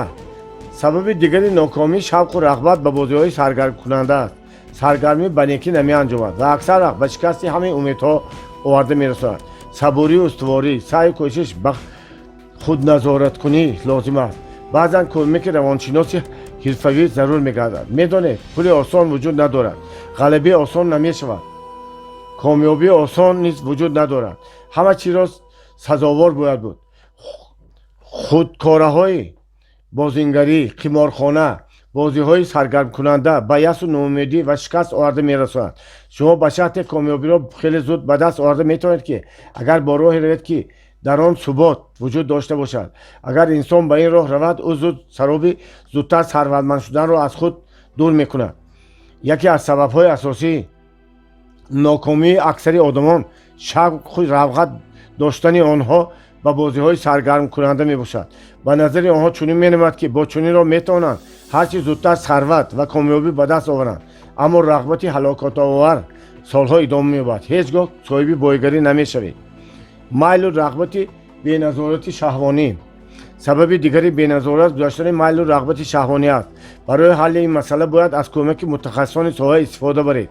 نیروی شهوانی عاملی توانایی برانگیزنده انسان برای عمل کردن میباشد. شاید کسی گوید که این دروغ است، اما اینجا مسئله را درست درک کردن مهم است. اکثر آدمان برابر از دست دادن محبوب یا محبوبه خود از همه چیز دست میکشند. اگر نفر حرف آنها را رد کند، آنها باوری را به قوه خود گم میکنند، زیرا همین مسئله های دیگر را به نیروی شهوانی آنها علاقمند است. اداره کرده توانستن نیروی مذکور برای انسان خیلی مهم است. همه ما میخواهیم که شهوتمان زیاد باشد. آدمانی که این حالت را اعتراف نمیکنند دروغ میگویند. و همین ما شنیدن سخنان امثال تو زیبا و سلیقه‌ای یا تو زیبا و جذابی خیلی گواراست. تعریف و توصیف برای همه خوش میاد، ولی فراموش نکنید که نیروی شهوانی را بیهوده و بی ترتیبانه صرف کردن ممکن نیست. زیرا نیروی ایجادی شما از نیروی شهوانی شما قوت میگیرد. وقتی انسان در علاقه‌های تصادفی به بیهوده صرف کردن نیروی شهوانی آغاز میکند، تفکر او به تدریج ضعیف میگردد. بنابراین به این مسئله اهمیت دادن شما خیلی مهم است. تازگی جسم شما به تازگی نیروی شهوانیتان علاقمند است. هرگز مناسبت به عشق و محبت را برپا نسازید، زیرا آن عاقبت خوب ندارد. آدمانی هستند که از چنین مناسبت‌ها سوء استفاده میکنند و از این حالت باعث تنزل سلامتیشان میگردد. اما شخصانی نیز هستند که از مناسبت‌های شهوانی کاملا خودداری میکنند. آنها سالها از مناسبت شهوانی کناره‌گیری میکنند. این حالت هم خطرناک است. در هر صورت طبیعت انسان حق خود را تقاضا میکند. بنابراین بهترش عائله برپا نموده حیات سالم به سر بریم. سوء استفاده. سبب دیگری ناکامی سوء استفاده است. عاقبت همه گونه سوء استفاده بیماری، ناکامی و حتی زوال شخصیت می‌باشد. در هر کار رعایت کردن اندازه لازم است. حتی کاری بی اندازه نیست ضرر دارد. بسیار کار کردن نیز ضرور نیست. شما باید نقشه داشته باشید که در آن حتما وقت برای استراحت موجود باشد. سوء استفاده کردن باوری آدمان دیگر ممکن نیست. سوء استفاده محبت نیز ارزش ندارد. همه گونه سوء استفاده به ناکامی میرساند. مثلا اگر شما در ماشینی که در آن برای برداشتن 1.5 تن بار پیش بینی شده است 5 تن بار را کشانید، ماشینتان زود ویران میشود. اینچنین اگر شما با شخص مدام کاری تعجیلی فرمایید، سیستم عصبی او به چنین شدت تاب نمیآورد. قوه به اندازه پرشدت دیر یا زود به سلامتی انسان تاثیر خود را میگذارد. چی در مناسبت و چی در سطح عقلانی و چی در سطح جسمانی و چی در سطح حالت روحی همه باید سازگار باشد. در حیات بی عشق و محبت زندگی کردن غیر امکان است. گفتن ضرور نیست که برای شما عشق مهم نیست. بی آن هم زندگانی کردن می توانید، ولی در نتیجه دیگران را بد خواهید دید. همچنین انیق است که بی دانش، بی تجربه، بی آموزش زیستن ممکن نیست. چطوری که جسم ما به غذا احتیاج دارد، جان و دل ما به عشق و محبت، هوش و ادراک ما به اعتراف، رشد و ایجاد نیاز دارند. همه چیز باید به همدیگر سازگار باشد. در هر کار، در همه سمت‌های فعالیت ما باید اندازه وجود داشته باشد. یکی از سبب‌های ناکامی را خلل‌دارشوی سازگاری نامیدن ممکن است. زیرا اگر در منصب کامیاب باشید ولی در عائله کامیاب نباشید، این حالت میتواند باعث شکست شما گردد. اینچنین اگر در عائله‌تان همه کارها خوب باشند ولی در منصب رشد نکنید، یعنی در فعالیتتان کامیاب نباشید، نیز خوب نیست. همه چیز را باید اثر سازید و همه چیز را به نقشه گیرید. اینچنین روز کار خود را چنان به نقشه گیرید که در آن هم برای عائله هم برای استراحت وقت جدا شده باشد. حتی اگر شما راهبری خیلی سرکار باشید هم سعی کنید که در یک هفته کمش یک مرتبه مخصوص وقت را برای عائله و چند ساعت را برای بچه ها جدا کنید. این کار بینهایت مهم است. صفت‌های منفی شخص. سبب دیگری ناکامی صفت‌های منفی شخص است. صفت‌های مذکور به همه آدمان خاص میباشند. دغلی، بی احترامی، دروغگویی، بی اهمیتی، مسئولیت ناشناسی، عادت‌های بد صفت‌های میباشند که آدمان را از شما دور میکنند. شخصی که از کمبودی‌های خصلت خود خلاص شدن نمیخواهد، با کمک و همکاری با آدمان دیگر امید بسته نمیتواند. به خاطر دارید ما الکی در این باره گفته بودیم که به عقل و ادراک دست جمعانه، به تیم آدمان، به همکاری تنها نمیتوانیم و کامیابی های بزرگ نائل شویم.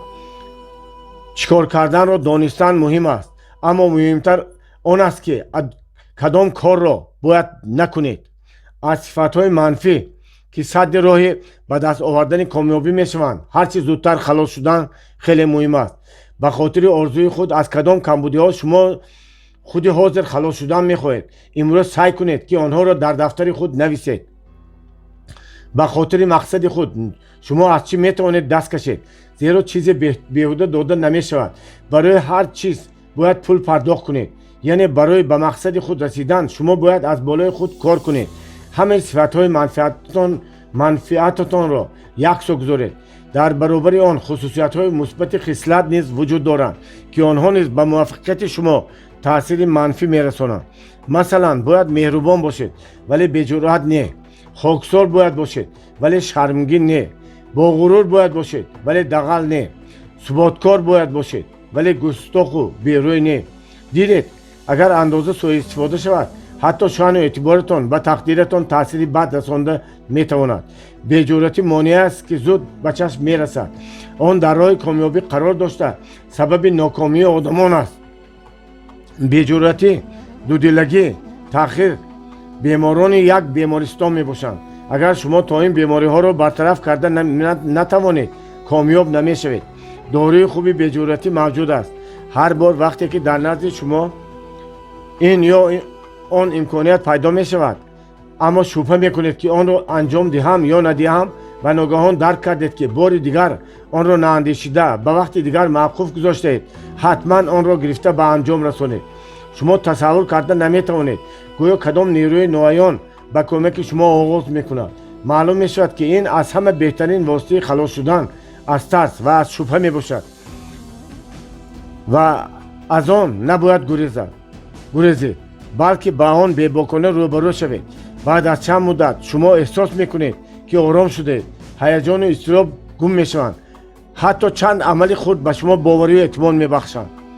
ҳамчунин ба одамоне ки ҳамеша метарсанд, шубҳа мекунанд, аз ҳаёт шиква доранд, қатъ кардани робита хеле муҳим аст, зеро тафаккури одамони ноумеду роҳафтода ба шумо таъсир мекунад ва боқӣ мемонад. чунин одамон ба шумо имкон намедиҳанд ки ба пеш ҳаракат кунед. некбинону зиндадилонро пайдо кунед. ба он одамоне ки ба шумо илҳом бахшида дар ботини шумо оташ афрохта метавонанд дӯстӣ партбо кунед ва ба зудӣ дарк мекунед ки бештар фаъолу боҷуръаттар шудед. чунин одамонро дар муҳити худ ҷустуҷӯ кунед, албатта онҳоро пайдо мекунед. интихоби нодурусти касб. яке аз сабабҳои дигари нокомӣ интихоби нодурусти касб ва тахассус аст. шахсе ки пешии худро дӯст намедорад, ҳаргиз дар он муваффақ намешавад. шумо бояд ба коре машғул шавед ки онро аз дилу ҷон дӯст медоред. танҳо боварӣ ва муҳаббат ба пешаи худ шуморо ба комёбӣ мерасонад. аксари одамон ба чунин роҳ касб интихоб мекунанд. ба шахсе пайравӣ кунед ки дар соҳа дилписанди шумо буда муваффақ гаштааст. ӯро намунаи ибрати худ қарор диҳед. ё волидайн ба мақсади маслиҳат мегӯянд фалон касбро пеша кун, фалон касбро омӯз. мо албатта ба маслиҳат гӯш медиҳем, аммо муҳимтар аз ҳама он аст ки кафолати то охир бо ҳамон роҳ рафтани мо вуҷуд надорад. агар касе дар ин соҳа муваффақият ба даст оварда бошад, маънои онро надорад ки ту ҳам онро анҷом дода метавонӣ. кафолат мавҷуд нест. аксари одамон саъю кӯшиши беҳуда карда вақту қувваташонро аз даст медиҳанд, аммо аз касби интихоб кардаашон натиҷае ба даст оварда наметавонанд, зеро он пешаи онҳо нест. яъне мо бояд касберо пешаи худ кунем ки онро хуб анҷом дода метавонем. дар амале машғул шавед ки ҳақиқатан дар он ивазнашаванда бошед. ба коре машғул шавед ки аз уҳдаи он ба осонӣ баромада метавонед. вақти кам талаб карда шуморо хаста намекунад ва азият намедиҳад, зеро чунин касб шуморо комилан хушбахт мекунад. қувваю ғайратро муттаҳид накардан ба шумо дар соҳаи мушаххаси фаъолият халал мерасонад. ҳар нафаре ки ба корҳои зиёд даст мезанад, дар асл ягон корро хуб анҷом дода наметавонад. барои ба анҷом мантиқӣ расондани кор ба майлу рағбати худ аҳамият додан зарур аст. медонед, ман худам шахсан монеаҳои мазкурро паси сар кардаам. маълум мешавад ки дар оғози роҳ ду сифати манфӣ комёбиро маҳв мекунад. сифатҳои мазкур хасисӣ ва бесабрӣ мебошанд. вақте коратон бобарор аст ва бесабрӣ мебошанд. вақте ки коратон бобарор аст ва дар фазо бол наҷунбонида парвоз мекунед, ба назаратон чунин мерасад ки аз уҳдаи иҷрои ҳамаи корҳо мебароед, ҳар корро анҷом медиҳед. вале ҳар чиз танҳо ба туфайли аҳамият додан ба кӯшишу ғайрат амалӣ мешавад. мо як чизро намефаҳмем. ҳар кори наве ки оғоз мекунем мушкили нав эҷод мекунад. ҳар амале ки мо нияти анҷом додани онро дорем ташвишу тараддуди навро ба вуҷуд меоварад. бо вуҷуди он фикр мекунем ки ман ин корро мекунам, баъд ҳамааш хуб мешавад. ман низ фикр мекардам, агар ҳамин низомро ба роҳ монам, худи он аллакай як кор аст. вале маълум шуд ки чунин набудааст. ин ба ҳолати зерин монанд аст. вақте шумо паси рӯли мошин мешинед, мошин дар 1 соат 100 километр суръат меафзояд ва рӯлро шумо сар дода фикр мекунед ки акнун ба манзил мошин худаш мебарад. хуб сай кунед, ин ҳамон аст. бинобар ин шинеду 10 шуғлеро нависед ки онҳоро анҷом дода метавонед ва онҳо ба шумо сарвати кофӣ меоранд. 10 намуди фаъолият. аз байни онҳо 3 шуғлро интихоб кунед. сипас аз байни 3 шуғли мазкур асосиашро интихоб кунед. танҳо ба ҳамон шуғли асосӣ аҳамият диҳед. муҳимтар аз ҳама тамоми ғайраттонро ба корҳои минбаъда равона созед. мутахассиси асил ва ивазнашавандаи як касб будан хеле беҳтар аст. минбаъд доираи фаъолияти худро комилан дар ҳамин самт васеъ кунед. масалан ширкати Adidas пули бисёре дорад, аммо он ҳавопаймо истеҳсол намекунад. ба нони қандину шоколад кор надорад. кока-кола тавре ки ба истеҳсоли нӯшобаҳо шурӯъ кард, ҳамчунин ин корро идома медиҳад. ширкати мазкур ҳаргиз автомобил истеҳсол намекунад. дидед, корро кардан зарур аст ки онро хуб иҷро карда метавонед ва дар соҳаи он бояд мутахассис бошед. ҷаҳду талош надоштан, ба ғайр аз ҷӯшу хурӯш надоштан ба одамон зиёд халал мерасонад. агар ҷидду ҷаҳд надошта бошед, он гоҳ касеро илҳом бахшида наметавонед, зеро ҷидду ҷаҳди мо ба атрофиён сироят мекунад ва қодир аст ки одамонро барои ба мақсад расидан ҷалб намояд. ҷидду ҷаҳд чист медонед? нерӯи ботинӣ шуморо ором намегузорад. ҳоло ман ин корро накунам, ором намешавам.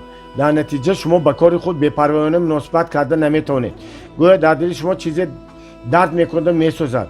агар шумо чунин ҷидду ҷаҳд дошта бошед ва одамон эҳсос кунанд ки шумо корро дар ҳақиқат иҷро мекунед, он гоҳ онҳо шуморо дастгирӣ мекунанд. тамоми дунё ба кӯмаки шумо меояд. ҷидду ҷаҳд дигаронро илҳом мебахшад ва дар паҳлӯятон одамоне пайдо мешаванд ки шумо онҳоро аслан намедонистед, аммо онҳо шуморо дастгирӣ карда кӯмак мекунанд. ҳамаи корҳоятон барор мегиранд. аммо агар шумо ҷидду ҷаҳд надошта бошед, коратон ҳаргиз омад намекунад. ҳатто агар шумо робита, ҳамкорӣ, идея дошта бошед ҳам, комёбӣ аз шумо рӯй мегардонад. зеро ҷидду ҷаҳд эътимод ва боварӣ шуморо ҳамаҷониба инкишоф медиҳад. аз рӯи ҳисоби мухтасар 99% комёбиро эътимод муқаррар менамояд. агар инсон эътиқод ва ба худ боварӣ дошта бошад, ба мақсад мерасад. ҳатто агар дониш ҳам надошта бошад, ӯ дониши заруриро аз худ мекунад.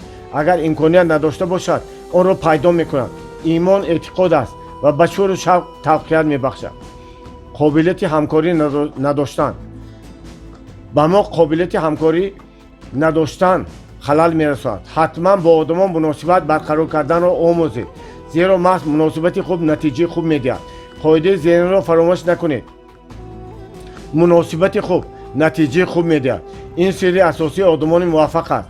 инсоне шудан зарур аст ки муносибати хуб ва боэътимод барпо карда тавонад. мисол, шумо бозингари тими футбол ҳастед. эҳтимол шумо футболбози дараҷаи олӣ бошед, аммо агар дар ҳайати тим бозӣ карда натавонед, пас ягон қимат надоред.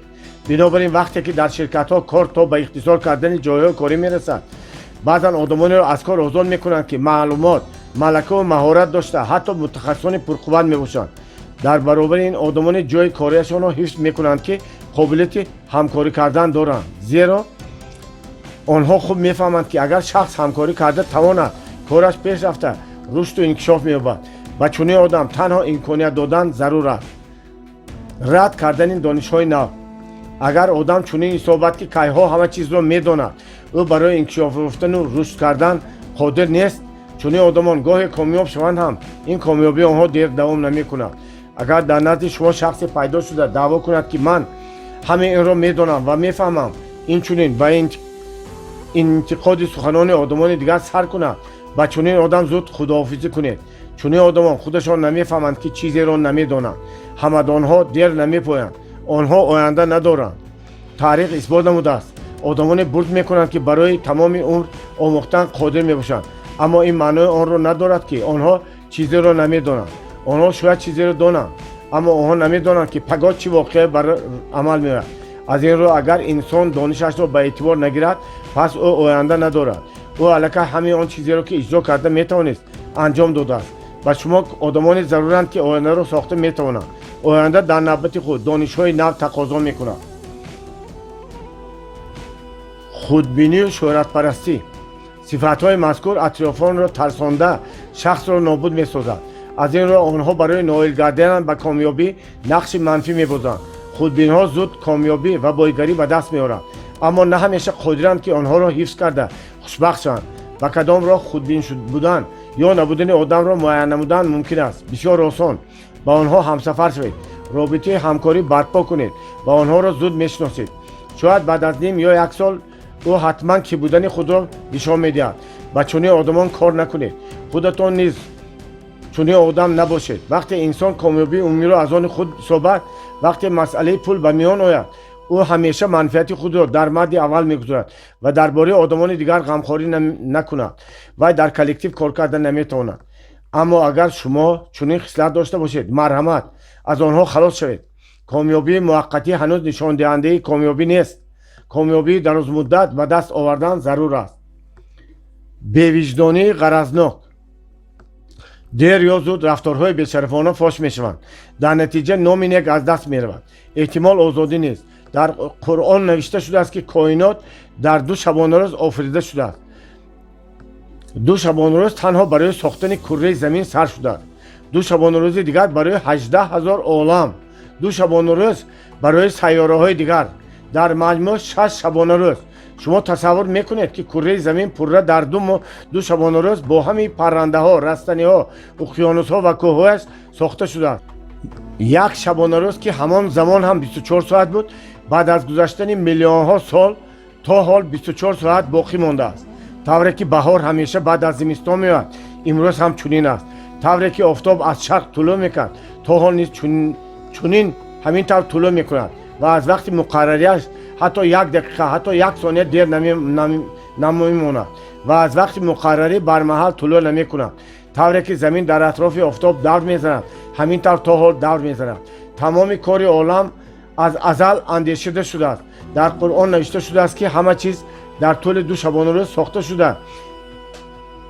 در این حال به 3 چیز تکیه شده است. آنها حکمت، دانش، حقیقت و عدالت میباشند. بیایید ما نیز کامیابی خود را از این 3 چیز سازیم. اگر شما به حکمت، حقیقت و عدالت تکیه کرده کامیابی خود را سازید، کامیابی شما چون کائنات بر دوام باقی خواهد ماند. منصب ناسزا. سبب دیگر منصب ناسزا است که به سعی و تلاش به دست آمده است. چون این حاکمیت معمولا در تقدیر انسان نقش نابود سازنده بازی میکند. بایگری برای بی‌انصافانه به دست آمدن نسبت به ناداری خطری بیشتر دارد، زیرا میتواند صاحب خود را نیست و نابود کند. بنابراین اگر شما ثروتمند باشید و فرزندان خود اداره کردن پول را نآموزید، زیرا با بچه‌ها به طور مقرری واگذار کردن ثروت بزرگ چنین معنا دارد که آنها را در مقابل ترمه گذاشته اید. ثروت نیرو و قوه عظیم طلب میکند. میدانید نایل شوی بر ریولوسیونی و ایولوسیونی تقسیم میشود. نایل شوی ریولوسیونی آن است که شما را مثلا رهبر یا میر شهر تعیین میکند. همین طریق هر آدم دلخواه را رهبر تعیین کردن ممکن است، اما شما در مغز او دانش‌های ضروری، تفکری ضروری برای منصبش موافق را جای کردن نمیتوانید. هیچگاه این چیز را از کسی گرفته برای استفاده موقتی در اختیار او گذاشتن نمیتوانید. این چیزها به او چون هدیه بخشیده نمیشوند. برای آنکه شخص متخصص صاحب خود شده صاحب اعتبار گردد 25 سال ضرور است، زیرا برای تشکل تفکر رهبر وقت ضرور است.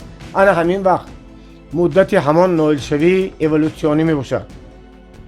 بنابراین اگر شما سزاوار وظیفه نباشید، بهترش بار مسئولیت را به دوش خود نگیرید. به خاطر خودنمایی این کار را نکنید. بایگری نالایق نظر به کمبغلی خیلی خطرناک است، زیرا شاه کسی نیست که بالای تخت میشیند. شاه شخصی است که خدمت‌هایش برابر مرتبه‌اش میباشند. سبک فکری. آدمان اکثرا سعی و کوشش میکنند که خودشان را به کارهای تحلیل و تحقیق واقعه مشقت ندهند. حتی در این باره تاکید ضروری وجود داشته باشد هم به هر چیزی که خواهند باور میکنند و پندار و گمان خود باور کرده صید آسانگیری خلابان میشوند. چون این حادثه ها زود روی میدهند. همه ما چنین اشتباه را در حیاتمان کمش 1 مرتبه، ولی بعضی آدمان دیگر چندین مرتبه از سر گذراندند. زیرا همه ما میخواهیم به آدمان باور کنیم، اما کار اگر با پول و رشد بیزنس دخل داشته باشد به کسی باور نکنید. همه را زیر نظارت گیرید. تگمه اداره کنی را در دست خود نگاه دارید. نه، این حالت هرگز چنین معنا ندارد که شما مطلقا آدمی باشید که به دیگران باور نمیکنید. بی باوری همکاری کردن غیر امکان است. اما من تا زمانی که یک قاعده را رعایت نکردم چیزهای زیادی را از دست دادم. این قاعده را پس از این من همیشه بینابر میگیرم. ба одамон гуфтан зарур аст ки ман ба шумо эътимод дорам, вале танҳо ба худованд бовар дорам. Бинобар ин аз шумо мепурсам ва талаб мекунам, ҳамаи он чизро ки дар бизнеси шумо дахл дорад бояд донед. агар шумо идора кардани бизнесатонро ба воситаи эътимоднома додан ба нафари дигаре бовар карда аз вазъи молу мулки худ дар чӣ ҳолат қарор доштани онҳо бехабар монед, он гоҳ барои фиреб хӯрданатон касе айбдор нест, зеро худи шумо ба одамон имкон додед ки онҳо шуморо фиреб диҳанд. зудбовар нашавед, ба одамон эътимод кунед, аммо онҳоро назорат кунед ва талаб намоед. ба одамон гӯед ки ман ба шумо эътимод дорам, аммо танҳо ба худованд боварӣ дорам. хурофот ва таассуб нишонаи ҷаҳолат ва маҳдудият мебошанд. аз шабаҳҳо тарсидан маъно надорад, танҳо ба худ имкони дуруст фикр кардан диҳед. дар атрофтон одамони зиёде ҳастанд ки ба чунин чизҳо боварӣ доранд ва мувофиқи пешгоҳиҳои бурҷи 12гона зиндагонӣ мекунанд, аз рӯи қоидаи феншуй амал мекунанд. онҳо ба ин боварӣ доранд ки гӯё абр дар ҳузури маҳтоб мегӯяд дар ин шаб берун набаромадан мумкин нест, гӯё ҳафтаи мушкил дар пеш аст, бинобар ин ин кор кардан мумкин нест ва амсоли инҳо. агар шумо ба чунин чизҳо бовар кунед, аломату нишонаҳо дар атроф хеле зиёданд. агар дӯстонатон ба чунин аломатҳо шавқ дошта бошанд, онҳо дар бораи аломатҳо ба шумо нақдҳои зиёд мекунанд. вале комёбӣ ба маҳвумот вобастагӣ надорад, он танҳо ба боварию эътиқод вобастагӣ дорад. ман намегӯям ки ин чизҳо амал намекунанд, вале агар ба онҳо бовар дошта бошед, он гоҳ амал мекунанд. ба ҳар ҳол онҳо дар маҷмӯъ барои таъмини муваффақият қодир нестанд. вазъият боварии шуморо ташаккул дода тафаккуратонро ангезиш медиҳад. афкори тавассути эҳсосот ба вуҷуд омада ҳатман амалӣ мешавад, аммо фақат шуъур қобилияти фарқ кардани фикрҳои мусбат аз фикрҳои манфиро надорад. ба ҳар чизе ки бовар кардед, он воқеа мегардад. ба ҳамин мо эътимоди қавӣ заҳматкаш будан зарур аст. рӯзона бояд софдилона меҳнат кунем, шабона умедро дар дил нигоҳ дорем. шумо метавонед 24 соат кор кунед, аммо агар умеду эътимод надошта бошед, чизеро ба даст оварда наметавонед. одати харҷ кардани пул. монеи дигар дар роҳи комёбӣ одати харҷ кардани пул аст. ин яке аз вусъатёфтатарин сабаби нокомӣ мебошад. дар ҳолати парешонӣ муваффақ шудан мумкин нест. одати пасандоз кардани пулро густариш дода идора кардани даромад ва хароҷотро омӯхтан зарур аст. медонед ақлу зеҳни академикӣ ва ақлу зеҳни молиявӣ вуҷуд доранд. инҳо чизҳои гуногунанд. ақлу зеҳни академикиро ба мо дар мактаби миёна ва муассисаҳои таҳсилоти олӣ меомӯзонанд, аммо ба мо ақлу зеҳни молиявиро касе на волидайн ва на дар мактаб ва на дар донишгоҳҳо намеомӯзонанд. одамонро саргардон мекунанд. гӯё худат ба роҳи озмоиш ва иштибоҳ ин чизро бояд омӯзӣ, аммо фақат баъзе одамон назар ба дигарон масъалаи молиявиро зудтар меомӯзанд. масалан, ҳамаи одамон навиштану хонданро медонанд. шояд ба одамоне ки ин ду амалро анҷом дода наметавонанд аҳён вохӯред. чаро ин тавр? зеро онҳоро чунин омӯхтаанд. шумо тасаввур кунед, агар таҳсилоти умумӣ вуҷуд намедошт, он гоҳ касе хонданро ёд мегирифт, аммо каси дигаре не. бинобар ин барои курсҳои хурдмуддат, тренингҳо, семинарҳо вақт пайдо кунед. онҳо метавонанд ба шумо кӯмак намуда идора кардани пулро омӯзонанд, зеҳни молиявии шуморо тақвият бахшанд. зеро ғайри хоҳишамон моро лозим меояд ки бо пул сару кор дошта бошем. пул як ҳиссаи ҳаёти мост, аммо он чизи аз ҳама асосӣ нест. аммо агар пул мудом нарасад, ба чизи асосӣ табдил меёбад. сармояи ибтидоӣ надоштан. яке аз паҳнгаштатарин сабаби нокомӣ сармояи ибтидоӣ надоштан аст. сармояи ибтидоӣ оғози фаъолияти аксар одамони муваффақе аст ки фаъолияташонро амалан аз сифр оғоз намуданд. шумо тасаввур мекунед, қариб 90% одамони муваффақ ки номҳояшон вориди таърих гардааст, фаъолияташонро умуман бепул оғоз карданд. дар ҷаҳон ширкатҳои бузурги зиёде мавҷуданд ки фаъолияти худро ё дар даври буҳрон ё дар даври мушкили иқтисодӣ оғоз карданд. оё шумо медонед ки онҳо аз ашхосе ки сармояи ибтидоӣ доштанд ба чӣ фарқ мекарданд? агар шумо сармояи ибтидоӣ дошта бошед, албатта шурӯъ кардани кор барои шумо хеле осонтар аст, вале ҳар нав хавф низ вуҷуд дорад. вақте корро ба пул оғоз мекунед, баъзан заифу бемадор гардида хароҷоти бемулоҳиза мекунед, аммо вақте сармоя надоред, маҷбур мешавед ки ҳар як тиңро ба ҳисоб гиред و سرمایه خود را اداره کنید. بنابراین شما خیلی زود زیرک و دانا میگردید. اکثر آدمان موفقی ثروت به دست آورده از صفر آغاز کردند. آنها سرمایه ابتدایی نداشتند. آنها تدریجاً قدم به قدم بالا میرفتند. در همه حالت صرفه و سرشتکاری میکردند، ولی آنها کار میکردند. زیرا تا چه اندازه پر اهمیت بودن اداره کردن خرج را درک کرده، افضلیت جدا کردن خرج را به مهم و دوم درجه فهمیده بودند.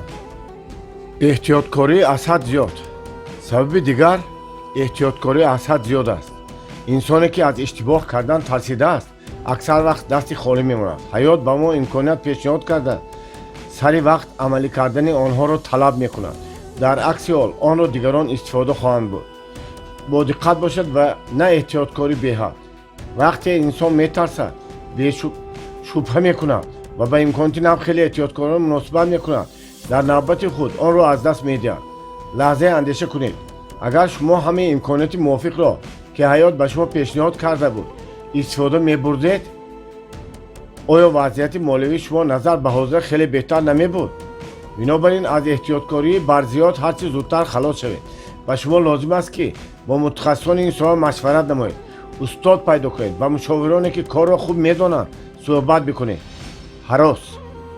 ترس و هراس یکی از پرقوت‌ترین و مانع آخرین است. هراس حالت شعور است.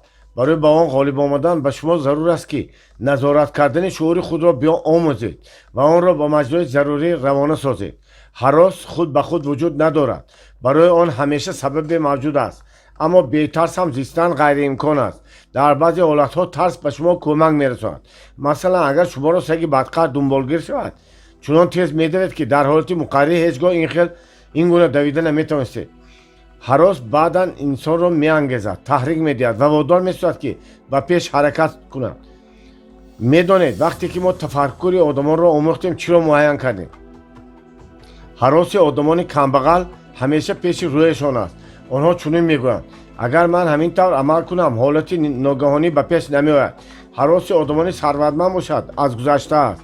آنها به طرز دیگر اندیشه میکنند اگر من چنین کار را نکنم وضعیت مالی من بدتر میشود، آخر پیری نزدیک میشود. اگر من کار را در مهلت مقرر گردیده انجام ندهم آنگاه محتاجی و فقر فرا میرسد، زیرا درآمد استوار است اما نرخ‌ها در هر صورت بالا میروند، مصرف افزون میگردد. هراس را باید پس گذاشته آن را اداره کنید. هراس چند نمود دارد. سبب آن را عمیق فهمیده و تبابتش شروع کردن ممکن است. اکنون وقتی که ما با شما سبب‌های بسیاری خلل رساندن ثروتمند و موفق شدن خود را فهمیدیم و ما ضرور است که چگونه برطرف کردن آنها را نیز دانیم. برای این به ما ضرور است که موادهای آموخته ما را بار دیگر خوانیم. به انجام آگاهانه تشخیص بیماری خود نیاز داریم، زیرا تنها پس از عمیق دانستن سبب بیماری و تبابت آغاز کردن ممکن است. این کار را کردن حتمی است.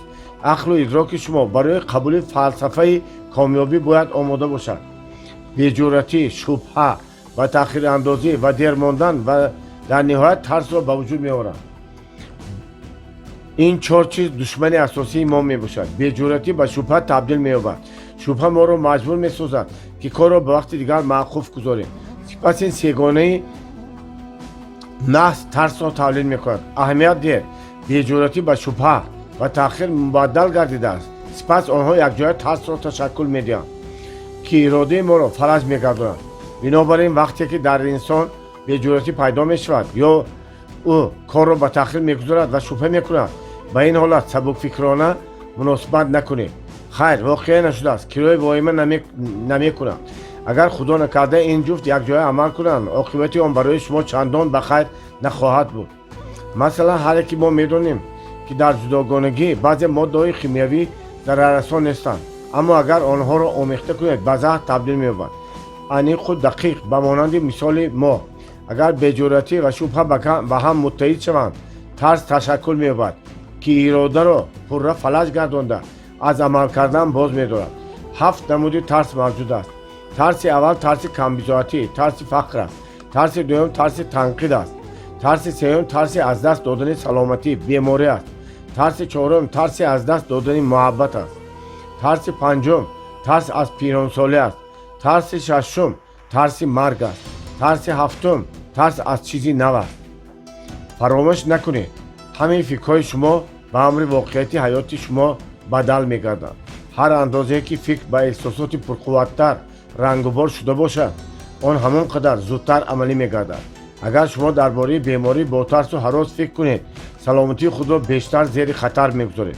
بهترش درباره سلامتی فکر کرده صبح به مشق‌های جسمانی مشغول شوید. هرچی که به اعتقاد شما دخل دارد نیز چنان است. همه چیزی که در این عالم شما را احاطه کرده است، اشیای روزگار، تلفن‌های دستی، کامپیوترها، راه‌ها، ماشین‌ها، شهرها، لباس‌های شما، تلویزیون و غیره، همه آنها زمان فکری نه کسی بودند. سپس فکر کسی در واقعیت تجسم خود را پیدا کرده است. بیماری نیز عیناً چنین است و در این حالت کاری از دست شما نمی‌آید.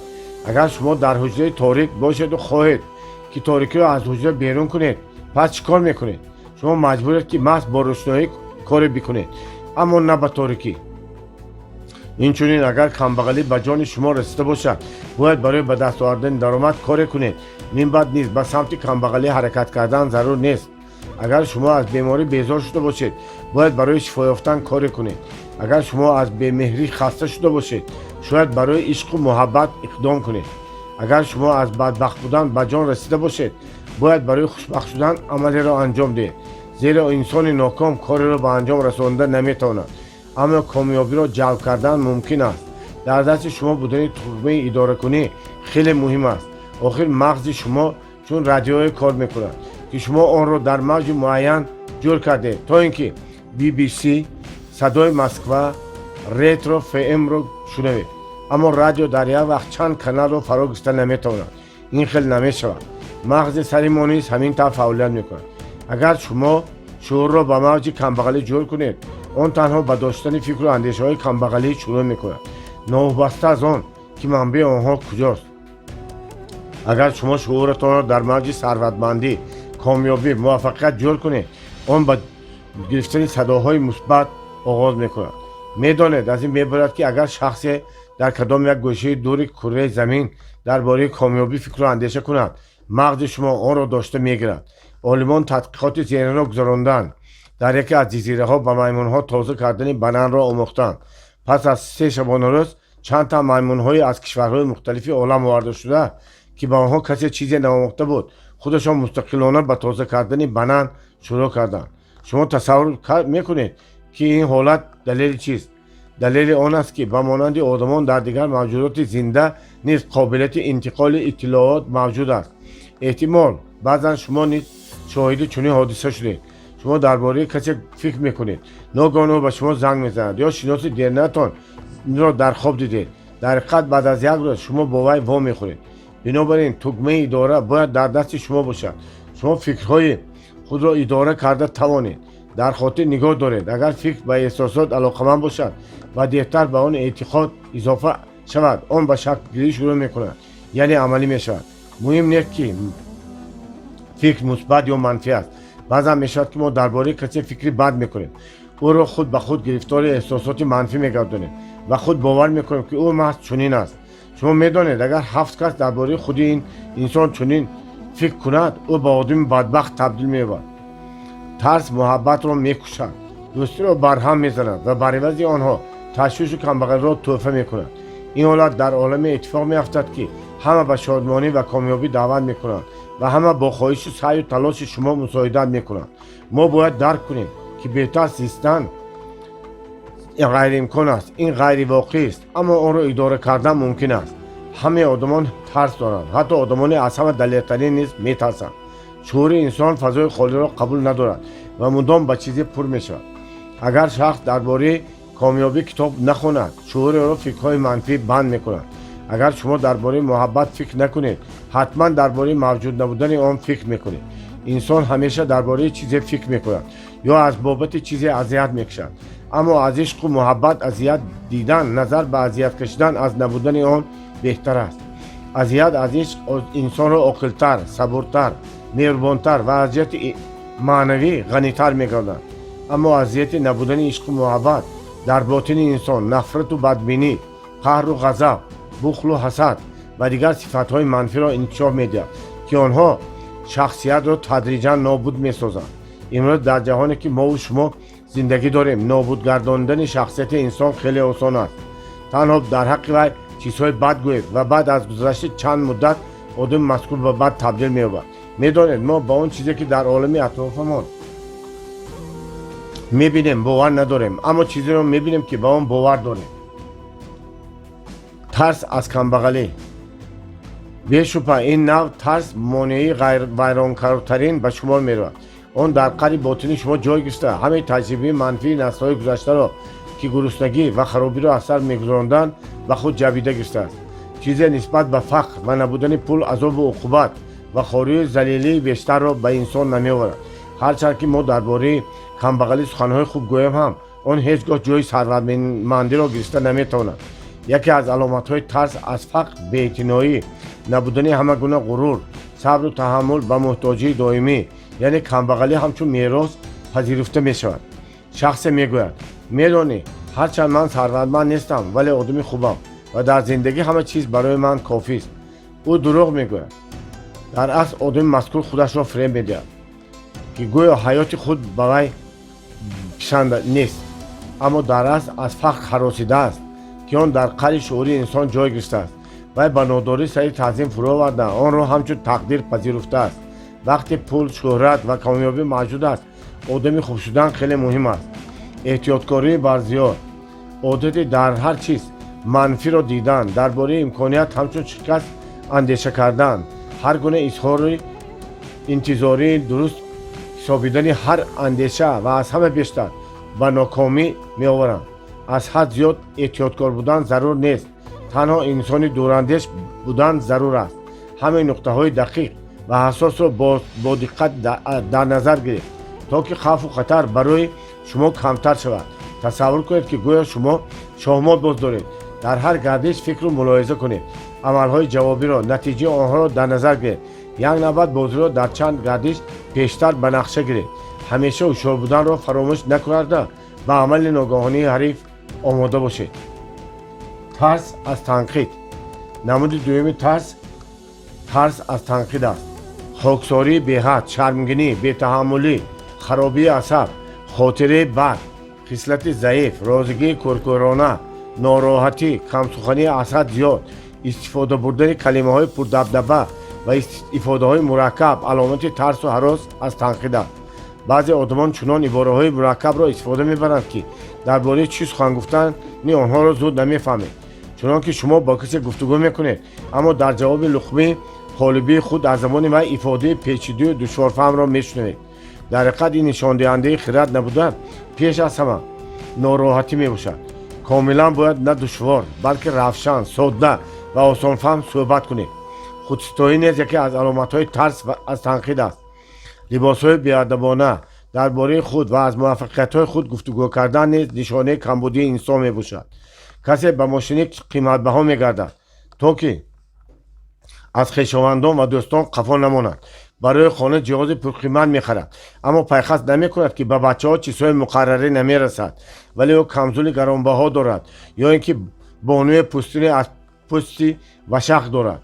عموما انسان تلاش میکند که نسبت به دیگران بد زندگی نکند. آوری بودن از تشبث، نداشتن قابلیت استفاده امکانات مساعد، قطعیت در سخن نه در عمل، بی‌غروری، بیکارگردی، تأخیر در تصمیم گیری، بدگمانی علامت های ترس از تنقید می باشند. ترس از دست دادن محبت. ترس از دست دادن محبت می تواند حیات انسان و نزدیکان او را به خرج و مرج تبدیل دهد. علامت اساسی آن رشک است. اگر شما بد رشک باشید پس از آن ترسید که شخصی دوست داشته خود را از دست خواهید داد. این حالت برای آن رخ می دهد که شما در حقیقت او را دوست نمی دارید. آن را فقط تا حال درک نکرده اید زیرا شما را چنین تربیت کردند. اگر به من رشک نکنی پس مرا دوست نمی داری. اما رشک بیماری دهشت انگیز است. آن بعضا به حد افراط رسیده عائله را ویران می کند. بدبختی و عذاب شکنجه می آورد. حقیقتا آن نیروی منفی است.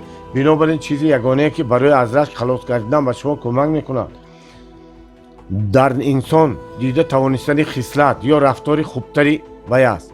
میدانید اگر همسر شما زیبا، ثروتمند، مهربان، جوانمرد، جذاب، عاقل باشد، در نوبت خود زنان دیگر نیز به وی نگاه میکنند. اگر بانوی شما دلنشین و دوسترو، زیبا، عاقله، نیکسرشت، دلربا باشد، مردان دیگر نیز به وی نظر میافکنند. این حالت مانند آن است که شما در حوله خود گلی صدبرگ شونده به همه همسایه‌ها تاکید میکنید که به گلهای من نظر نکنید. شما از چشم آدمان آنی را که دوستش می‌دارید پنهان کردن نمیتوانید. برعکس از وی فخر کنید، به وجه دارید. همین است بهترین درمان رشک. وقتی دیگران از دوست داشتی شما ذوق میکنند، افتخار و غرور را احساس کرده فکر کنید که آره وی محبوبه من است. بله وی محبوبه من است. این است خرسندی کرده توانستن و همین احساس به شما برای از بدرسکی خلاص شدن کمک میرساند. ترس از پیری، تشبث، موقع فعال و سعی و تلاش کردن برای به آرزوهای رسیدن را محدود میگرداند. با وجود آدمان زیادی از فرارسیدن پیری می‌هراسند و درک نمی‌کنند که در زندگی زمان پیری را آرزو کردن ضرور است. قبلا آدمان آرزو می‌کردند که عمری دراز بینند. اکنون آنها عمری دراز دیدن نخواستند، می‌خواهند که به نظر جوان نمایند. همه چیز تغییر می‌یابد. وقت تأثیرات را عوض می‌کند. اما چند علامت ترس در مقابل پیری وجود دارد. یکی از آنها بعد از 40 سالگی پیش از مهلت سست شدن فعالیت میباشد. هرچند جهانبینی انسان به بلاغت میرسد، اما به جای احساس برتریت در بعضی آدمان ناراحتی رشد میکنند. آیا شما طرز معین کردن ترس از پیری را میدانید؟ اگر در برابر سن و سالتان باوریتان نیز بیشتر گردد، پس شما ترس ندارید.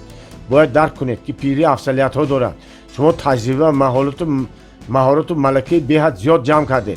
اکثر آدمان با بهانه سن سالشان تدریجاً از تشبثکار بودن دست میکشند. برای بعضی آدمان باشد سن سال برای حق برآوردن کمبغلی و ناکامیشان خدمت میکنند.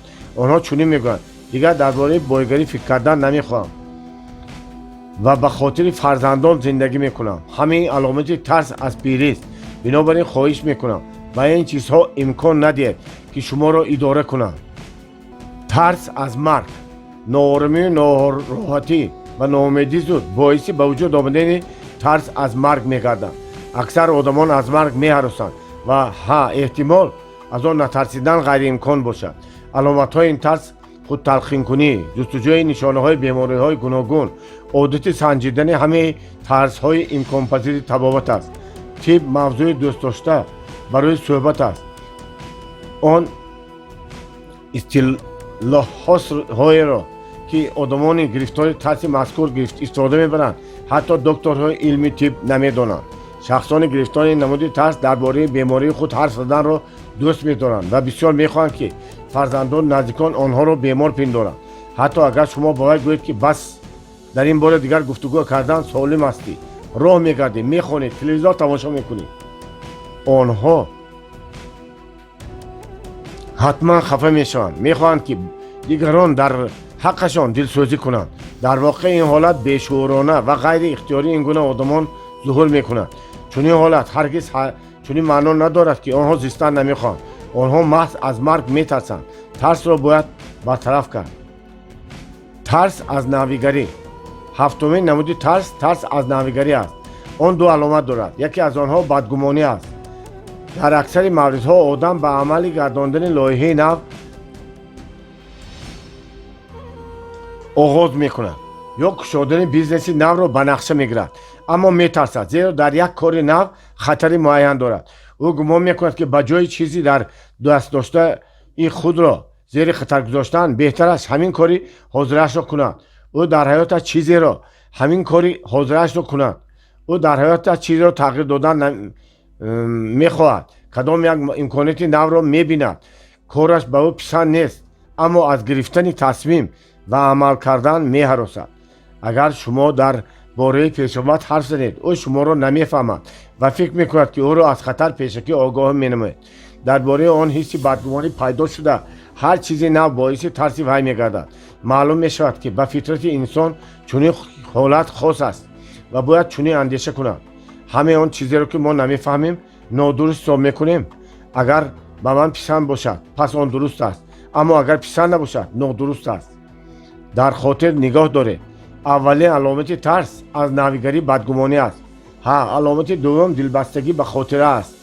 وقتی انسان به گذشته خود به تجربه منفی و مثبت دلبستگی سخت دارد و تنها در زمینه آنها فکر میکند و حتما کار را به نقشه گرفته عمل میکند، این ترس از نویگری است.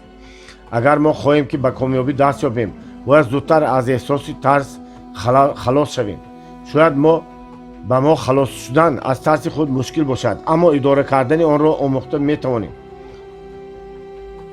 این مانعه ها و 6 نمود ترس را که مانعه عمل کردن ما میگردند، زمان ناپلیون هیل مؤلف کتاب فکر کن و ثروتمند شو کشف کرده بود. ما تفکر آدمان را آموخته به اختراع دوچرخه شروع نکرده ایم، ولی تلاش کردیم که آنها را برطرف نماییم. نتیجه آن ما را به حیرت آورد. آدمان همان یک عمل را چون پیشتر امروز نیز انجام میدهند، اما نتیجه و ثمراناکی 10 مرتبه افزون گشته است. ما نمود هفتم ترس از نویگری را پیدا کردیم. امیدوارم که این اطلاعات را از خود میکنید و به شما خود اداره کنی آسانتر میگردد. خاتمه. خواننده های ارجمند، شما این کتاب را خوانده به انجام رسانده به قله نوی موفقیت خود رهسپار شده میتوانید. کتاب اکنون در دست شما مثل یک ابزار خوب است که هر وقت خواهید آن را استفاده میبرید. مثال ها از کتاب به شما امید بخشیده برای دیدن راه حل مشکلی ها یاری میرساند. از آدمان موفق عبرت گیرید. ما نمیتوانیم نتیجه کار آنها از آن خود کنیم، اما ما میتوانیم تجربه آنها را استفاده بریم. آرزوی آمال آنها را از آن خود کنید. از جای شروع کنید که آنها خاتمه گذاشتند. سبب کامیابی میلیون ها آدمانی شوید که از پی شما روانه میگردند.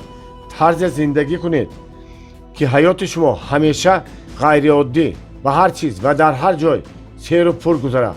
با احترام، سید مراد دولتوف. سما، مرکز بین المللی رشد انسان. سما، مرکز بین المللی رشد انسان سما پیشرفت اندوستری ترینینگی در اتحاد دولت‌های مستقل می باشد. مرکز در روسیه، اوکراین، قزاقستان، ازبکستان، ترکیه، چین، مالزی و تاجیکستان با موفقیت ترینینگ ها می گذراند که در آنها بیشتر از 500,000 آدمان دانش اندوختند. مرکز رشد انسان سما کورس آموزشی سواد مالیوی را پیشنهاد می کند که برای به دست آوردن استواری مالیوی به شما کمک می کند و بیزنس شما را بیشتر درآمدناک و موفق می گرداند. پایه‌گذار مرکز سید مراد دولتوف، دکتر علم روانشناسی، دکتر علم‌های اقتصادی، پروفسور بیزنس و مارکتینگ، صاحبکار موفق، بیزنس ترینر بین الخلقی، مؤلف سلسله اثرهای فلسفه مرچگان، ورزشگر، آهنگساز، حافظ، شاگرد از همه موفق‌ترین بیزنس ترینرها به مانند نوربکوف، بودو شفر، براین تریسی، استیون کووی است. فلسفه ما از مجموعه دانش و تجربه آدمان باوقار موفق استفاده برده به انسانها برای خوشبخت و کامیاب شدن و قابلیت نهانی ایجادی خود را رشد دادن و همچنین متناسباً تشکل دادن روحی بنیاد کننده تقدیر خود بودن، شخصیت دارای معنویت بای گردیدن، کمک رساندن است. وظیفه ما برای آن خدمت میکنیم که هر کسی به نزد ما آید در بایگری خصوصی نامعلوم خود را گشاید. شعار ما در هر یک خانه نابغه آینده حیات به سر میبرد که به کمک نیاز دارد. مقصد در مدت 3 سال آموزاندن سواد مالیوی و رشد شخصیت به 1 میلیون نفر آدمان در 3 کشور قرقیزستان، قزاقستان و تاجیکستان. دید استراتژی ما آموزش سودای مالیوی و رشد شخصیت را قسمت تعلیمات حتمی نموده سیستم استانداردی اداره کردن بودجه عائلوی را در حیات اهالی به مانند قاعده راه جاری میکنیم تا اینکه در حیات آدمان ثبات مالیوی پیدا شود. استراتژی رسیدن به کامیابی و هزاران آدمان آموختن قاعده های کامیابی و آنها را تا آزادی مالیوی راهنمایی کرده رساندن. شما در اینجا این چیزها را می‌آموزید: چگونه درست بیزنس را تشکیل کرد و آن را تا سطح بین الخلقی بالا برداشت، چگونه سیستم برپا کرد که نظارت کارگزاری و درآمد استوار را تامین کند و همچنین خطر را کمتر گرداند، گرفته توانستن موضع мавзегирӣ барои бренди худ дар бозори ҷаҳонӣ ё ин ки чӣ гуна ба сархати мизоҷони эҳтимолӣ ворид шуд. тарзи идора кардани захираҳои инсонӣ ва ба роҳ мондани раванди соҳибкорӣ дар сатҳи баланд, фишангҳои молиявӣ идоракунӣ ва ҷалби сармоягузорӣ. Маркази рушди инсон само курси омӯзиши саводи молиявиро пешниҳод мекунад, ки барои ба даст овардани устувории молиявӣ ба шумо кӯмак карда бизнеси шуморо бештар даромаднок ва муваффақ мегардонад. дар чунин маҷаллаҳои байналхалқӣ дар бораи мо навиштаанд: деловой мир, маркетинг товаров и услуг, Network News, Abwehr Twins, Rich Mans, Golden Time, деловой собеседник, VIP зоне ва гайра. дар бораи дастовардҳои мо ин рӯзномаҳо менависанд: Время, Прогнози, Ула Дала, Вечерний Бишкек, Азия Плюс, Ҷумҳурият, Имрӯз, Ленинабадская правда, Моя экономика, Миллионер Таймс ва гайра. мо дар меҳмонии ин телевизион ва радиоҳо низ будем: Хабар, Казахстан, Роҳат ТВ, Сафина, КТР, НТС ва гайра. Саидмурод Давлатов, мастер-класс, устоди моҳир. Мастер-класс барои он касоне ташкил карда мешавад, ки бизнеси худро доранд ва онро рушд додан мехоҳанд. боз барои онҳоест, ки имконияти худро амалӣ кардан мехоҳанд ва боз барои онҳоест, ки орзуи бузург доранд. ҳамчунин барои онҳоест, ки мехоҳанд амали муҳимро ба анҷом расонда, комёбии бузургро ба даст оварда, баъди худ хотираи некро боқӣ гузоранд. Мастер-класс аз рӯи ҷанбаси таҷрибаи ман ба симмати бизнес тренер ба натиҷаи 25-солаи омӯзиши мушкилот ташкил карда шудааст. мо омӯзиши махсусро барои барпо кардани бизнес дар сатҳи байналхалқӣ мегузаронем. шумо дар иттилоот дар бораи барномаи омӯзишии мактаби мо метавонед дар охири китоб ошно гардед. дар мастер-класс ҳамаи 4 нерӯи ботинӣ машқ карда мешаванд. ин нерӯи тан, ақл, хирад ва рӯҳу ҷон аст. ин 4 нерӯ бояд созгорона ба 4 нерӯи ҳодисаҳои табиат мувофиқат кунанд. бинобар ин ҳафтаи аввали мастер-класс дар соҳили Иссиқкӯл гузаронда мешавад ва он ҷо нерӯи об аст. ҳафтаи дуввуми мастер-класс дар кӯҳҳо, ҳафтаи саввум дар соҳили кӯли офтобӣ гузаронда мешавад. шумо ҳар субҳ дар соати 6 дар соҳили кӯл ё дар қуллаи кӯҳ машқ карда нерӯи ҷисмонӣ ва рӯҳониро мустаҳкам намуда, тафаккури эҷодӣ ва ақлу идрокро инкишоф медиҳед. агар шумо ба нақшаи барномаи омӯзиш дар мастер-класс диққат диҳед, он чизеро ки ба шумо лозим аст пайдо карда метавонед. мастер-класс барои онҳое ташкил шудааст, ки дар ҳаёт инсони тавоно шудан мехоҳанд. барои он касонест, ки талош доранд ҳар гуна монеаро дар сари роҳи орзуи худ бартараф карда ҳама чизҳоро ба даст биёваранд.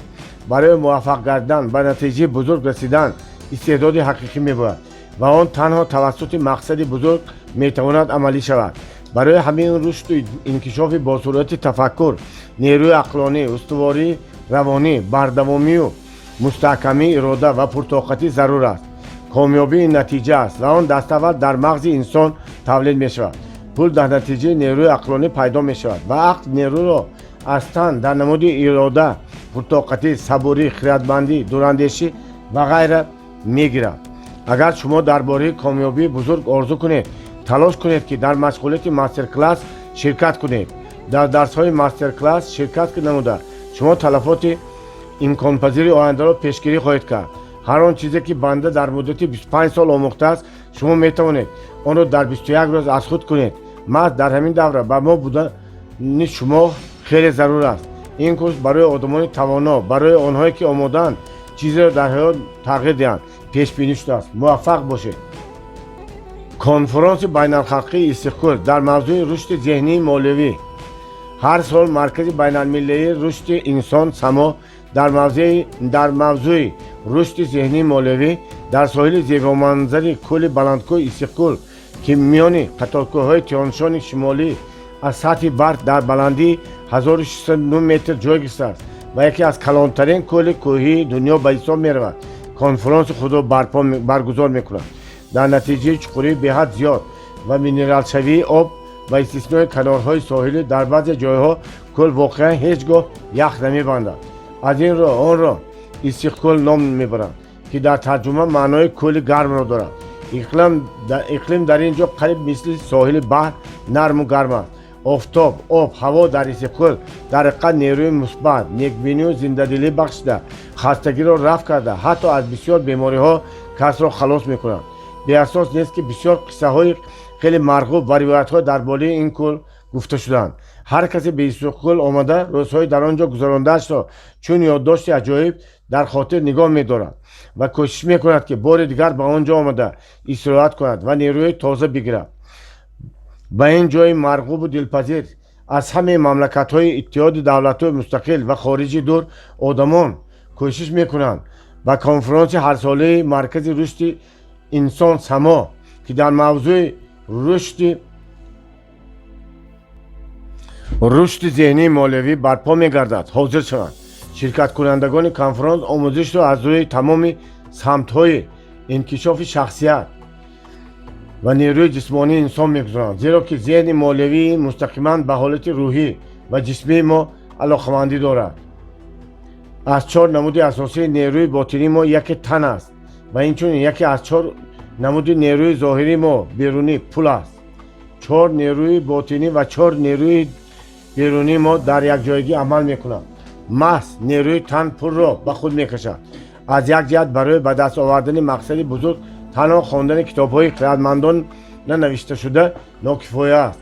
برای انکشاف ذهن مولوی تن را قوی کردن و آموختن استفاده دانش‌ها در حیات واقعی اینچنین گرفتن تجربه عملی ضرور است. تجربه 2 نمود دارد: مثبت و منفی. وظیفه اساسی تجربه مثبت را افزون نمودن و استفاده نمودن تجربه منفی میباشد. یعنی به تعلیمات پرثمر تبدیل دادن تجربه منفی را باید آموخت. این را شما در کنفرانس ما که واقعا در سطح بلند کار میکنیم شرکت نموده میتوانید بیاموزید. اینجا در ساحل استقلال بلندکوه شما هر صبح مدت 5 روز مشق کرده تن و روح و جان خود را قوی نموده در یک وقت ذهن مولوی خود را رشد و انکشاف میدید. بعد چنین آموزش شما امکانات استفاده نمودن دانش گرفته خود را پیدا میکنید. صبرناکی حرکت و عملی شما 200% بالا میرود. همه ساله ما صدها نامه های سپاس و منتداری از شرکت کنندگان ترینینگ های خود میگیریم. من یک چند نامه شخصانی که در کنفرانس و سمینارهای ما شرکت کرده بودند.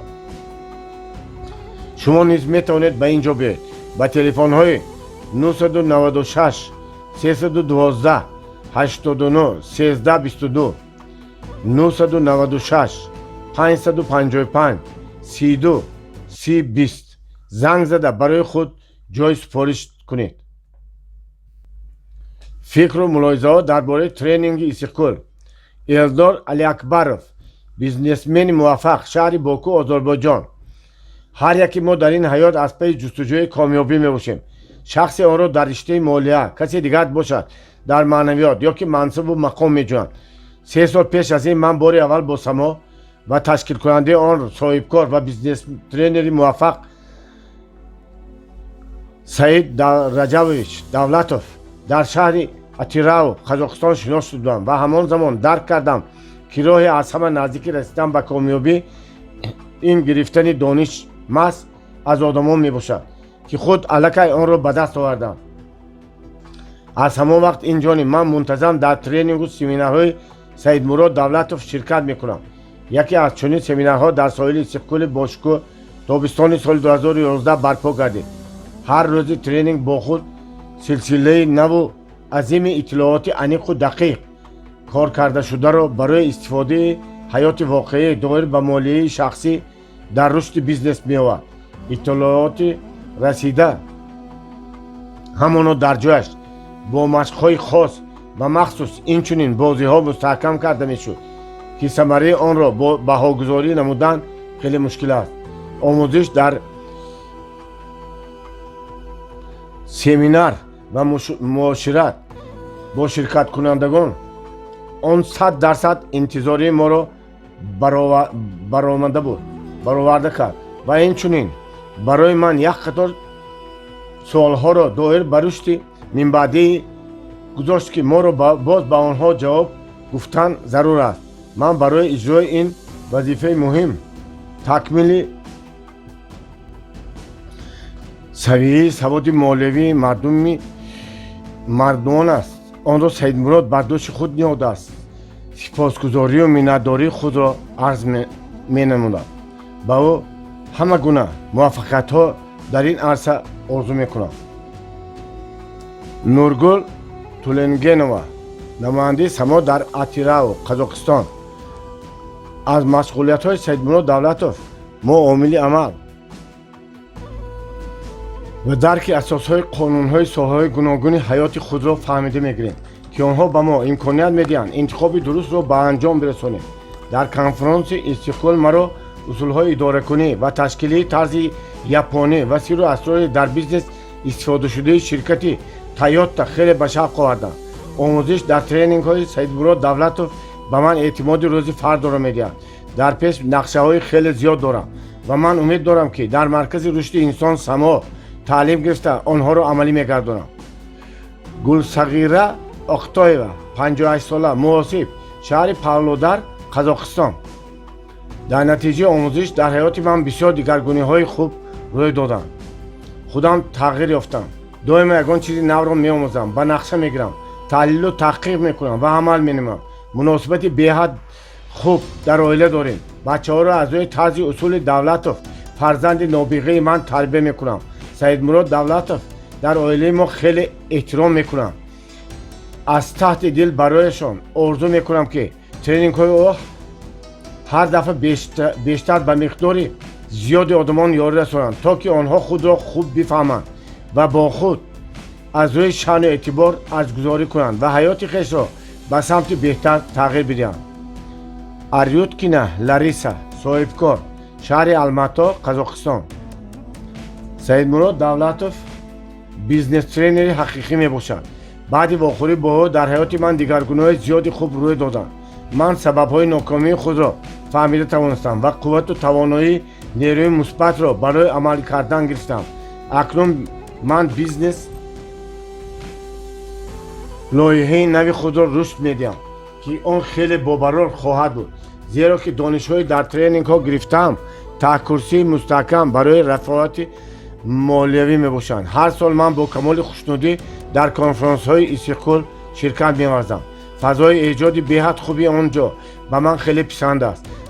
муоширати шавқангез, мувофиқ будани истироҳат ва машғулият боис мегардад ки ҳамеша чизи нав ва муҳимро барои ниҳоятдараҷа фоидаовар гардондани бизнеси худ ба даст оварӣ. фикру мулоҳизаҳо дар бораи мастер-класс 2012. Канаим Мурзаматова, шаҳри Ош, Қирғизистон. ман дар синни 60 солагӣ ба шарофати тақдир бо инсони беназир ва бузург Саидмурод Раҷабович Давлатов вохӯрдам. баъди омӯзиш додаи ӯ ҳамаҷониба ба балоғат расидам ва ба рӯзи оянда дилбастагии зиёде пайдо кардам. ман дар назди устодон ва тренерҳои дигар бисёр чиз омӯхтам, аммо чунин омӯзиш аз таҳти дил ҳеҷ гоҳ бароям набуд. ман аз ӯ намозхониро омӯхтам. аз ӯ ман бахшидани одамон ва чӣ гунае ки ҳастанд қабул доштани онҳоро омӯхтам. аз ӯ ҳамчунин барномарезӣ кардани ҳаёти худро омӯхтам. аз ӯ дар ҳаёт аз пул лаззат бурданро низ ёд гирифтам. Мурат Шпеклаев, шаҳри Алмато, Қазоқистон. ман ба Аллоҳ таоло барои имконияти бо банда ато кардааш вохӯрӣ бо Саидмурод Раҷабович шукргузор ҳастам. дар ҷустуҷӯи худ ва дар ҷустуҷӯи ҷои худ дар ҳаёт ман дарк кардам ки бояд ҳамеша бо одамон бошам, онҳоро дар ҳаёт дар ҳалли мушкилоташон кӯмак бикунам. ба чунин андеша 3 сол дар маркази рӯҳонияти Алмато машғул будам, аммо ман дарк кардам ки тактикаи муносибати ғайрифаъолонаи одамон ба раванд бесамар аст. баъди дарки ин ҳақиқат дар муддати 7 сол орзуям табдил гардидан ба инсони одамонро дарккунанда, ба онон кӯмаккунанда дар дарвозаи таҳтуи шуурам боқӣ монд. инак лаҳзаи дилхоҳу чашминтизор фаро расид. ман бо Саидмурод Раҷабович вохӯрдам.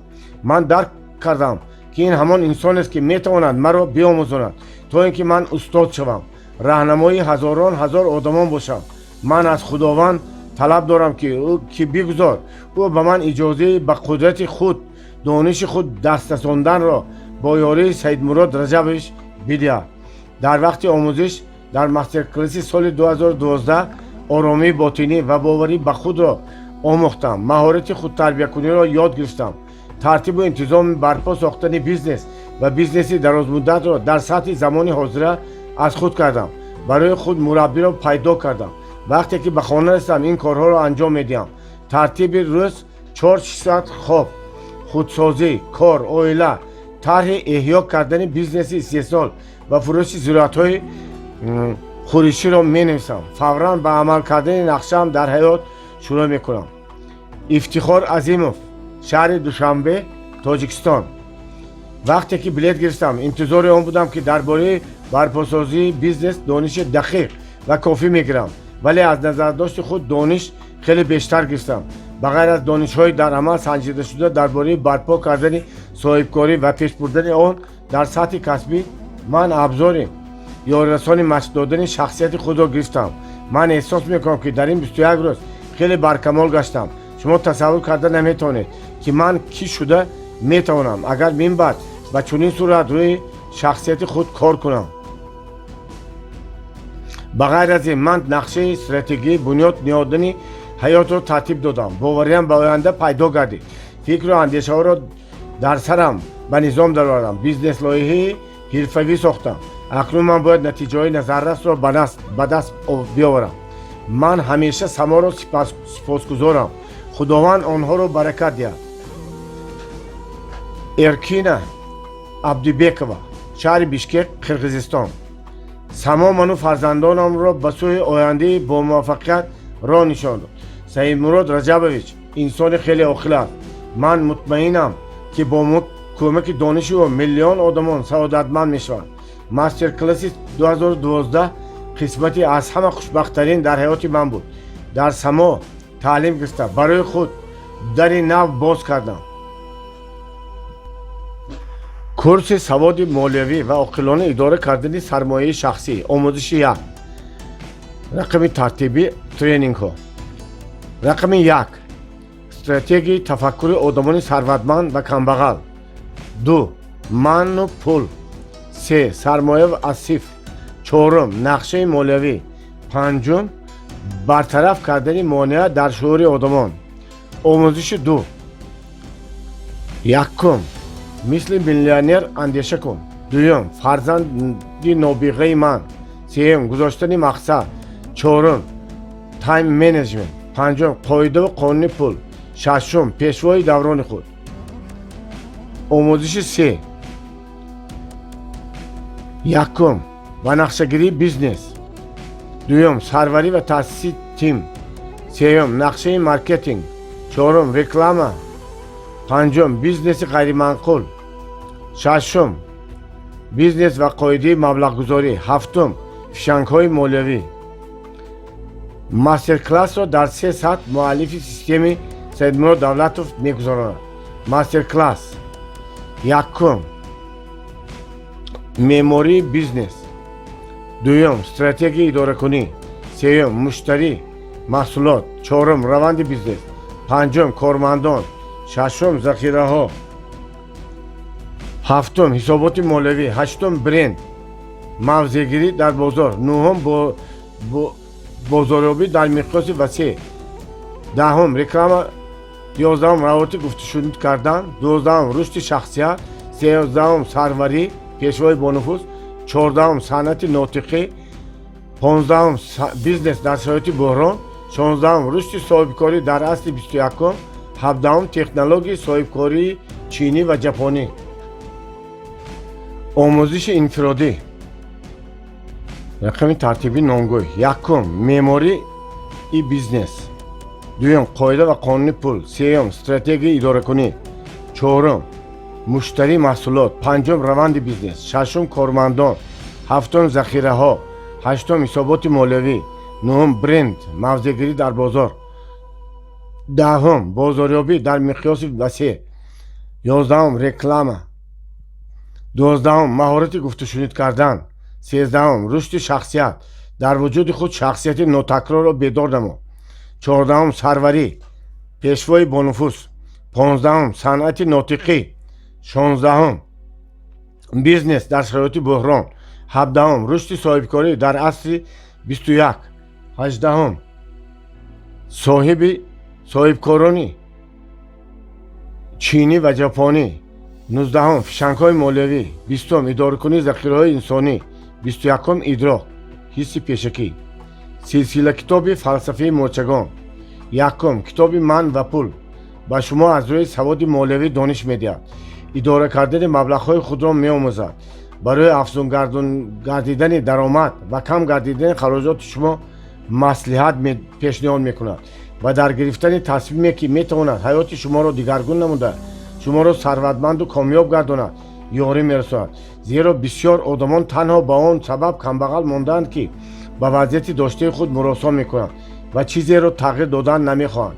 آنها برای حق برآوردن کمبزاتی خود دلیل پیدا می‌کنند و درک نمی‌کنند که خودشان دری به سوی دولتمندی باز می‌شده را محکم می‌کنند. در واقع تصمیم ثروتمند شدن یا کمبغل ماندن را هر انسان خودش می‌گیرد. برای اینکه انسان دیر یا زود به جای میرسد که فکر او آنجا قرار دارد. اگر او درباره کمبغلی اندیشه کند هیچگاه دارا نمی‌شود، اما درباره چی گونه زیاد کردن درآمد خود فکر کند پس برای این امکانیت پیدا می‌کند. امکانیت را برای کامیابی آن دانش‌های معین می‌کند که انسان آنها را از خود کرده است. کتاب مذکور برای گرفتن دانش درباره چگونه بیشتر درآمد به دست آوردن، چگونه عاقلانه پس‌انداز کردن، چگونه مبلغ گذاری کردن، از پول چگونه حلاوت بردن، به جواب رد و مشکلات چگونه مناسبت کردن، چگونه خود محدود کنی را نابود کردن، چگونه وقت خود را درست به نقشه گرفتن، چگونه برای آینده خود پس‌انداز نمودن و باز در بسیار موردهای دیگر به شما کمک می‌کند. این کتاب برای آنهایی که از جهت مولوی آزاد بودن می‌خواهند و آرزوهای خود را نیت عملی کردن دارند پیش بینی شده است. دوم محبت. زن درباره مردان چرا نمی‌داند و مرد درباره زنان چرا باید بداند. هر کسی که این کتاب را می‌خواند و مناسبت خود را به همسفری آینده خود خوب برپا کرده می‌تواند. شخصی که به این چیز به عینک نگاه می‌کند همچنین به همسران در فهمیده گرفتن وضعیت نزاع‌انگیز و مستحکم گرداندن اتفاق آنان نیز کمک می‌کند. آخر از همه بهترین زن این همسری خودی شماست و در عالم بهترین مرد جز شوهر خودی شما کسی دیگری نیست. شما در این کتاب باز مشغولیت‌های عملی و مشق‌هایی را که در مناسبت من بعد برای برپا ساختن خوشبختی، ثروت، سلامتی چون کلید به شما خدمت می‌کنند پیدا کرده می‌توانید. کتاب وضعیت روحی مرد و زن را گشوده داده سر و اسرار زبانی را که مرد میگوید آن را زن آن را میفهمد به شما شرح و توضیح میدهد. سوم قانون‌های معنوی ثروت. قانون‌های اساسی معنوی وجود دارند که نوبسته از آن که ما آنها را میدانیم یا نه بی‌واسطه عمل میکنند. پرینسیپ‌های معنوی زمینه کامیابی را تشکل میدهد که بدون آن علاج یافتن غیر امکان است. خواهش از حد زیاد کامیاب گشتن خیلی مهم است. باز مهمتر از این آن است که خواست و اراده خداوند نیز باشد. در این کتاب آن پرینسیپ‌های معنوی را دریافت میکنید که به شما و عائله شما تنصیحاتی، شایش کار و ثروت حقیقی میآورند. این پرینسیپ‌ها را از زیاد دانشمندان استفاده کردند و به شرافت پرینسیپ‌های مذکور حیات در روی زمین ادامه دارد. چهارم بازوبند غالب. ما هر دقیقه حیات خود را فقط یک مرتبه استفاده برده میتوانیم. چیزی یگانه که در دست ما است این حیات ما میباشد و تا کدام درجه ما تیاریم آن را شاهکاری بکنیم. دانش‌هایی که از این کتاب میگیرید برای شما سرمایه خیلی مهم بوده. در حیات استفاده برده توانستن این دانش‌ها شما را به انسان کامل مبدل بگردانده. همچنین به سوالی در بالا گذاشته شده جواب مناسب داده میتوانید. پنجم طرز فکرانی آدمان ثروتمند و کمبزاعت. در حیات که شده ما را یعنی ثروتمند یا کمبغل، نیکبخت یا بدبخت استراتژی تفکر ما معین میکند. انسان امروز یا فردا یک روز نه یک روز به جای میرسد که تفکر اندیشه او الکی آنجا قرار دارد. چگونه عقل همون گونه حیات. آدمان کمبغل نه به اون خاطر کمبغلند که میخواهند چنین زندگانی کنند، بلکه چگونه اراده کردن وضعیت، حادثه و واقعه و پول را نمیدانند. ثروتمندی و کمبغلی اول در معانی سر انسان پیدا می شود. همین چیزهایی که ما را احاطه کردند، تکنیکا، شهرها، هواپیماها و غیره، کدام وقت فکر کیم کدام شخصی بودند.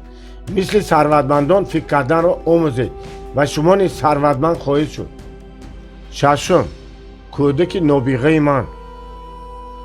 با بچه ها آموختن اساسهای سواد مالیوی و رشد شخصیت در هیچ زمان چون امروزه مبرم نگردیده بود. جامعه معاصر از ما تقاضا میکند که استوار، مستقل و قابل مهنت باشیم. بچه ها معنای حیات ما و آینده مایند. وقتی زیاد نمیگذرد که بچه های امروزه الکی تقدیر جنبان ما میگردند. بنابراین رشد و نمو، بخشیدن تفکر ایجادی، قابلیت خودآموزی آنها در روحیه مهنت دوستی، حلال کاری و باوری به قدرت و قوه خود تربیت کردن نسل نورس قرض هر یک ما می باشد. تنها در چنین حالت ما می توانیم عاقلان و دانشمندان را تربیت کنیم و بدون ترس و وهم اداره کنیم امکانیت های بزرگی را که انسانیت همیشه به وجود می آورد و تکمیلش را می دهد به آنها بسپاریم. این کتاب اساس های معرفتی مالیوی، انکشاف شخصیت، مناسبت های عائلوی، سروری، درست اداره کردن وقت، گذاشتن مقصد، طرز و اصول بردن مذاکرات، توانایی مستقل بودن را آموزانده در قلب آنها حس قرض فرزندی را در نزد والدان و وطن تربیت میکنند. به یاری فرمول‌های در کتاب مذکور آورده شده شما می توانید فرزند خود را طوری آموزید که او در سن 22 سالگی آزادی مالیوی را صاحب گردد. کتاب‌های نو از سلسله اثرهای فلسفه مرچگان به نشر آماده میشوند. من و پول قسم 2، کتاب مشغولیت‌های عملی و توصیه‌های ثمرناک. در قسم اول کتاب درباره طرز اداره کنی و نگهداری پول و رفتاری آن، اینچنین درباره رعایت قاعده‌های اساسی پیدا شدن یک نوع سرمایه اولیه سخن رفته بود. در قسم دوم کتاب چگونه تشکیل کردن جایبار پولی، چگونه محصولات را انتخاب کردن و سمت فعالیت را از چه آغاز کرد و چگونه سنگ زیریابی را عبور کردن فهمانده داده خواهد شد. بسیار اشتباه‌های قالبی و مشکلاتی که صاحبکار با آنها روبرو می‌زند، مشکلی با کادرها، باقیمانده محصولات، خرج خود را نپوشاندن رکلام، نرسیدن سرمایه، سودای کم و غیره در این کتاب بررسی می‌گردد. در دست داشتن و همیشه خواندن کتاب برای آنهایی که درآمد ناچیز دارند حتمی است. این کتاب 90% وظیفه آنها را که بیزنس دارند و 100% مشکلی آنها را که تنها تازه به کار آغاز کردند آسان می‌گرداند. متدهای ثمرناک برپا کردن بیزنس در شبکه‌های مارکتینگی. کتاب از نتیجه کار 10 ساله با شرکت‌های گوناگون شبکه‌ای نوشته شده است. با شرکت‌های مختلف کار کرده و همچنین بیزنس ترینینگ ها گذرانده. ما دیدیم که هر کدام آنها دارای یک چیزی مخصوصی میباشند. کدام تیم پرقوت، دیگری مارکتینگی ثمرناک دارد، کدام دیگر نظام آموزش را درست براه مانده است و غیره. همه شرکت‌ها جنبه‌های توانا و ضعیف خود را دارند. در این کتاب همه چیزهای بهترین که ما در شرکت‌های مختلف دیدیم گرد آورده شده است. برای شخصی که به مارکتینگ شبکه‌ای مشغول است، کتاب چون راهنما برای رشد و پیشروی خدمت می‌کند. قرض از آن چه باید خلاص شد و چگونه از آن کنار باید گرفت. از کامیابی تا ناکامی یک قدم است و از ثروتمندی تا ورشکستگی نیز چنین است. همه مصلحت‌ها عملاً از حیات، از سرگذشت خود مؤلف که در مدت 5 سال 2 مرتبه ورشکسته بود، بار قرض‌های سنگین را به دوش داشت گرفته شدند. اکنون در اساس تجربه خود او چگونه گرفتار قرض نشدن آن می‌آموزد. در کتاب طرز و اصول‌های از قرض‌ها نوبسته از سطح درآمد چگونه خلاص شدن و به زمین برپا کردن بیزنس خوب نشان داده شده است. کتاب همه پرینسیپ‌های معنوی را که امکان هر چه زودتر از قرض خلاص شدن را فراهم می‌نماید می‌آموزاند. در آن نظام درست مراجعت به قرض دهنده، چگونه قرض گرفتن و کی گرفتن و طرز اداره کردن قرض آورده شده است. مرکز بین المللی رشد انسان سما هر سال در استقبال کنفرانس میگذارند. در کنفرانس نمایندگان همه کشورهای اتحاد دولت‌های مستقل و خارجی نزدیک روسیه، اوکراین، قزاقستان، قرقیزستان، ازبکستان، تاجیکستان، ترکیه، چین، ایران، پاکستان، هندوستان شرکت میکنند. کنفرانس در سطح بین الخلقی گذرانده می شود. شما میتوانید با آدمان تا حال ناشناس در ساحه‌های نو شناس کرده نیز برای رشد بیزنس خود دانش نو گرفت. هر سپیدم در ساحل کل شما را کلوب تندرستی انتظار است که آنجا شما میتوانید با یاری آن دانش‌های نوی را که گرفتید تن و روی خود را قوی گردانید. طرز و اصولی که در کلوب تندرستی استفاده می شود در شرق زیاده از 1000 سال وجود دارد و اینها طب قدیمی تیبتی، چینی، هندی و دیگر چیزها می باشند. دردانه قرقیزستان استقبال و آغوش گرم شما را انتظار است. دایر به همین سوال ها با تلفن های قزاقستان +7 727 317 90 20 +7 701 959 66 29 کال سنتر +996 312 891 322 تاجیکستان +992 88 888 40 60 +992 93 572 92 29 قرقیزستان 996 555 320 020 تماس گیرید.